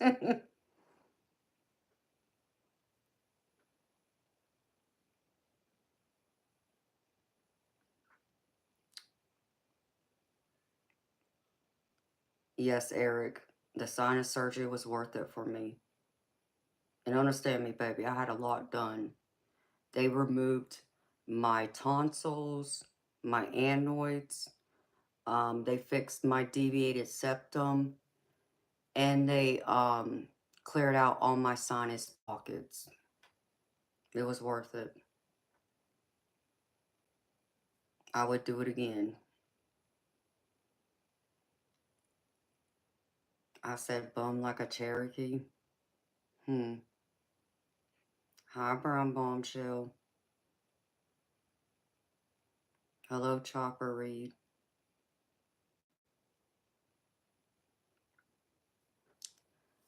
For me, Eric, no. I mean, it wasn't my throat. Like, I could feel the scabs in my throat after the surgery where it was all healing. Um, I tell you what was rough, not being able to eat solid foods for a while because, especially with having my tonsils removed, um, I couldn't risk like eating like a piece of steak, for example. I could not risk eating that and then it scratching my throat where those scabs were forming. So that was the roughest part about it. Um, when I'd go back and see the surgeon, um, I always felt so much better because he was suction out my nose, like all my snot that built up that I couldn't blow because you're not supposed to blow your nose after going through that type of surgery. I would go to him and oh my God, I could finally breathe.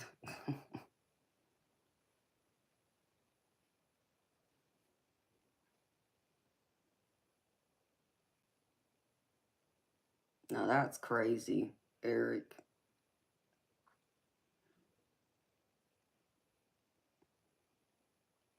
PETA, there's that surgery plus having your uvula cut, and it will correct snoring. It's your deviated septum that normally causes you to snore, according to my surgeon. And if you're considered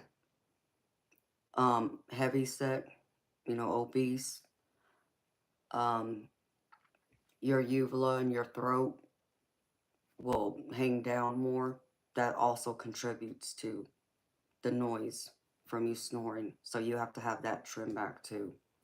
That's not why I had the surgery. But I know someone else who had it specifically to fix their snoring and it worked.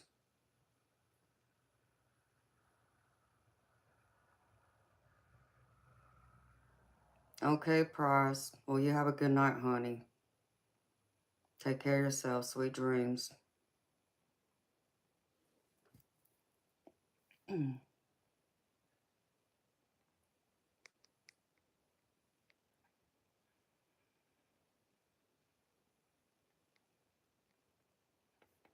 I don't understand why they would need to cut your tongue smaller.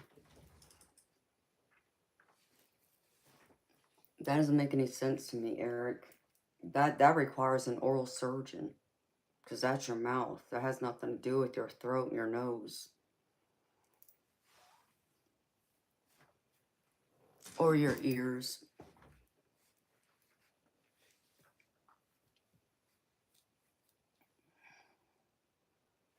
Well, I would have told him, I would have asked him if he's a oral surgeon, because that's what an oral surgeon's for.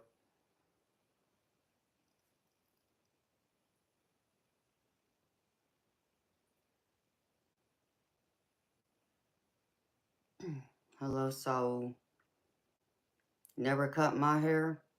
Well, I actually just had my hair cut the other day. And it blocks your throat passage. That's still strange, Eric. I wouldn't trust that ENT. I would have told that ENT that he's not an oral surgeon. Anything dealing with the actual mouth outside of the throat, that's for an oral surgeon.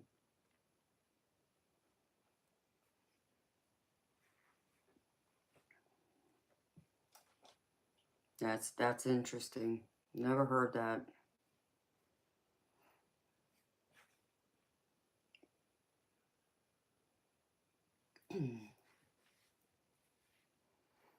Why do you snore, Eric?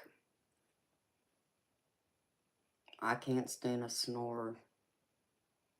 I gotta sleep.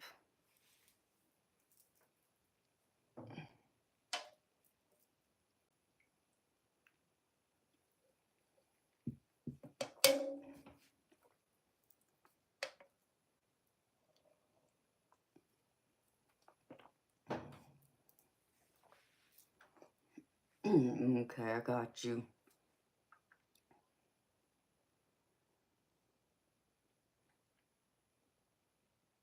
Well, that's good. At least it only happens when you're sick. I don't ever snore.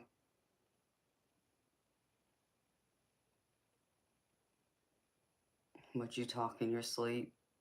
Hmm.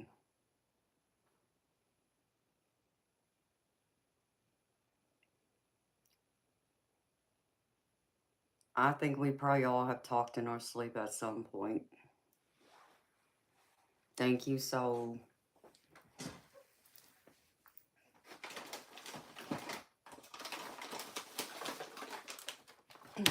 I got a sweet tooth. Sorry, y'all.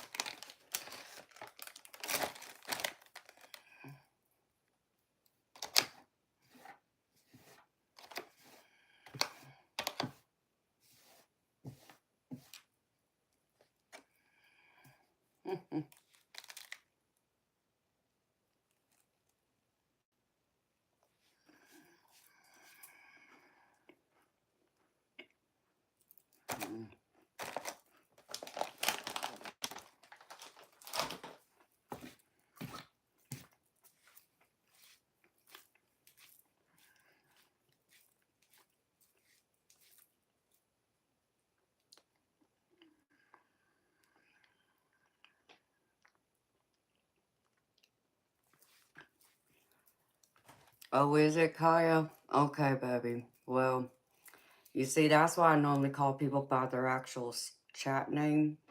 Because if you have a common name like that, more than likely there's going to be more than one person in here with that same name.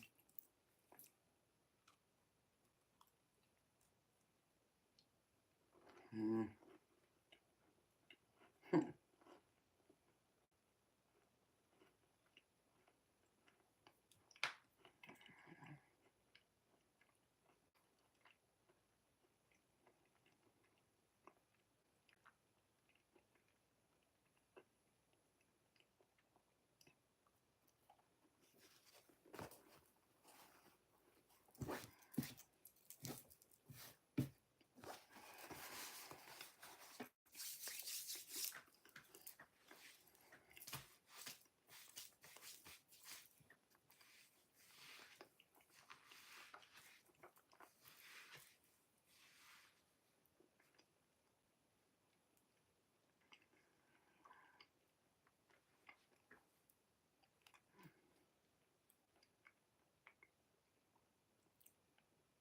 Hello, Trent.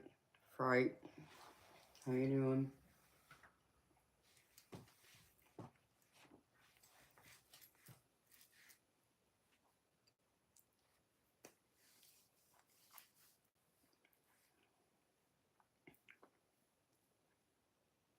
Well, dang, Bob. I would have thought you would want to visit where my ethnicity's from, baby. What? We don't have beautiful people there, baby?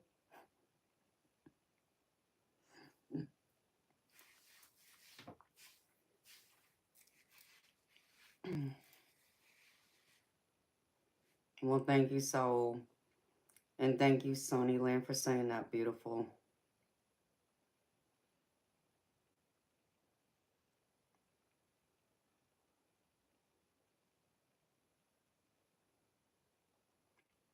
Thank you, Elijah.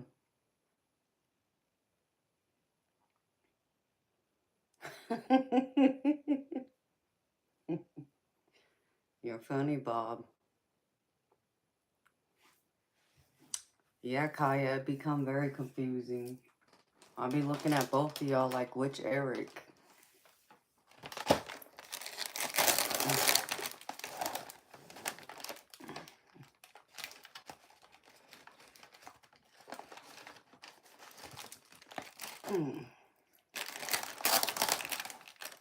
Well, I don't know about that, Bob, but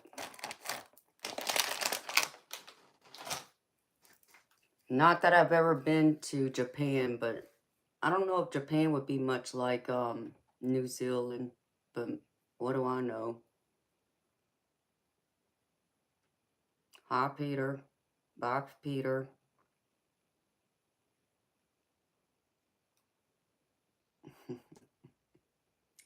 Oh, I can make such a joke out of that, and I won't.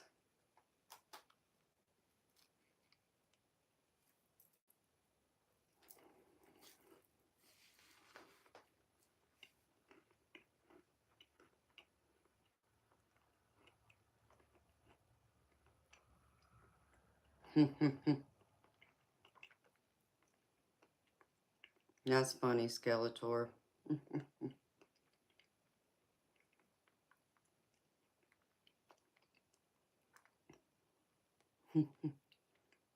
Where'd you get them jokes from, baby?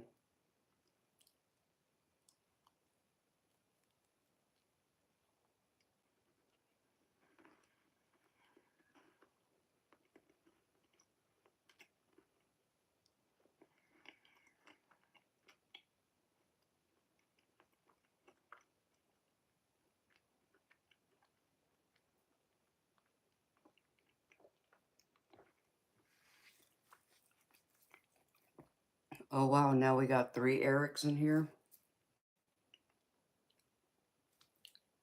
Wow. Hello, Eric Sachs.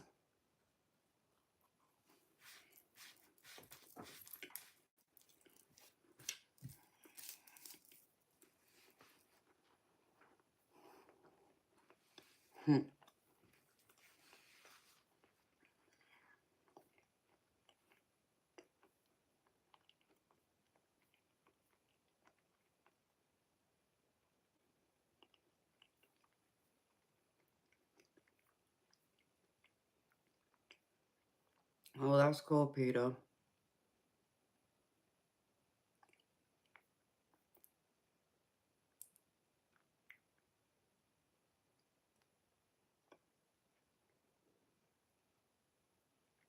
Oh, you're a good Uncle Skeletor.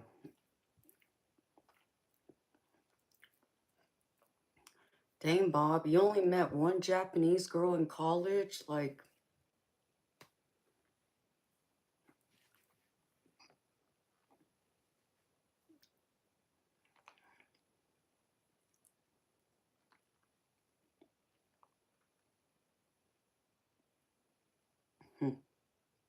I have no idea, Peter.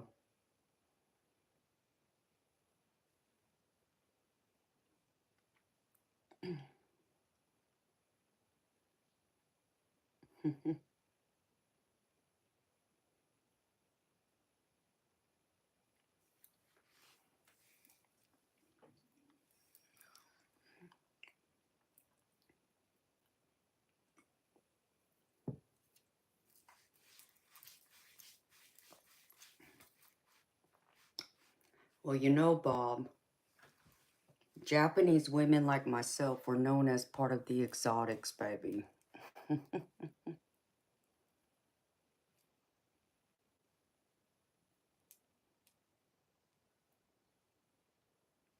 When's my birthday? My birthday was back in March. March 10th. Hi, Empress. How you doing, baby?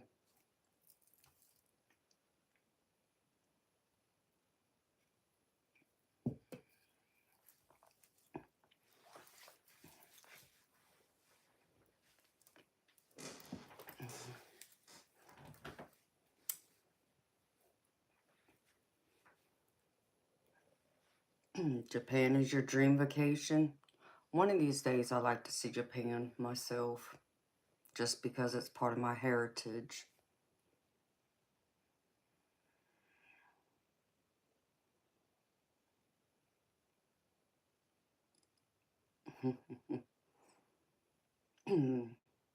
Hello, Betty. Um, I don't have one.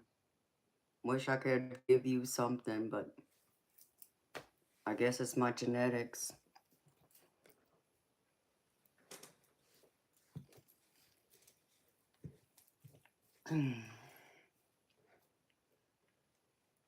You would move there?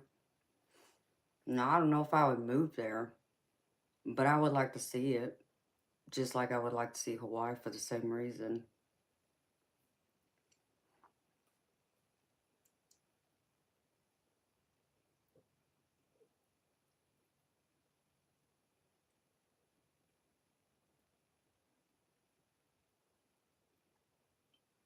Yes, and first I did. Thank you for asking. How about you, honey? Was that right, Peter? Well, that's cool. Hello, Mustafa.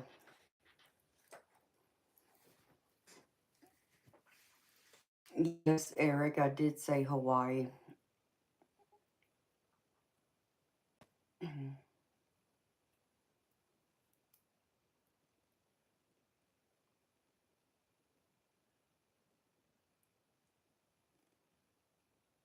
Eric Sachs, now that's an interesting story. Bob, you like all my colors? Oh, I'm glad, baby.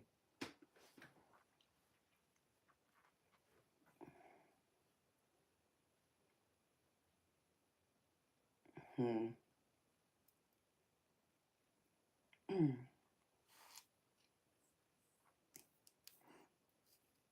Yeah, Eric, I hope to do that one of these days, babes.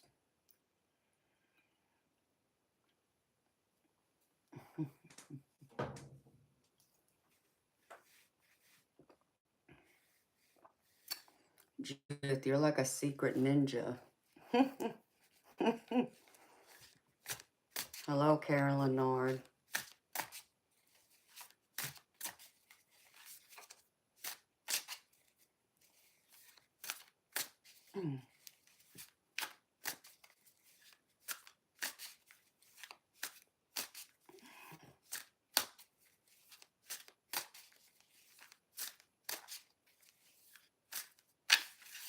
Oh, well, it sounds like you had a productive day in first.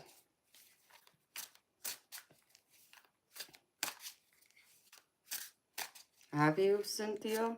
No, that's cool. No, I've never been. I know I got family over there, but I've never met them. And if I met them, I don't remember. It probably would have been at either one of my grandparents' funerals or my father's funeral.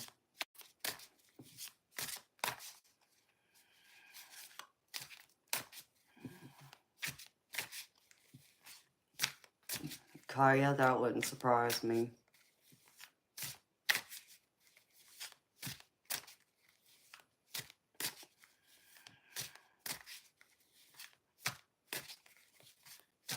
And that's cool to know. Yeah, Eric Sachs, I would like to go there too and see the wildlife. I want to handle one of those huntsman spiders.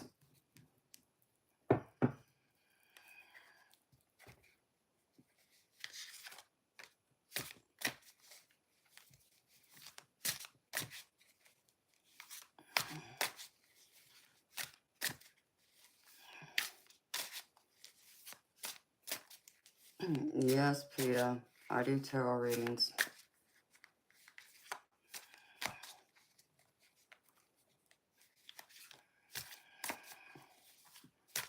Oh, now you got the yard to do in first. Well, you know what, sweetheart? You can come do mine too, because I got weeds growing everywhere in my yard. Ollie Salmon, because Teddy is alive, that's why. He'll wink every now and then just to let you know he's back there.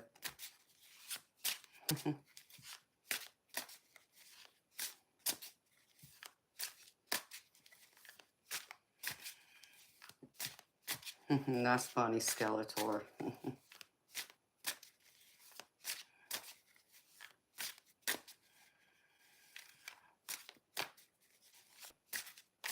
Oh, Teddy's a big flirt.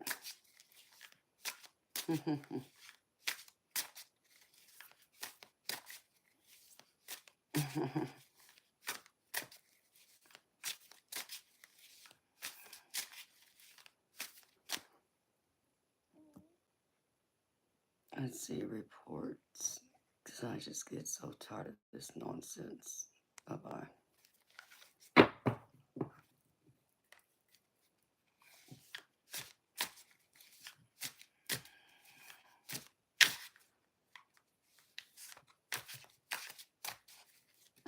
Oh, I love snakes. I love snakes and spiders.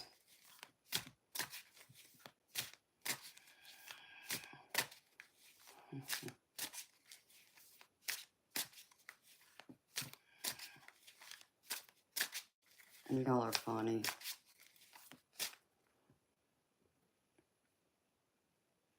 Let's see.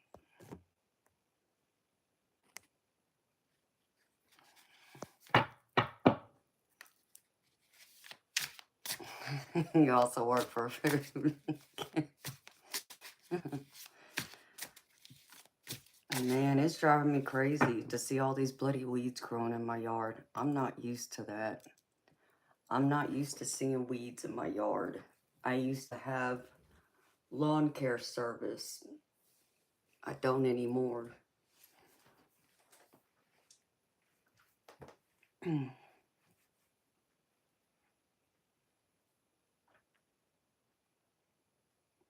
Hello, Abby. Yeah, I hate pulling weeds. To get a personal reading from me on this stream, it's $30 US. I take PayPal, Zelle, and Venmo.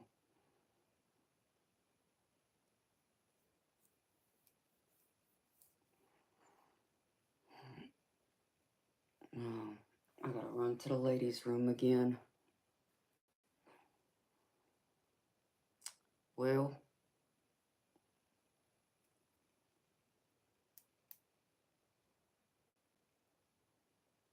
yeah, I got dandelions in my yard too. It's about the only thing I have besides a purple weed growing. I don't have any new plants in my yard because this house was built brand new about a year ago, and the builder was too cheap to plant any shrubs or trees or anything like that, so.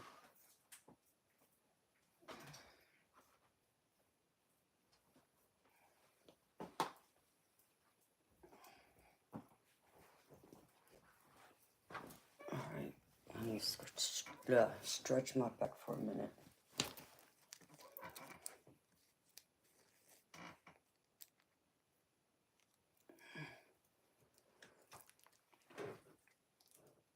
Alright, Moonchild. Well, thank you for stopping in and seeing me, honey. See you later.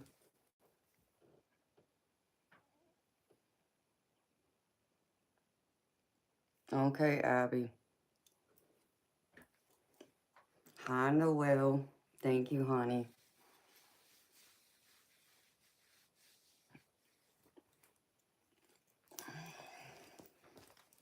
Hot and cold, hot and cold. Okay.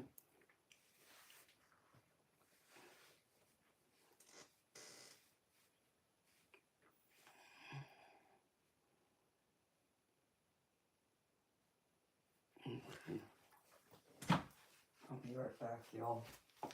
I'm gonna use the ladies' room.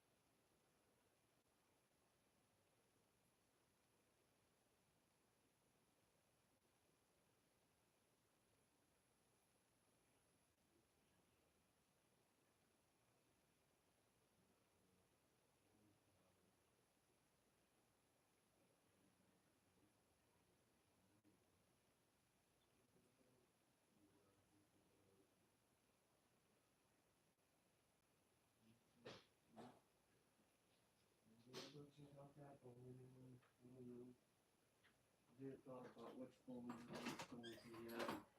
was gonna find a bowling alley and go.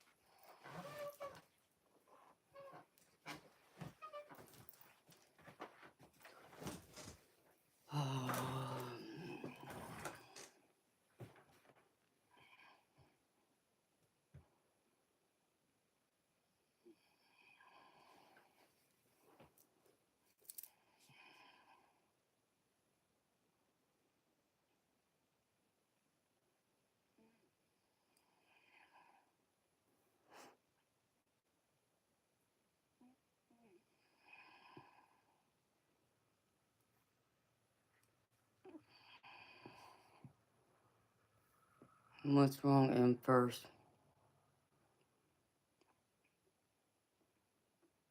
Oh, Empress. I'm sorry, honey. See, I'm a Pisces. I like my alone time.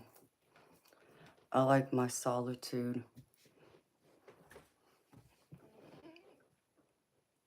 It don't bother me to be alone.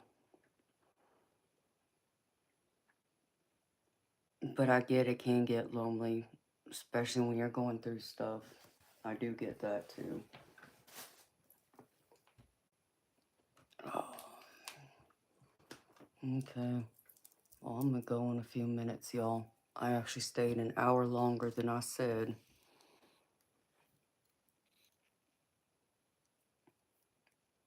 Hello, Night of Laughter.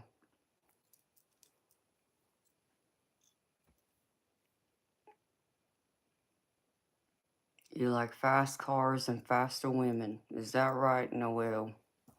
I like fast cars too. I got twin Z28 Camaros.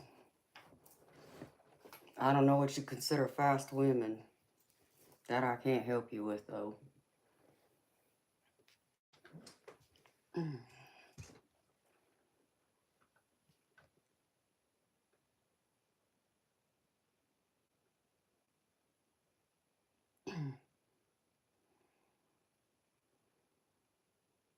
Yeah, I like vets too.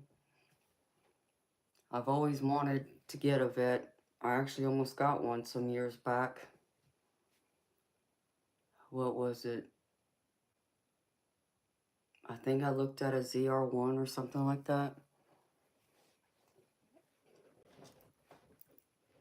I almost got one, and that's when I learned that you could finance a vet for 10 years. Did you know that? I think they have financing options, in fact, for 10 years or 15 years. I'm like, you gotta be kidding me. They're really trying to tempt you to buy one. And I seriously considered it.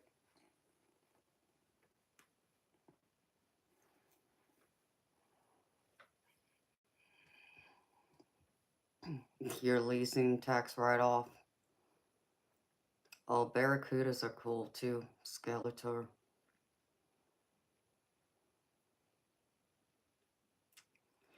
And first, you know what, baby? And I get that, honey.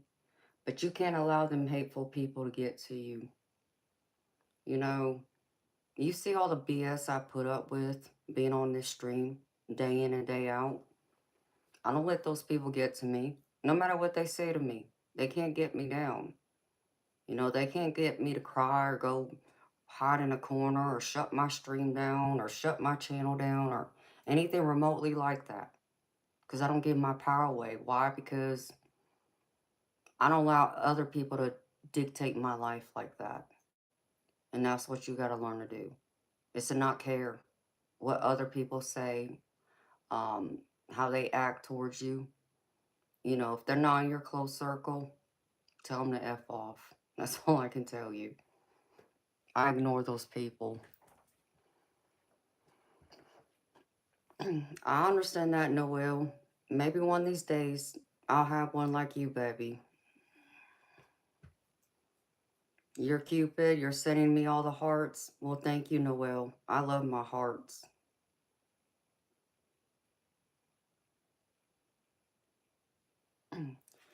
But people are always going to try and do something to bring you down, especially when they see you happy. When they see you living your life to the fullest and they're over there miserable, just sitting on the sidelines, watching life pass them by, watching everybody else, you know, living their dreams, fulfilling their goals. Misery loves company. I just choose to not partake in their misery. I kick them off to the curb.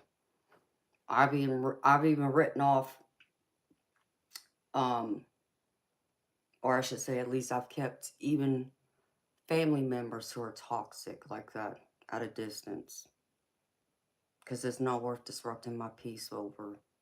And you just got to learn that, sweetheart.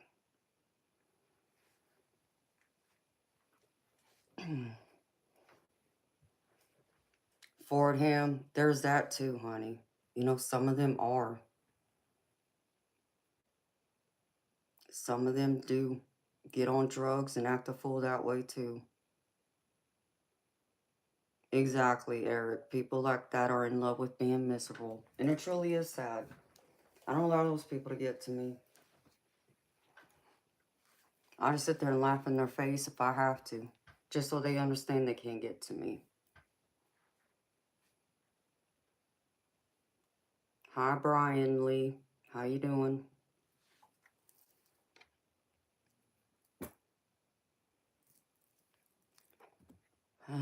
Red Panda, I can't wait for you to lose your account because you was just reported. Coming here and acting a fool.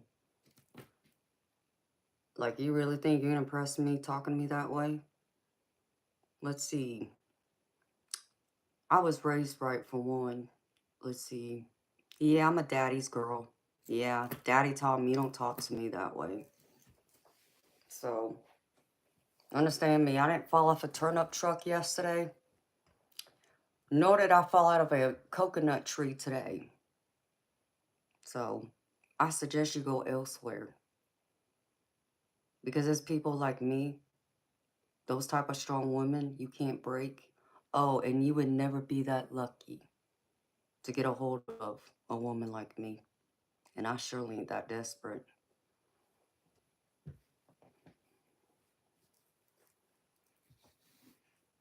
Hi, Chef.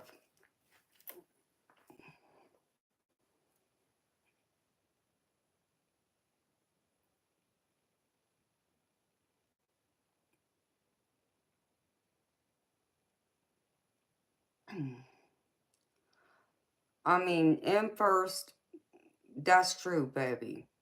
But you know, you still gotta have a certain amount of expectations and standards to not allow people to treat you any kind of way either.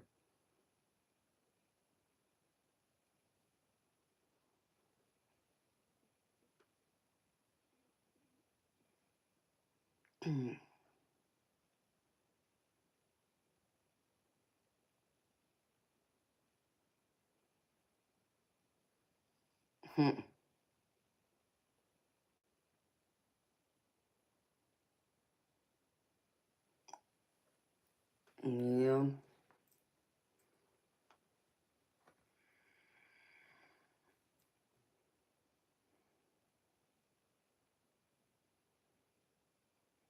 Brian, I guess that depends on what you're asking my opinion on.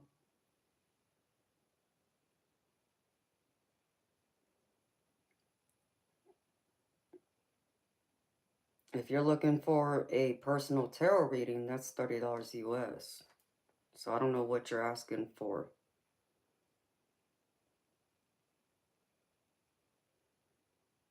Wow, for him.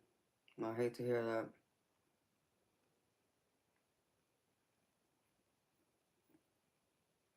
M first, I'm sorry you're suffering, baby.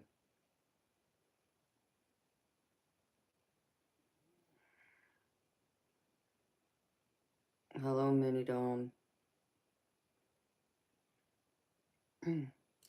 Noel's carpentry. I like having fun too.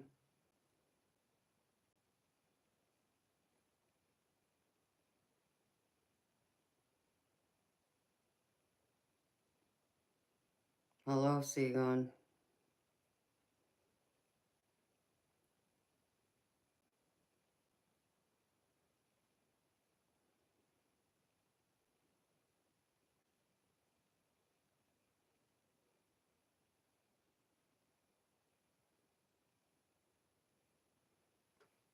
All right, Empress. Have a good night. Sweet dreams. See you next time, honey. Hang in there.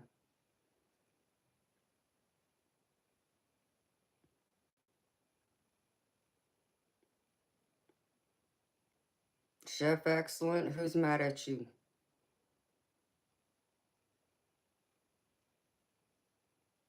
I know you ain't talking to me.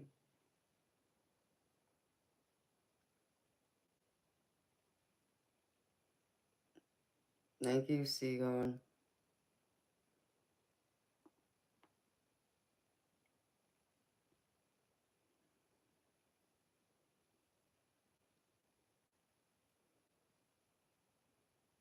Well, Chef, you would be incorrect to think that I'm mad at you. I don't know what would make you think that.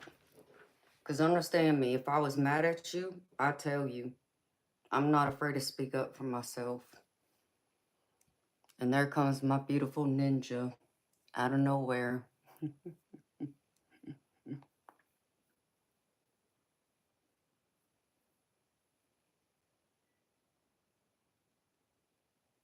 I know. And we're getting into that hour where they come in acting like a fool. So they have to be escorted out just like the fool that they come in here acting like.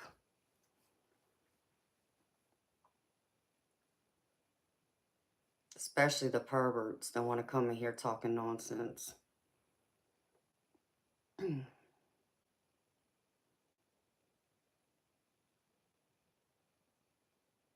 Hi, KB. Hello, Shaitan.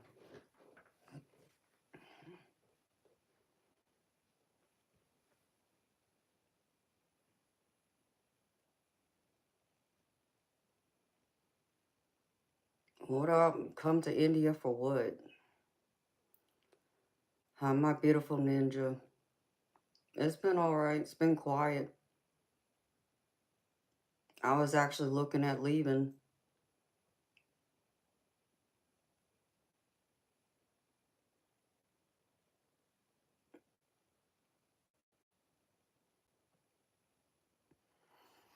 Yeah, KB's been the brunt of my, letting him have it. He knows. How's your night going, my beautiful ninja? It's good to see you, honey. And if you're curious if I've eaten, yes, I have.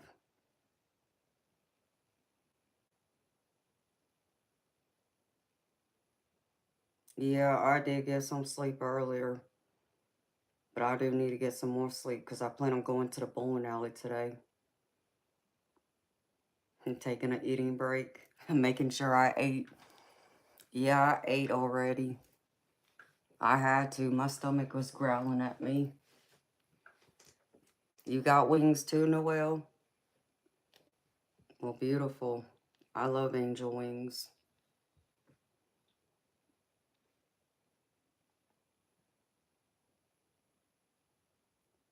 So I pulled my bowling ball bag out.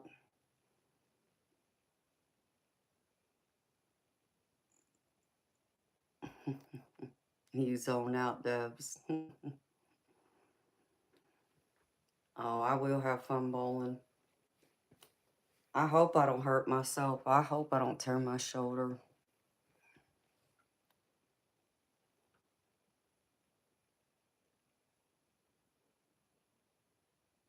Well, I'm glad you did, KB. I'm glad you're sorry. I'm glad you learned.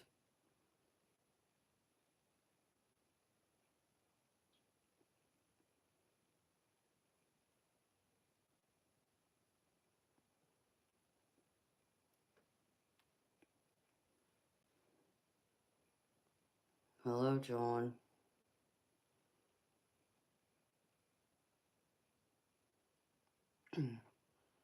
I am too, Majestic. I'm looking forward to picking up my bowling ball. It's been years. It's been way overdue.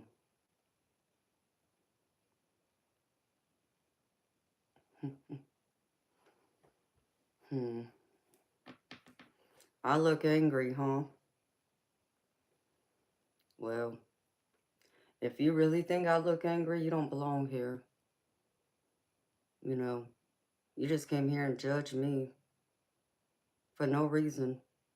Just by taking one quick look at me, you think I'm angry? No, trust me. If I was angry, you would know it.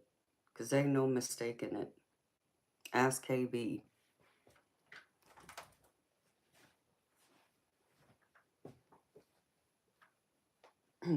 You know, Jean,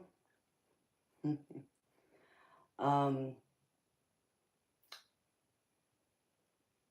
people don't really appreciate being told to smile, especially ladies. We don't like it. It's condescending. It's disrespectful, really.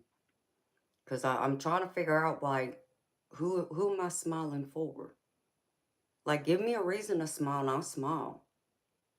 But until you give me a reason, no, I ain't gonna smile. Because understand me, I'm not a fake person. What you see is what you get.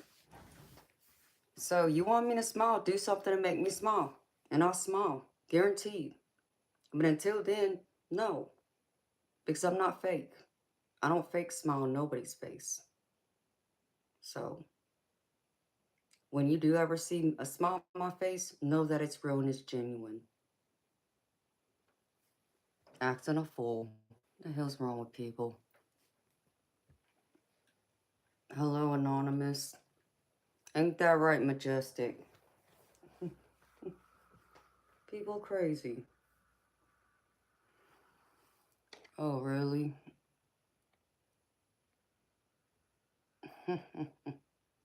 You're funny, Debs. Yeah, Ike, you wish. Report.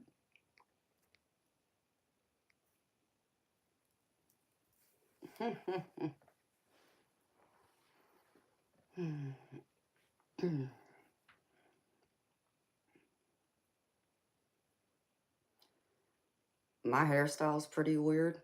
Well, that's an interesting compliment. Oh, wait, that wasn't a compliment. My bad. Well, you know what? I didn't put my hair up like this to please you. I can promise you that. See, it's for me. See, I get dressed. I do my hair. I get my nails done. All them things that I do to look, good. I only do for 3 people. You want to know who those 3 people are? Me, myself, and I.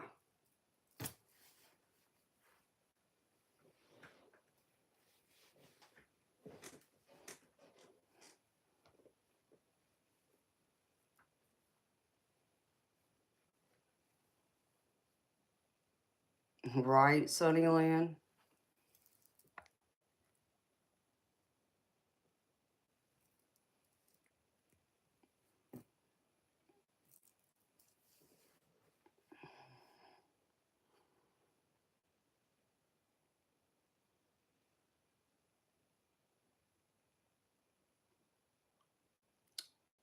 Um, Black eye?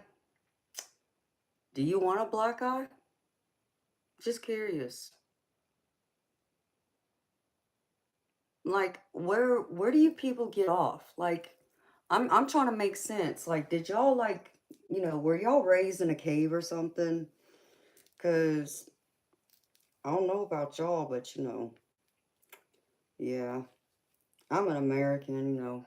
I live in the Western world. I grew up in society where we have let's see. Oh yeah, we have manners, courtesy, respect, that kind of thing.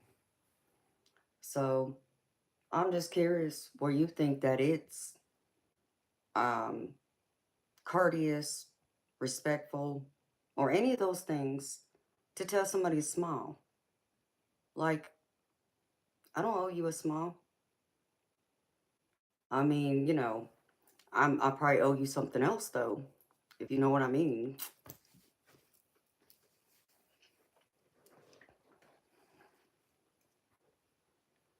Exactly, Debs. Hello, Spunky.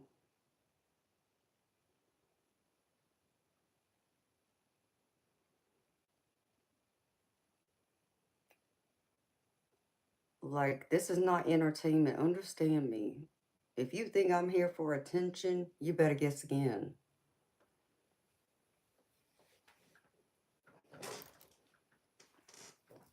I mean, yeah, they're all just getting their butts handed to them. Hi, Mike.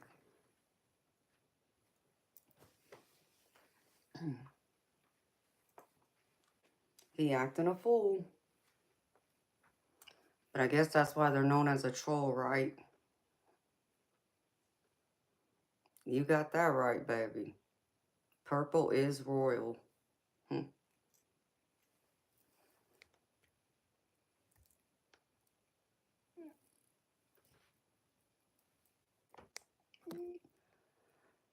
Oh, Burbank, you know what? You would never be that lucky. I ain't that desperate.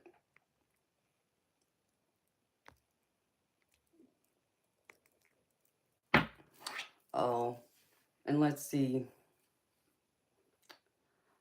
I'd fall asleep. You would fall in love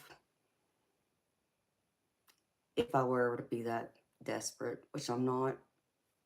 So, get lost. And you just got reported for that nonsense.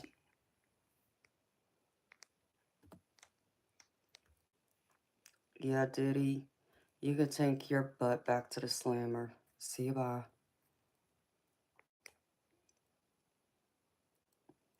Yes, I'm in the United States.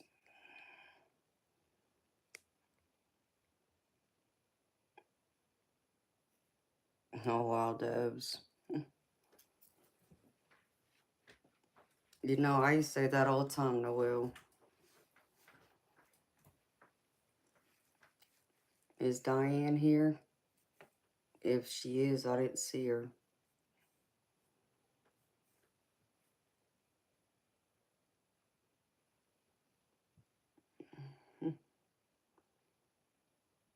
You're in South Carolina? Okay. That's cool.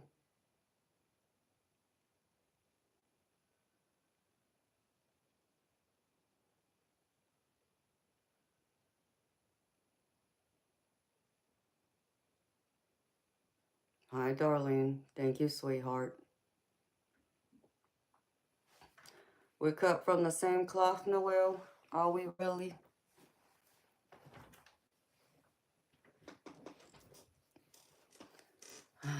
Mike, there's always those people that want to come in here and act a fool.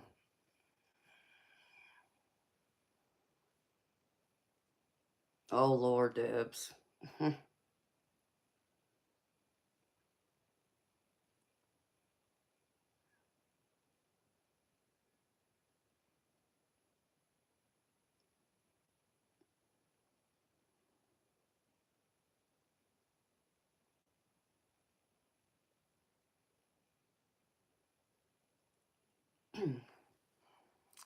Eddie Jones, an older lady. Who you talking to?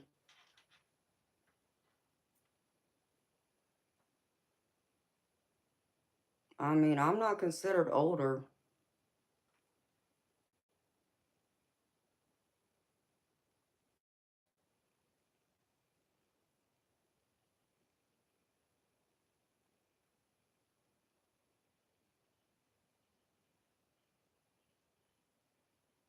Oh, wow, Skeletor. That's messed up.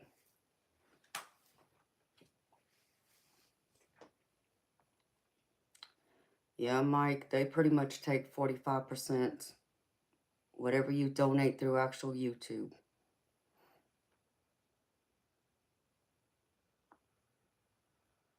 Hi, Sean. I'm gravy. Thank you for asking. I hope you are too.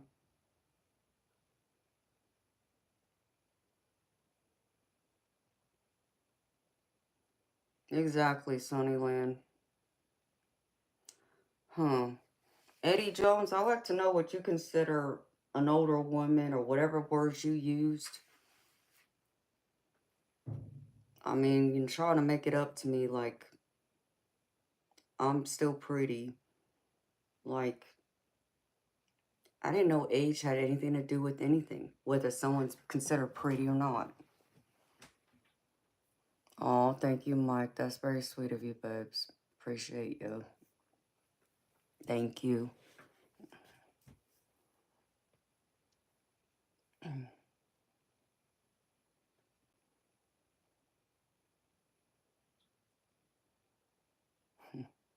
Would I scare you, KB?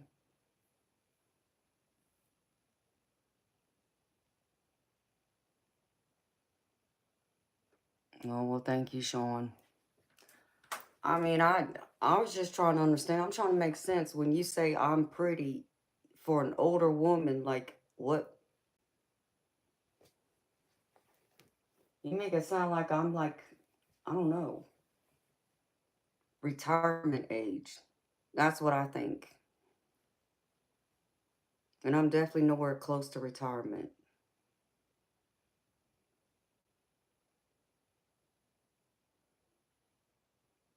Well, Eddie, I'm glad you can find that funny because I surely don't.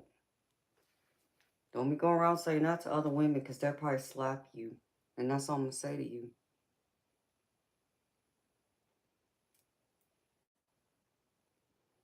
Eddie Jones, you ain't got nothing for me. If you really think you got work for me, you can't hire me. Why? Because you ain't got enough money in the world for me.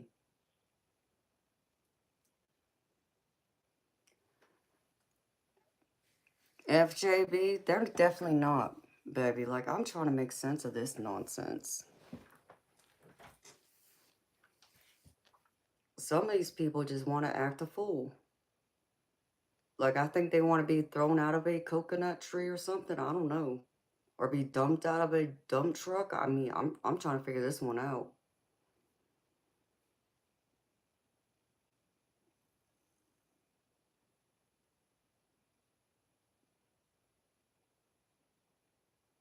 Hello, Just Maddie.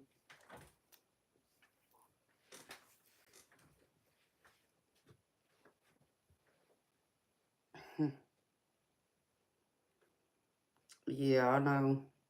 Exactly. My beautiful ninja. I reckon, Sunnyland. I reckon. I don't know what else they do, because I figure more people be out there doing something else. Oh, Just Maddie. Can't wait to see you lose that account, too. Coming in here acting a fool. Bye-bye.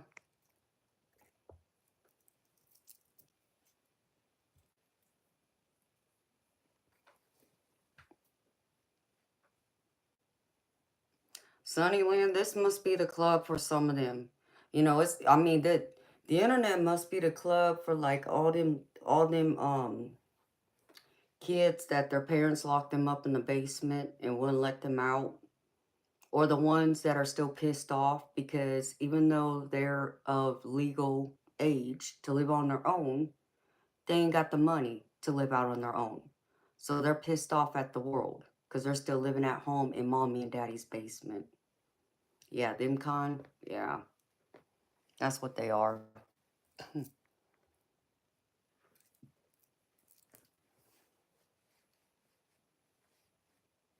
Thank you, FJB. Exactly. That's exactly it, Mike. Exactly. That's why I tell them that all the time, too. It's like they don't know how to act in the real world.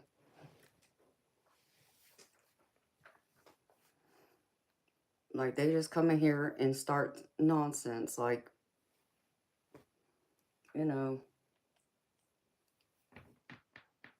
They must be mad because Mommy and Daddy wouldn't let them out of their cage tonight. Darn. I'd be mad too.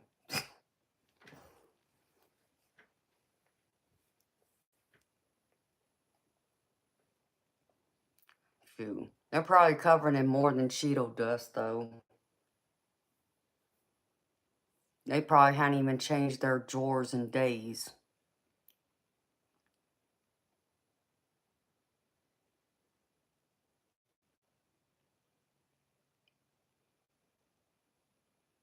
All right, Skeletor. You have a good night too, baby. See you next time.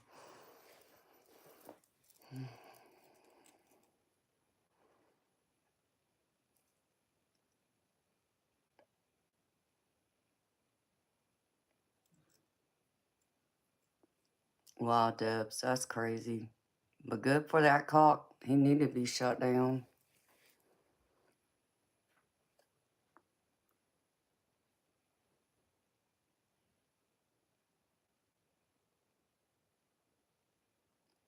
That too, Mike.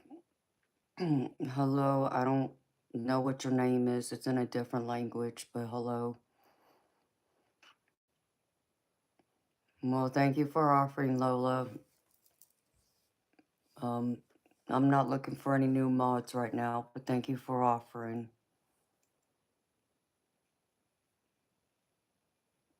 You know, it's crazy how people think they can go on YouTube and do something like that and be naked like that and think they can get away with it. Like there's not kids out there watching.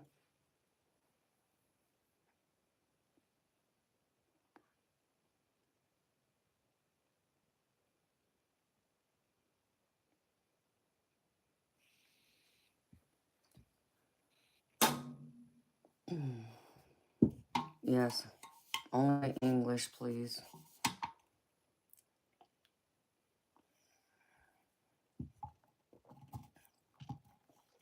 Ouch.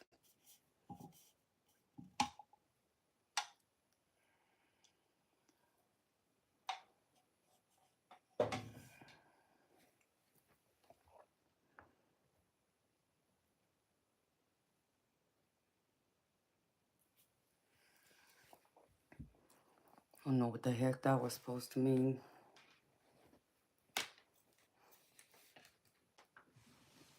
Hello, Em. How you doing?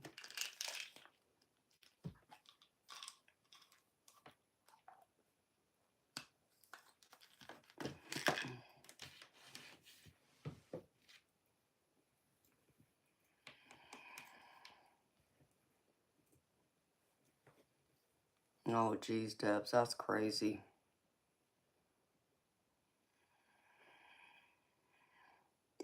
That's what I'm hoping for too, Diane. That's why I was telling all the other mods, just report them. Don't even, you know, if they have to be hidden, then it's time for them to be reported. And the more of us report them, the quicker they're gonna lose their account and be kicked off of YouTube.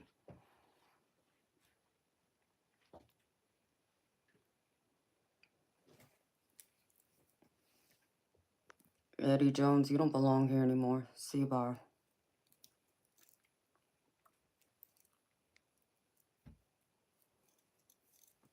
Oh, Coco.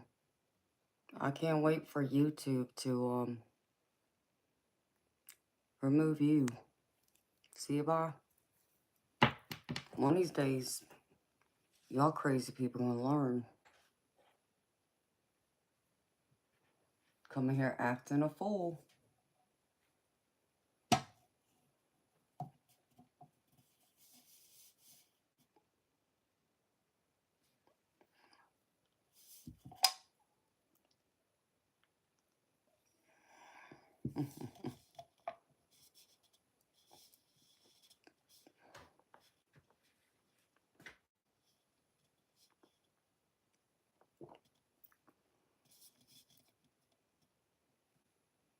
Oh, well, thank you, Bob.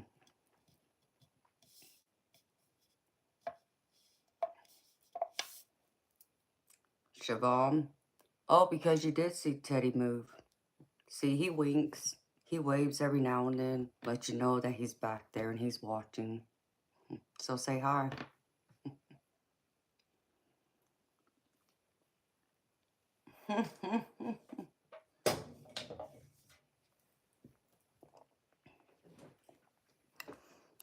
Oh, don't worry about it, beautiful. I'm fixing to get off here anyways.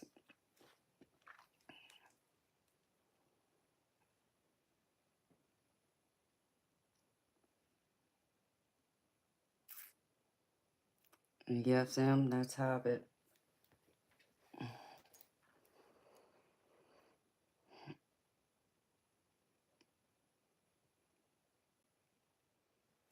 Same for me, Mike. I think I'm your next door neighbor, actually, because I'm in Georgia.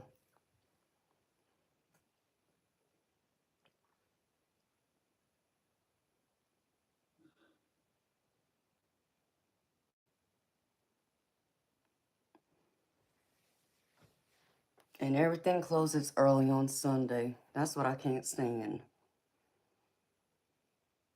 Yes, you did, Diane. I was wondering. I know, Debs. Yep, it's 4:20 now.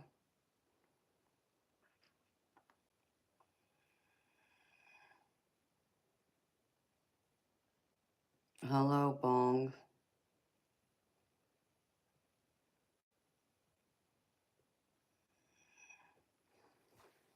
FJB, that's true. It is God's day, but I don't know. I guess depends on what part of the world you live into.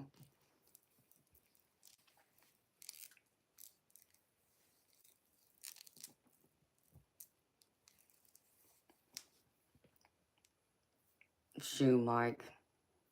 Where I live, I think they close half the stuff before 9 o'clock on Sunday.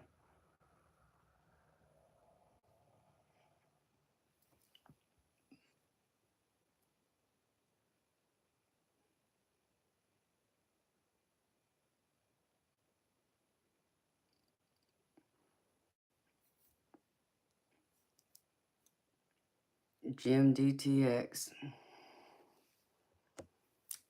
There you are again. I don't ever get to read your comments, so my mom just don't like you.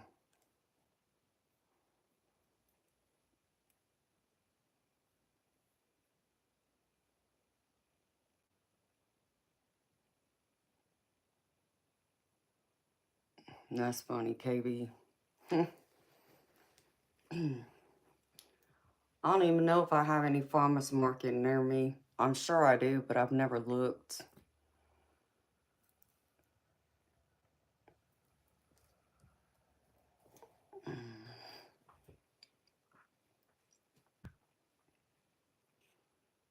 Mike, I stream 5 nights a week. So not every day, but I stream 5 nights a week on average. On occasion, I might stream a 6 day, depends. Or I might stream one day less.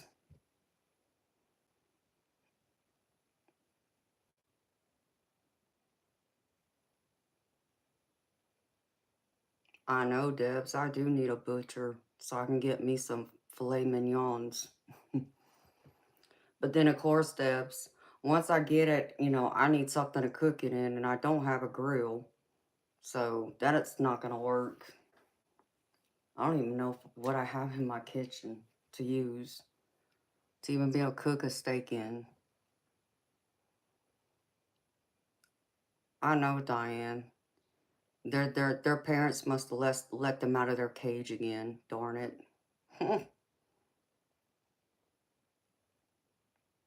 Do you?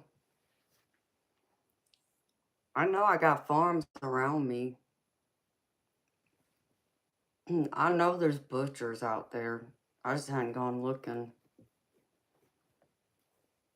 I think I'm always worried anymore about buying steaks from the store because obviously I know somebody don't know how to cook them right. And I just hate to waste a good piece of meat like that. So You know, when I go to a restaurant, at least, it's their, mess up if they overcook my steak. You know, like what happened the other day, for an example.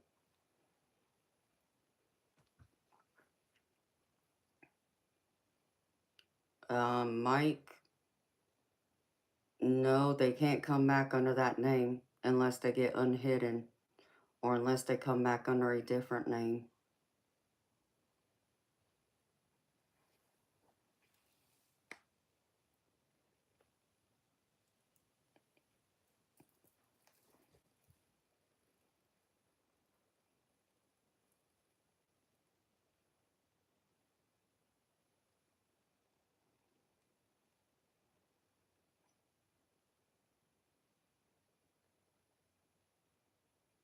Well, good, Debs. Oh, is that it, Debs?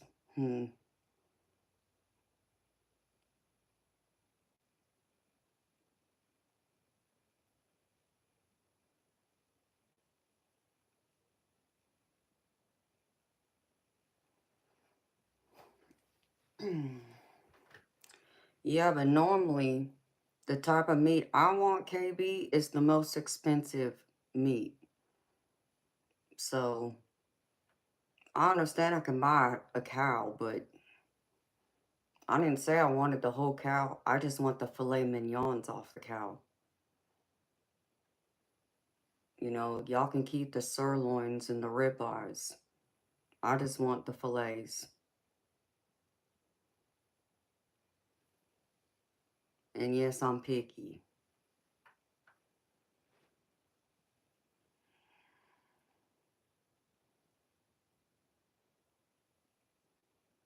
You know, I mean, I can eat a ribeye, but I don't care for it because 9 times out of 10, it has the gristle in it, and I can't stand that. Ugh, you can keep that.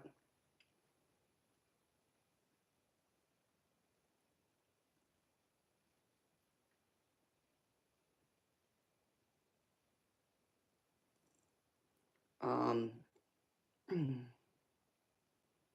the sirloins, they just, yeah, you can keep that too, in all honesty.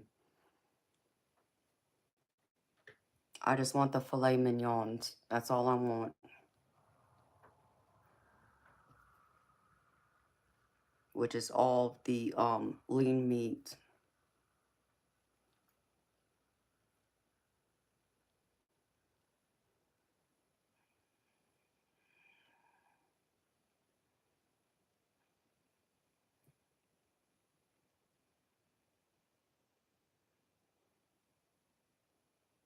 No, Sean, I wouldn't do that. Not unless I'm asking for some more fillets and they ain't no more out in front.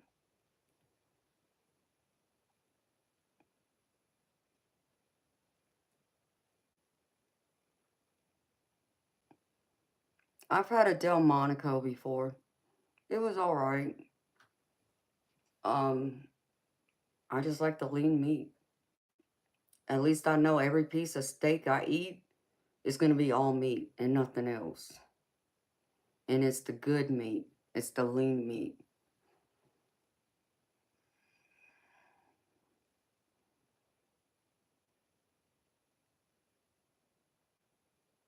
Oh, really, Sean? Well, no, I wouldn't do that to people.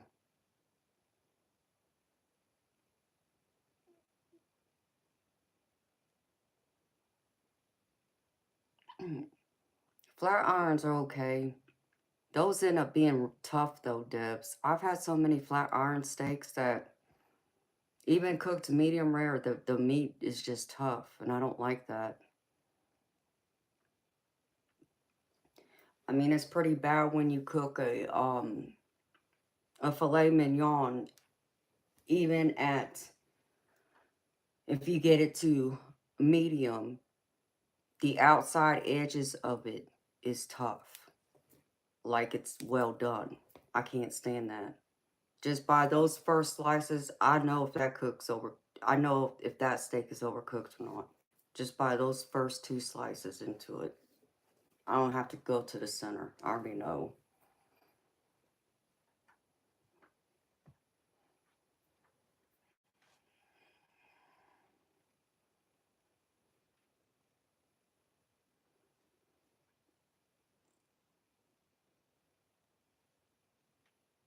Oh, that stinks, Debs.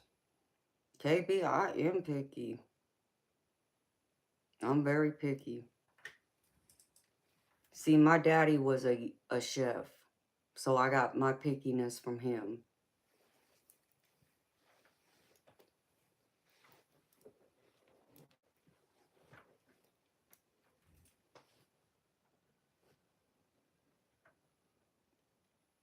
Oh yeah, I like a mom and pop restaurant. I ain't got nothing against them.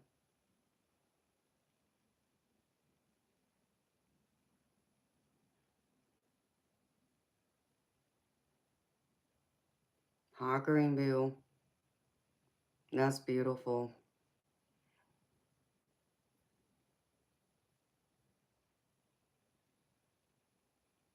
Good morning, Chantel. What, KB?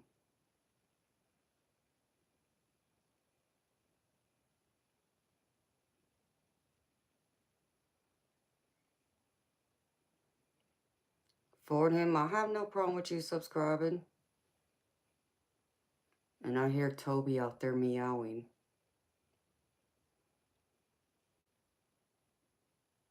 There was a couple of restaurants that my daddy took me and my brother to growing up. And I know they already shut one of them down. The other one's still there, but I haven't been there in years.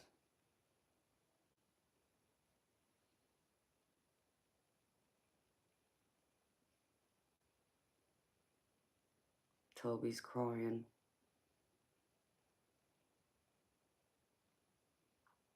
Yeah, he must want attention. That's the only time I hear him meow, is he wants attention.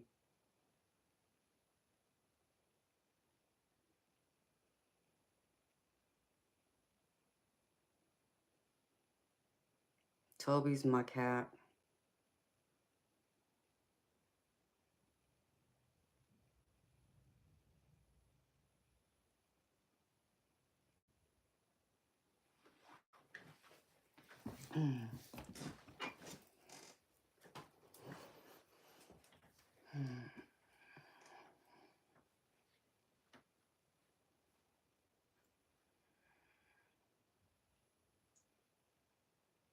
Well, that's cool, Greenville. That's nice. Sweet Debs. You know, I've never been a wine person. And it's not that I wouldn't drink wine, I've just never really had wine.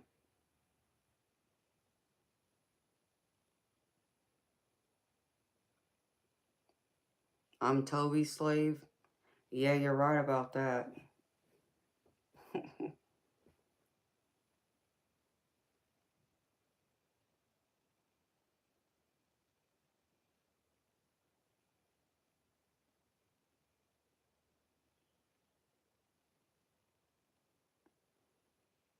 I've had a Moscato, but I've never been into wine. Like, I've never had anybody, like, take me to, like, a winery or anything like that for me to, explore it. So I don't know nothing about it. I'm not going to sit here and act like I do, because I don't.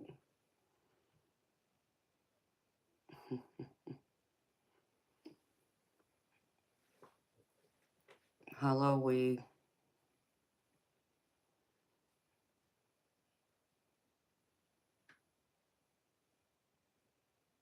No.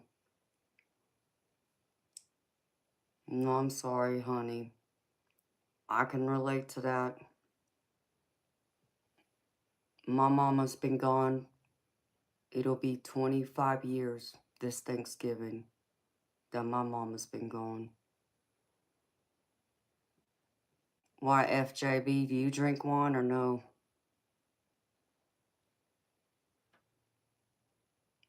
Eddie, no they don't. And you need to be reported for that.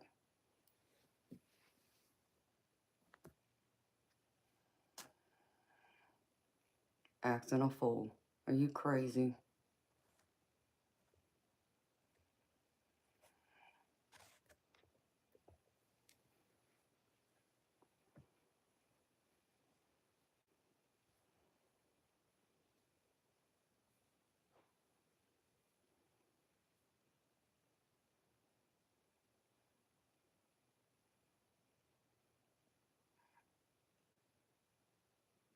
YTS, am I single? I mean, why do you ask?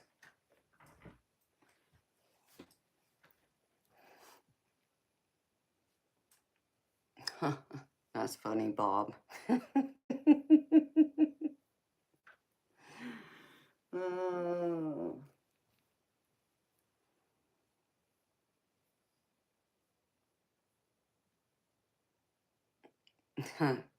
FJB, you do have a point there, baby.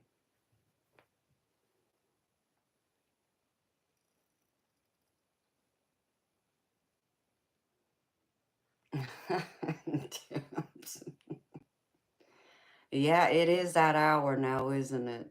I mean, it's 4:30 here on the East Coast, Eastern time zone. Let's see, that makes it 1:30 Pacific Standard Time in the morning. I mean, you are right, Bob. You are right, baby.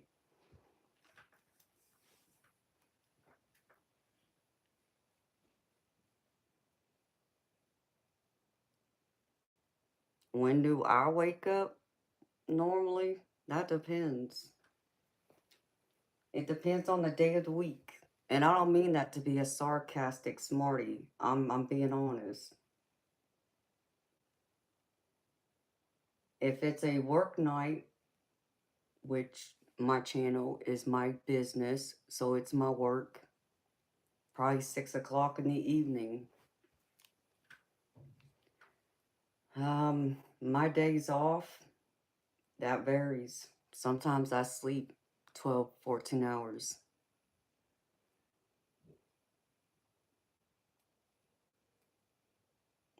I know, Debs, and then they get taken out like yesterday's trash. Was there, Diane? I thought I saw something, but I didn't see what it was. Middle of the screen to the bottom left. Okay, I'll have to go back and look at that now.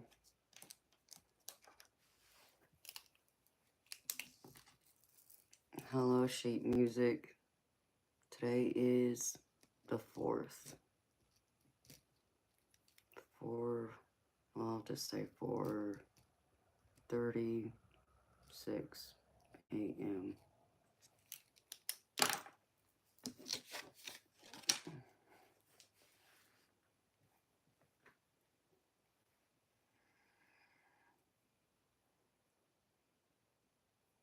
You know, Debs, after being on here, draining my energy, 4 or 5 nights in a row, my body normally needs it.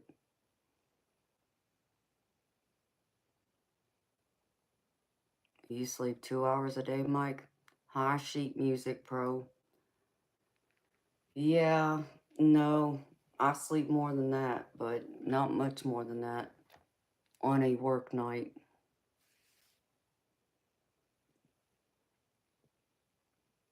Sean, it means there's a spirit in the room with me. That's what it means.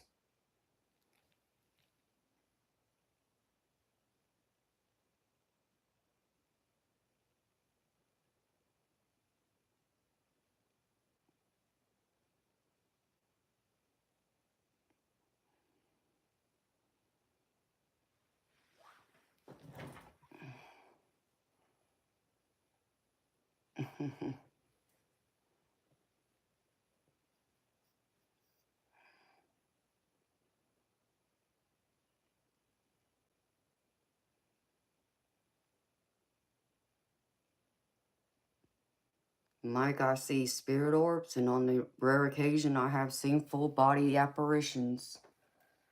So, yes.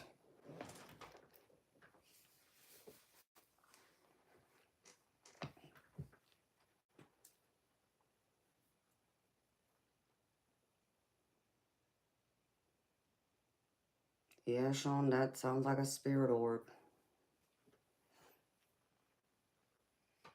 I see those all day, every day.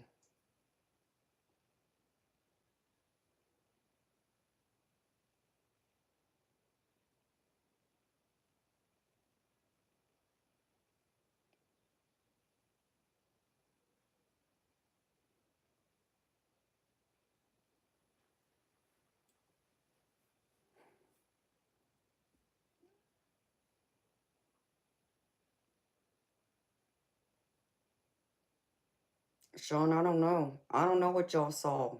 Cause I don't see it. I don't watch the screen like y'all do. I'm too busy looking at the chat. And I don't see all orbs that y'all see.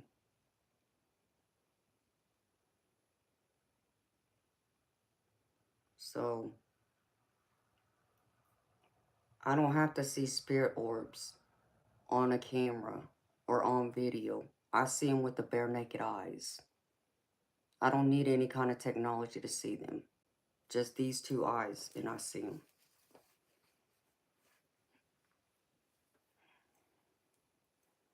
Hello, TC.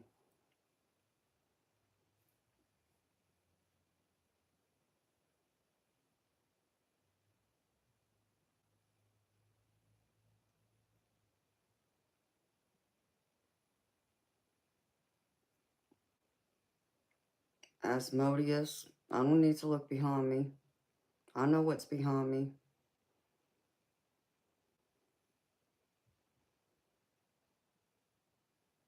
Asmodeus, I don't need to look behind me. Dum Dum, you forget, this is my house. This is my office. I know what's behind me.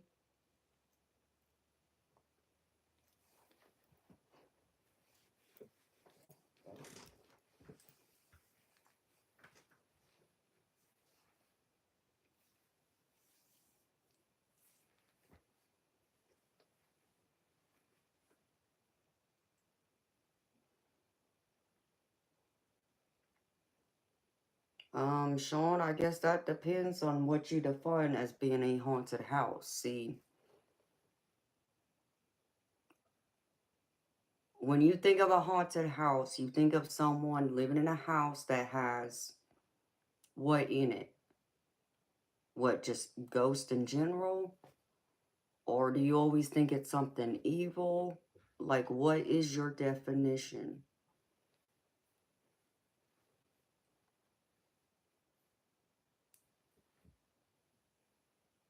Because I see orbs all the time. And spirits are just naturally attracted to me. Because I'm connected in that way to the spirit world. And so, this house, no, I mean, this house was built brand spanking new. It's less than a year old. Nobody's died in this house. Now, could someone have died on the property years ago before this house was built? Well, of course, someone possibly could have. But that doesn't necessarily make it haunted either. See, people automatically assume when they see something move in their house, or their lights flicker, or they hear a knock in the wall or anything like that, they always come to the conclusion that it has to be haunted and it must be something evil. Okay, I'm not saying it may not be haunted if you considered spirit activity haunted, but it doesn't mean it's evil. Because 9 times out of 10, when a haunting is taking place, it's not a bad haunting. In fact, it's not, you can't even, I don't even classify it as a haunting. Because, like in my house, the spirits that come here did not die here. They're here because they're my family members. They're here because they're my spirit guides. They're here because they're my angels. Or they're here because they're attracted to my light. Because I'm psychically in tune. My light, my soul energy shines brighter to them. I'm like a lighthouse to them. So they're naturally attracted towards me. So they come to me. Now, does that mean they're evil? No. And being in this house, I've never had an evil encounter. So I know most times it's people close to me just coming by to visit. And so that's what you gotta think of. Anytime you hear something or your lights flicker and you think it's a spirit there, more than likely it's a loved one that's passed on. That's just coming by to let you know they're there. They're not there to scare you. They're not meaning to frighten you. which is why you may not ever see their ghost, because they have an understanding that just appearing in their full body apparition, if they can, which is not a guarantee, that it would scare the living daylights out of you. And people say, well, of course it ain't going to scare me. That's my loved one. Yeah, that's what you think until it happens. Because you never think it'll ever happen. So you can't say what you will do or how you will react till you actually go through it. So me and many people like me that I know, a couple of them being my mods, have experienced it like I have. And it scared all of us when we had our first experiences. But we've grown accustomed to it. It don't bother us now. In fact, it grows our curiosity. And we want to learn more, know more, why they're here. Especially if it's a spirit we don't know. Which I've had spirit activity of people I don't know.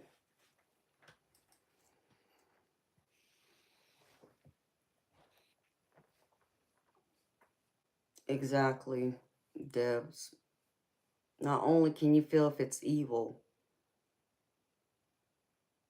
evil has a stench that you can't ignore, and they can't hide their stench.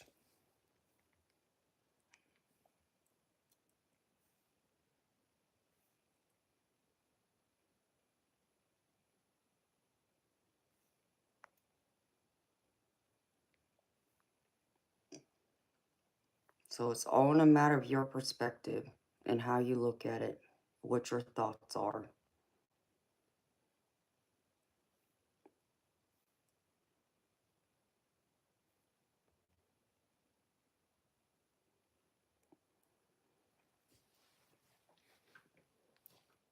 Sean, nothing to be sorry about.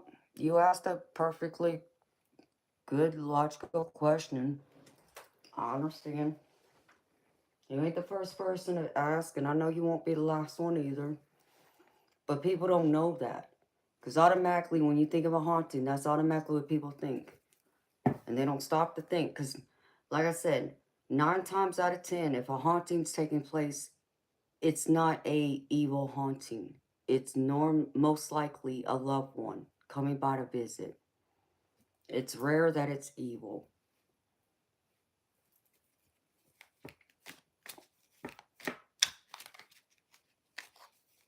Alright.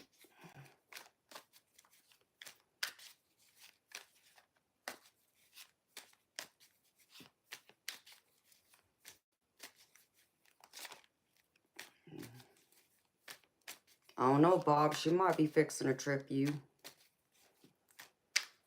And and the other thing about it is, you got to think about spirits in the context of being energy. So when you think of a light, for an example, like the light on my phone, the power that allows me to connect to y'all, that's energy. And I just saw a spirit orb above me. It was white. In order for a spirit to manifest, whether that is to create a noise, whether that's a knock on your table, on the wall, make the lights flicker, move something, they need energy to do that. They can't just do it at will. It doesn't work that way. The laws up in the spirit world don't work the same way it does in our physical world. So, with all that being said, they need that energy source, and they need a source to get it from.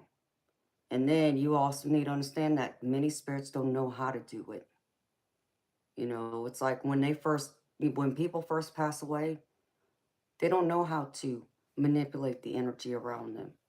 That's something they get taught or they come to learn the longer they're up there in heaven. And um, that's why when people come to me and they want to hear from a loved one that's passed away, and it's only been, weeks or months, I always hesitate because I understand that it may take at least a year before you may get a sure message from them. Why? Because it takes at least a year, our year. So start January 1st to December 31st, an entire year, sometimes even more, but it's also happening less time. But I'm just going to say a year would be the general guidelines I go by for them to be adjusted to their spirit body.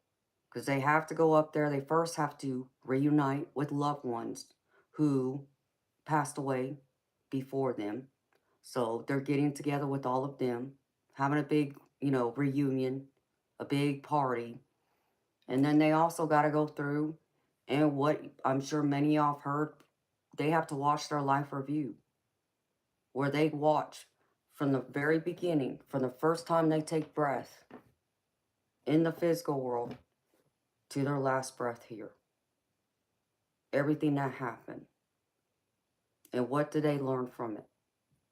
And they also then are also assigned jobs. And yes, in heaven you still have a job. Okay? So they have to decide, do they want to reincarnate soon? Or do they want to be someone's spirit guide? So let's just say that, your grandfather was a famous doctor, or let's just say he was a doctor. Now he can come back and be someone's spirit guide on the other side and be a spirit guide to another person who could possibly just be a student in medical school, learning to be a doctor because he was a doctor. So he then becomes his spirit guide. But they get to pick and decide those jobs. And then again, it comes down to adjusting to their own spirit body. It don't work the same way. And the other thing that people don't understand is, there's always the talk of, do our loved ones ever regret anything they've done here? And I'm not going to sit here and tell you that they probably don't have some kind of regret. But 9 times out of 10, from what I've been told, if they regret anything, they regret if they've done anything to you that prevents you from healing and moving forward with your life. So let's just say, for an example, let's just say that your dad was an abusive alcoholic and, would beat you and your siblings and maybe even your mama, okay? And because, that's a trauma that takes time to heal from, but maybe you didn't take the time to go through the healing process to heal from it, you still got an angst against him. You haven't been able to forgive him for it. You haven't been able to move on from it either. And that's a physical pain he's caused you, but also an emotional hurt too. And it's the emotional hurt that really gets you from moving forward. And knowing that he knows he was the cause of that hurt, for the reason you're not able to get up and go and live life to the fullest because you're still hanging on to that hurt that he caused. So he would regret something like that. That's what they have, regrets. But when you think about emotions in general, no, our emotions is more of a human construct. That's tied to this physical being, a human being. That's, tied to a physical human body, not so much the spiritual. Not to say that we don't feel love and all this and that, but it's the other negative feelings that we don't usually feel up there, okay? Those are the kinds of emotions I'm talking about, which is also part of the reasons why we choose to reincarnate. Because after we've been up there for some time, where we're surrounded by love, peace, harmony, serenity, and so on, everything that's good, holy, pure, that you can think of heaven being like, you tend to forget. What does it feel like to be angry again? What does it feel like to be disappointed? What does it feel like to be sad? And so on. All those low vibrational feelings, you forget what that feels like. And then you also forget what it feels like to have physical pain. So that's part of the reasons why we come back. We come back to learn again, but we'll also come back to be reminded of what those feelings are like so that when we go back, we can help advise and be a better spirit guide to someone who is still here in the physical.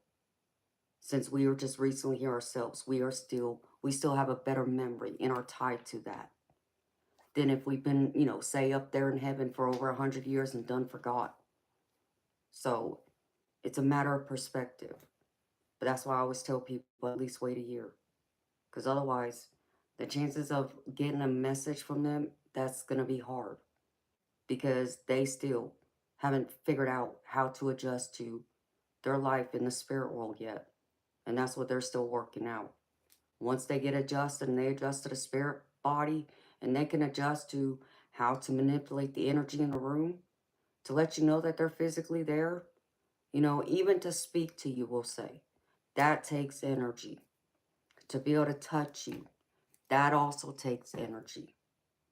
To be able to physically, for you to see them in a full body apparition, that also takes energy. It's all energy. And it's energy that they got to learn how to adapt and adjust to. And that's the, things that most people don't know.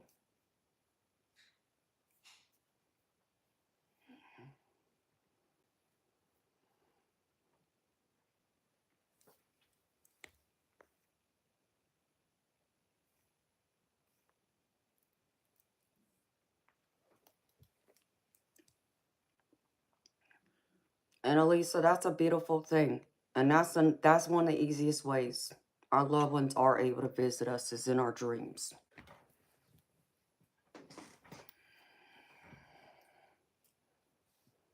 Well, Mike, I'm sorry for your loss, baby.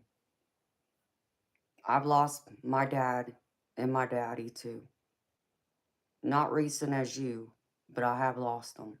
And I lost my mama too. And what I can tell you is, Mike, you will. You just gotta give it time, baby. I've heard from all three of my parents since they've been gone. Some of them I heard from quicker than others. An example would be I heard from my birth father on the first anniversary of his death, the first year. My daddy was about the same time.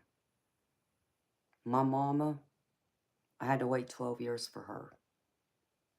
And the reason why that was because my mama was a lot deeper hurt. I felt her death the deepest. It hit me the hardest.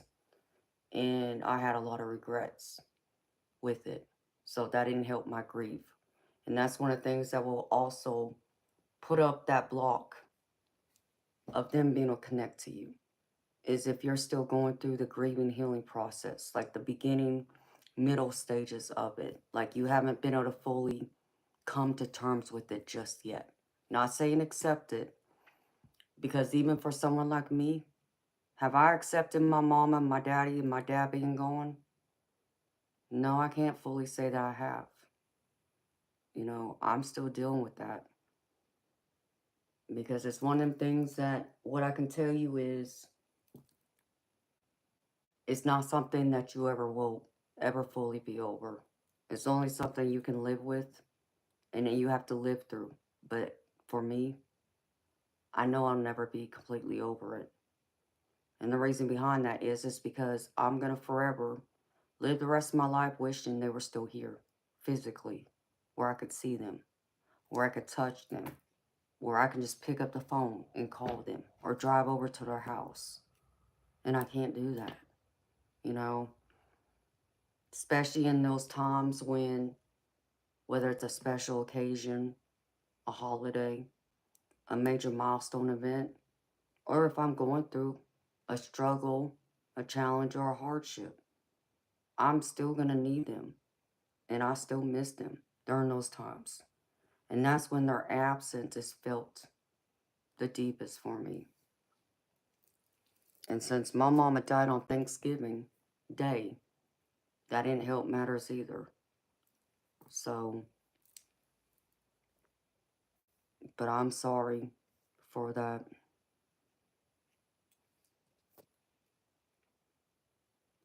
Hi, Chris Haynes. Mike, do I see what every day? I see spirit orbs every day. Do I see actual physical ghosts every day? No.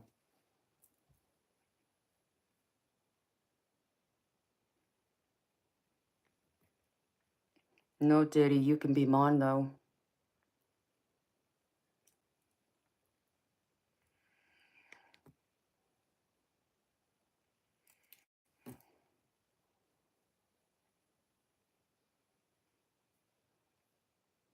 Exactly right. Jesus, you're exactly right. Emmett, you're disgusting.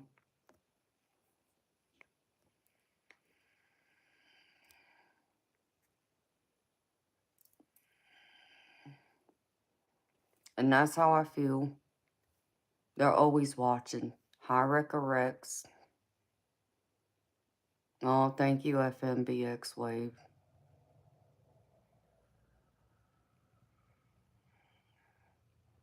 Rex, stop believing that way, baby. You will. Be easy on yourself.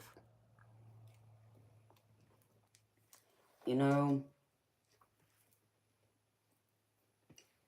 even though I am one of those people who can see spirit orbs, I can see them, I can hear them, I can feel them, even I can smell them.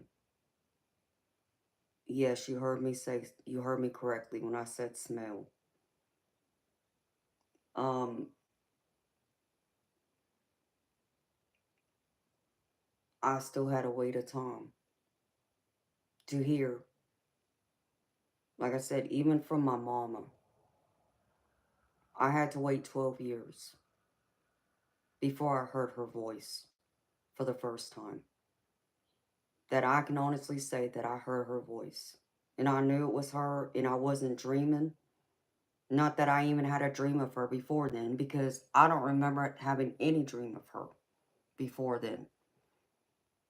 But when I say I heard my mama's voice, there was no mistaking it was her. And she also whispered in my ear to the point that she tickled my ear. In fact, it was my left ear. And she tickled me as she was talking in my ear that I jerked because it tickled. That's how aware I was.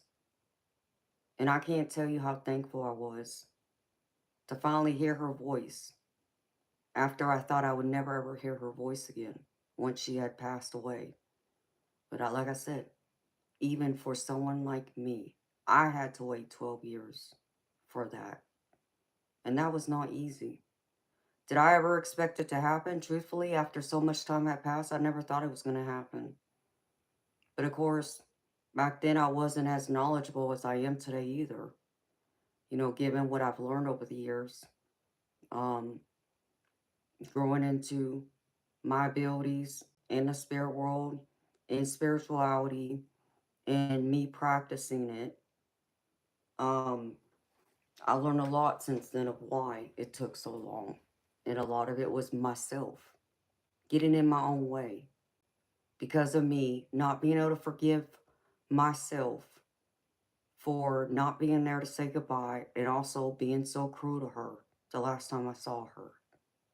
So I had a lot of deep sorrow, a lot of regrets, and that got in the way. That low vibration energy I was in for the longest time, preventing her from connecting to me. Otherwise, do I think she would have came in a lot sooner where I would have recognized? Yeah. But what I can tell you is, after the day I heard her voice, I've dreamed about her many times. I've heard her voice again since then. I've seen her spirit. I've even smelled her. And I have also felt her. And when I say I have felt her, I have sit here literally, saw my mama go through and lift up my hair and run her fingers through it like she did when she was alive. And I have literally felt her hug me too. And I've even felt my dad and my daddy kiss my forehead. So Yeah, I've literally felt their touch. But does their touch feel the same like it did in the physical when they were here? No. But I'd rather have that than not feel them at all. But does it happen all the time? No. It don't happen actually often at all. It's once in a great while. I'll receive a blessing and a message like that from them.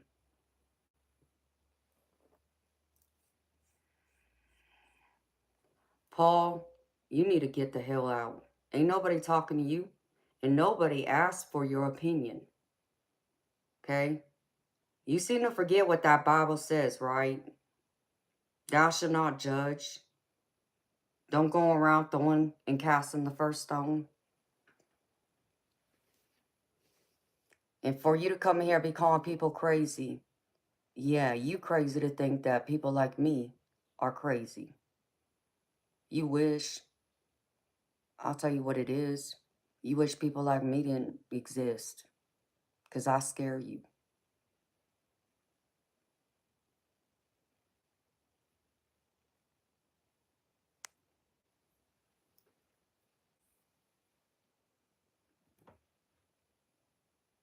I don't need your nonsense, Paul. I don't need you coming here and preaching. Again. Insult me. Understand me. I can take it. Do I want to take it? Nope. Because I don't have to. Because I don't really need to lower my energy to your low vibrational energy. I mean, you want to sit here and preach, talking about Jesus and this and that? Guess what? You really want to practice the true teachings of Jesus? You know what his true teachings were? To love and accept everyone. Period. No ifs, ands, or buts. And you have no place to judge. But here you want to come in here, come into my channel, of all places, and cast judgment? Oh, hell no. A true Christian wouldn't do that because they know what that Bible says about thou shalt not judge. And in case you didn't know, I am a Christian. Thank you very much. I even have a bloody cross around my neck. And I do pray every day. So no, me doing what I do just because you think, and just because part of that Bible tells you that what I'm doing is, let's see, practicing the occult, witchcraft. Oh yeah, I'm being possessed by demons. Yeah, the list goes on. Doesn't make it fact.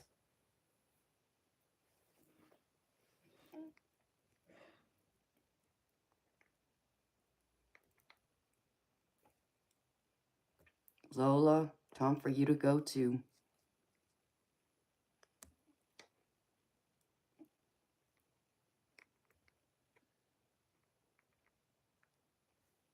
I'm gonna make sure all y'all lose these accounts.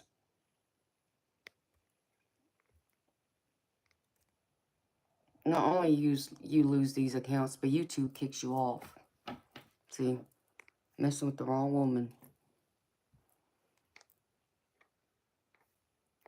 Oh, I get to report you 3 times. Good for me.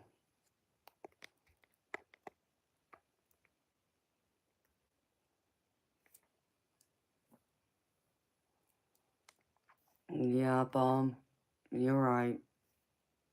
I already been on here past what I said I was gonna do. It's 5 o'clock in the morning.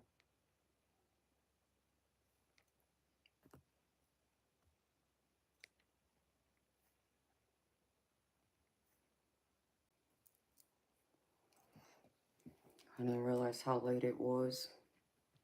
Time got away from me.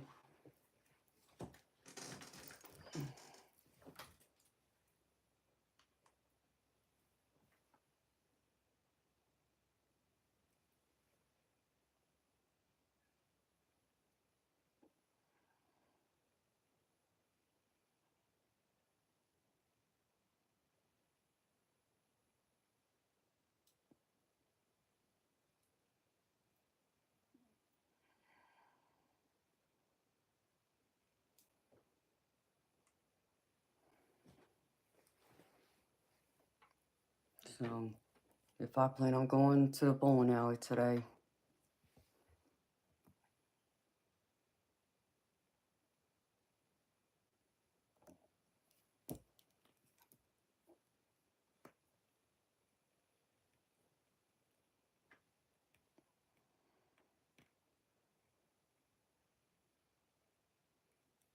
Might give it time, baby. I understand, but you gotta give it time.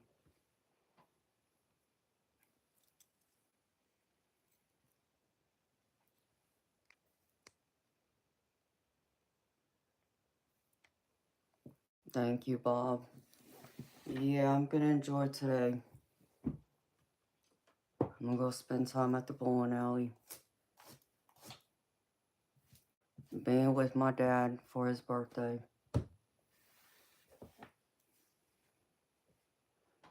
So, I'm gonna wish y'all a wonderful, beautiful Sunday. Since it's 5:15 in the morning for me. So, I don't know where y'all are at in the world, but I hope y'all have a wonderful day. And I hope y'all have a wonderful start of y'all's work week, knowing tomorrow's Monday. Until then, beautiful people, y'all have a beautiful, wonderful day. Take care of yourself.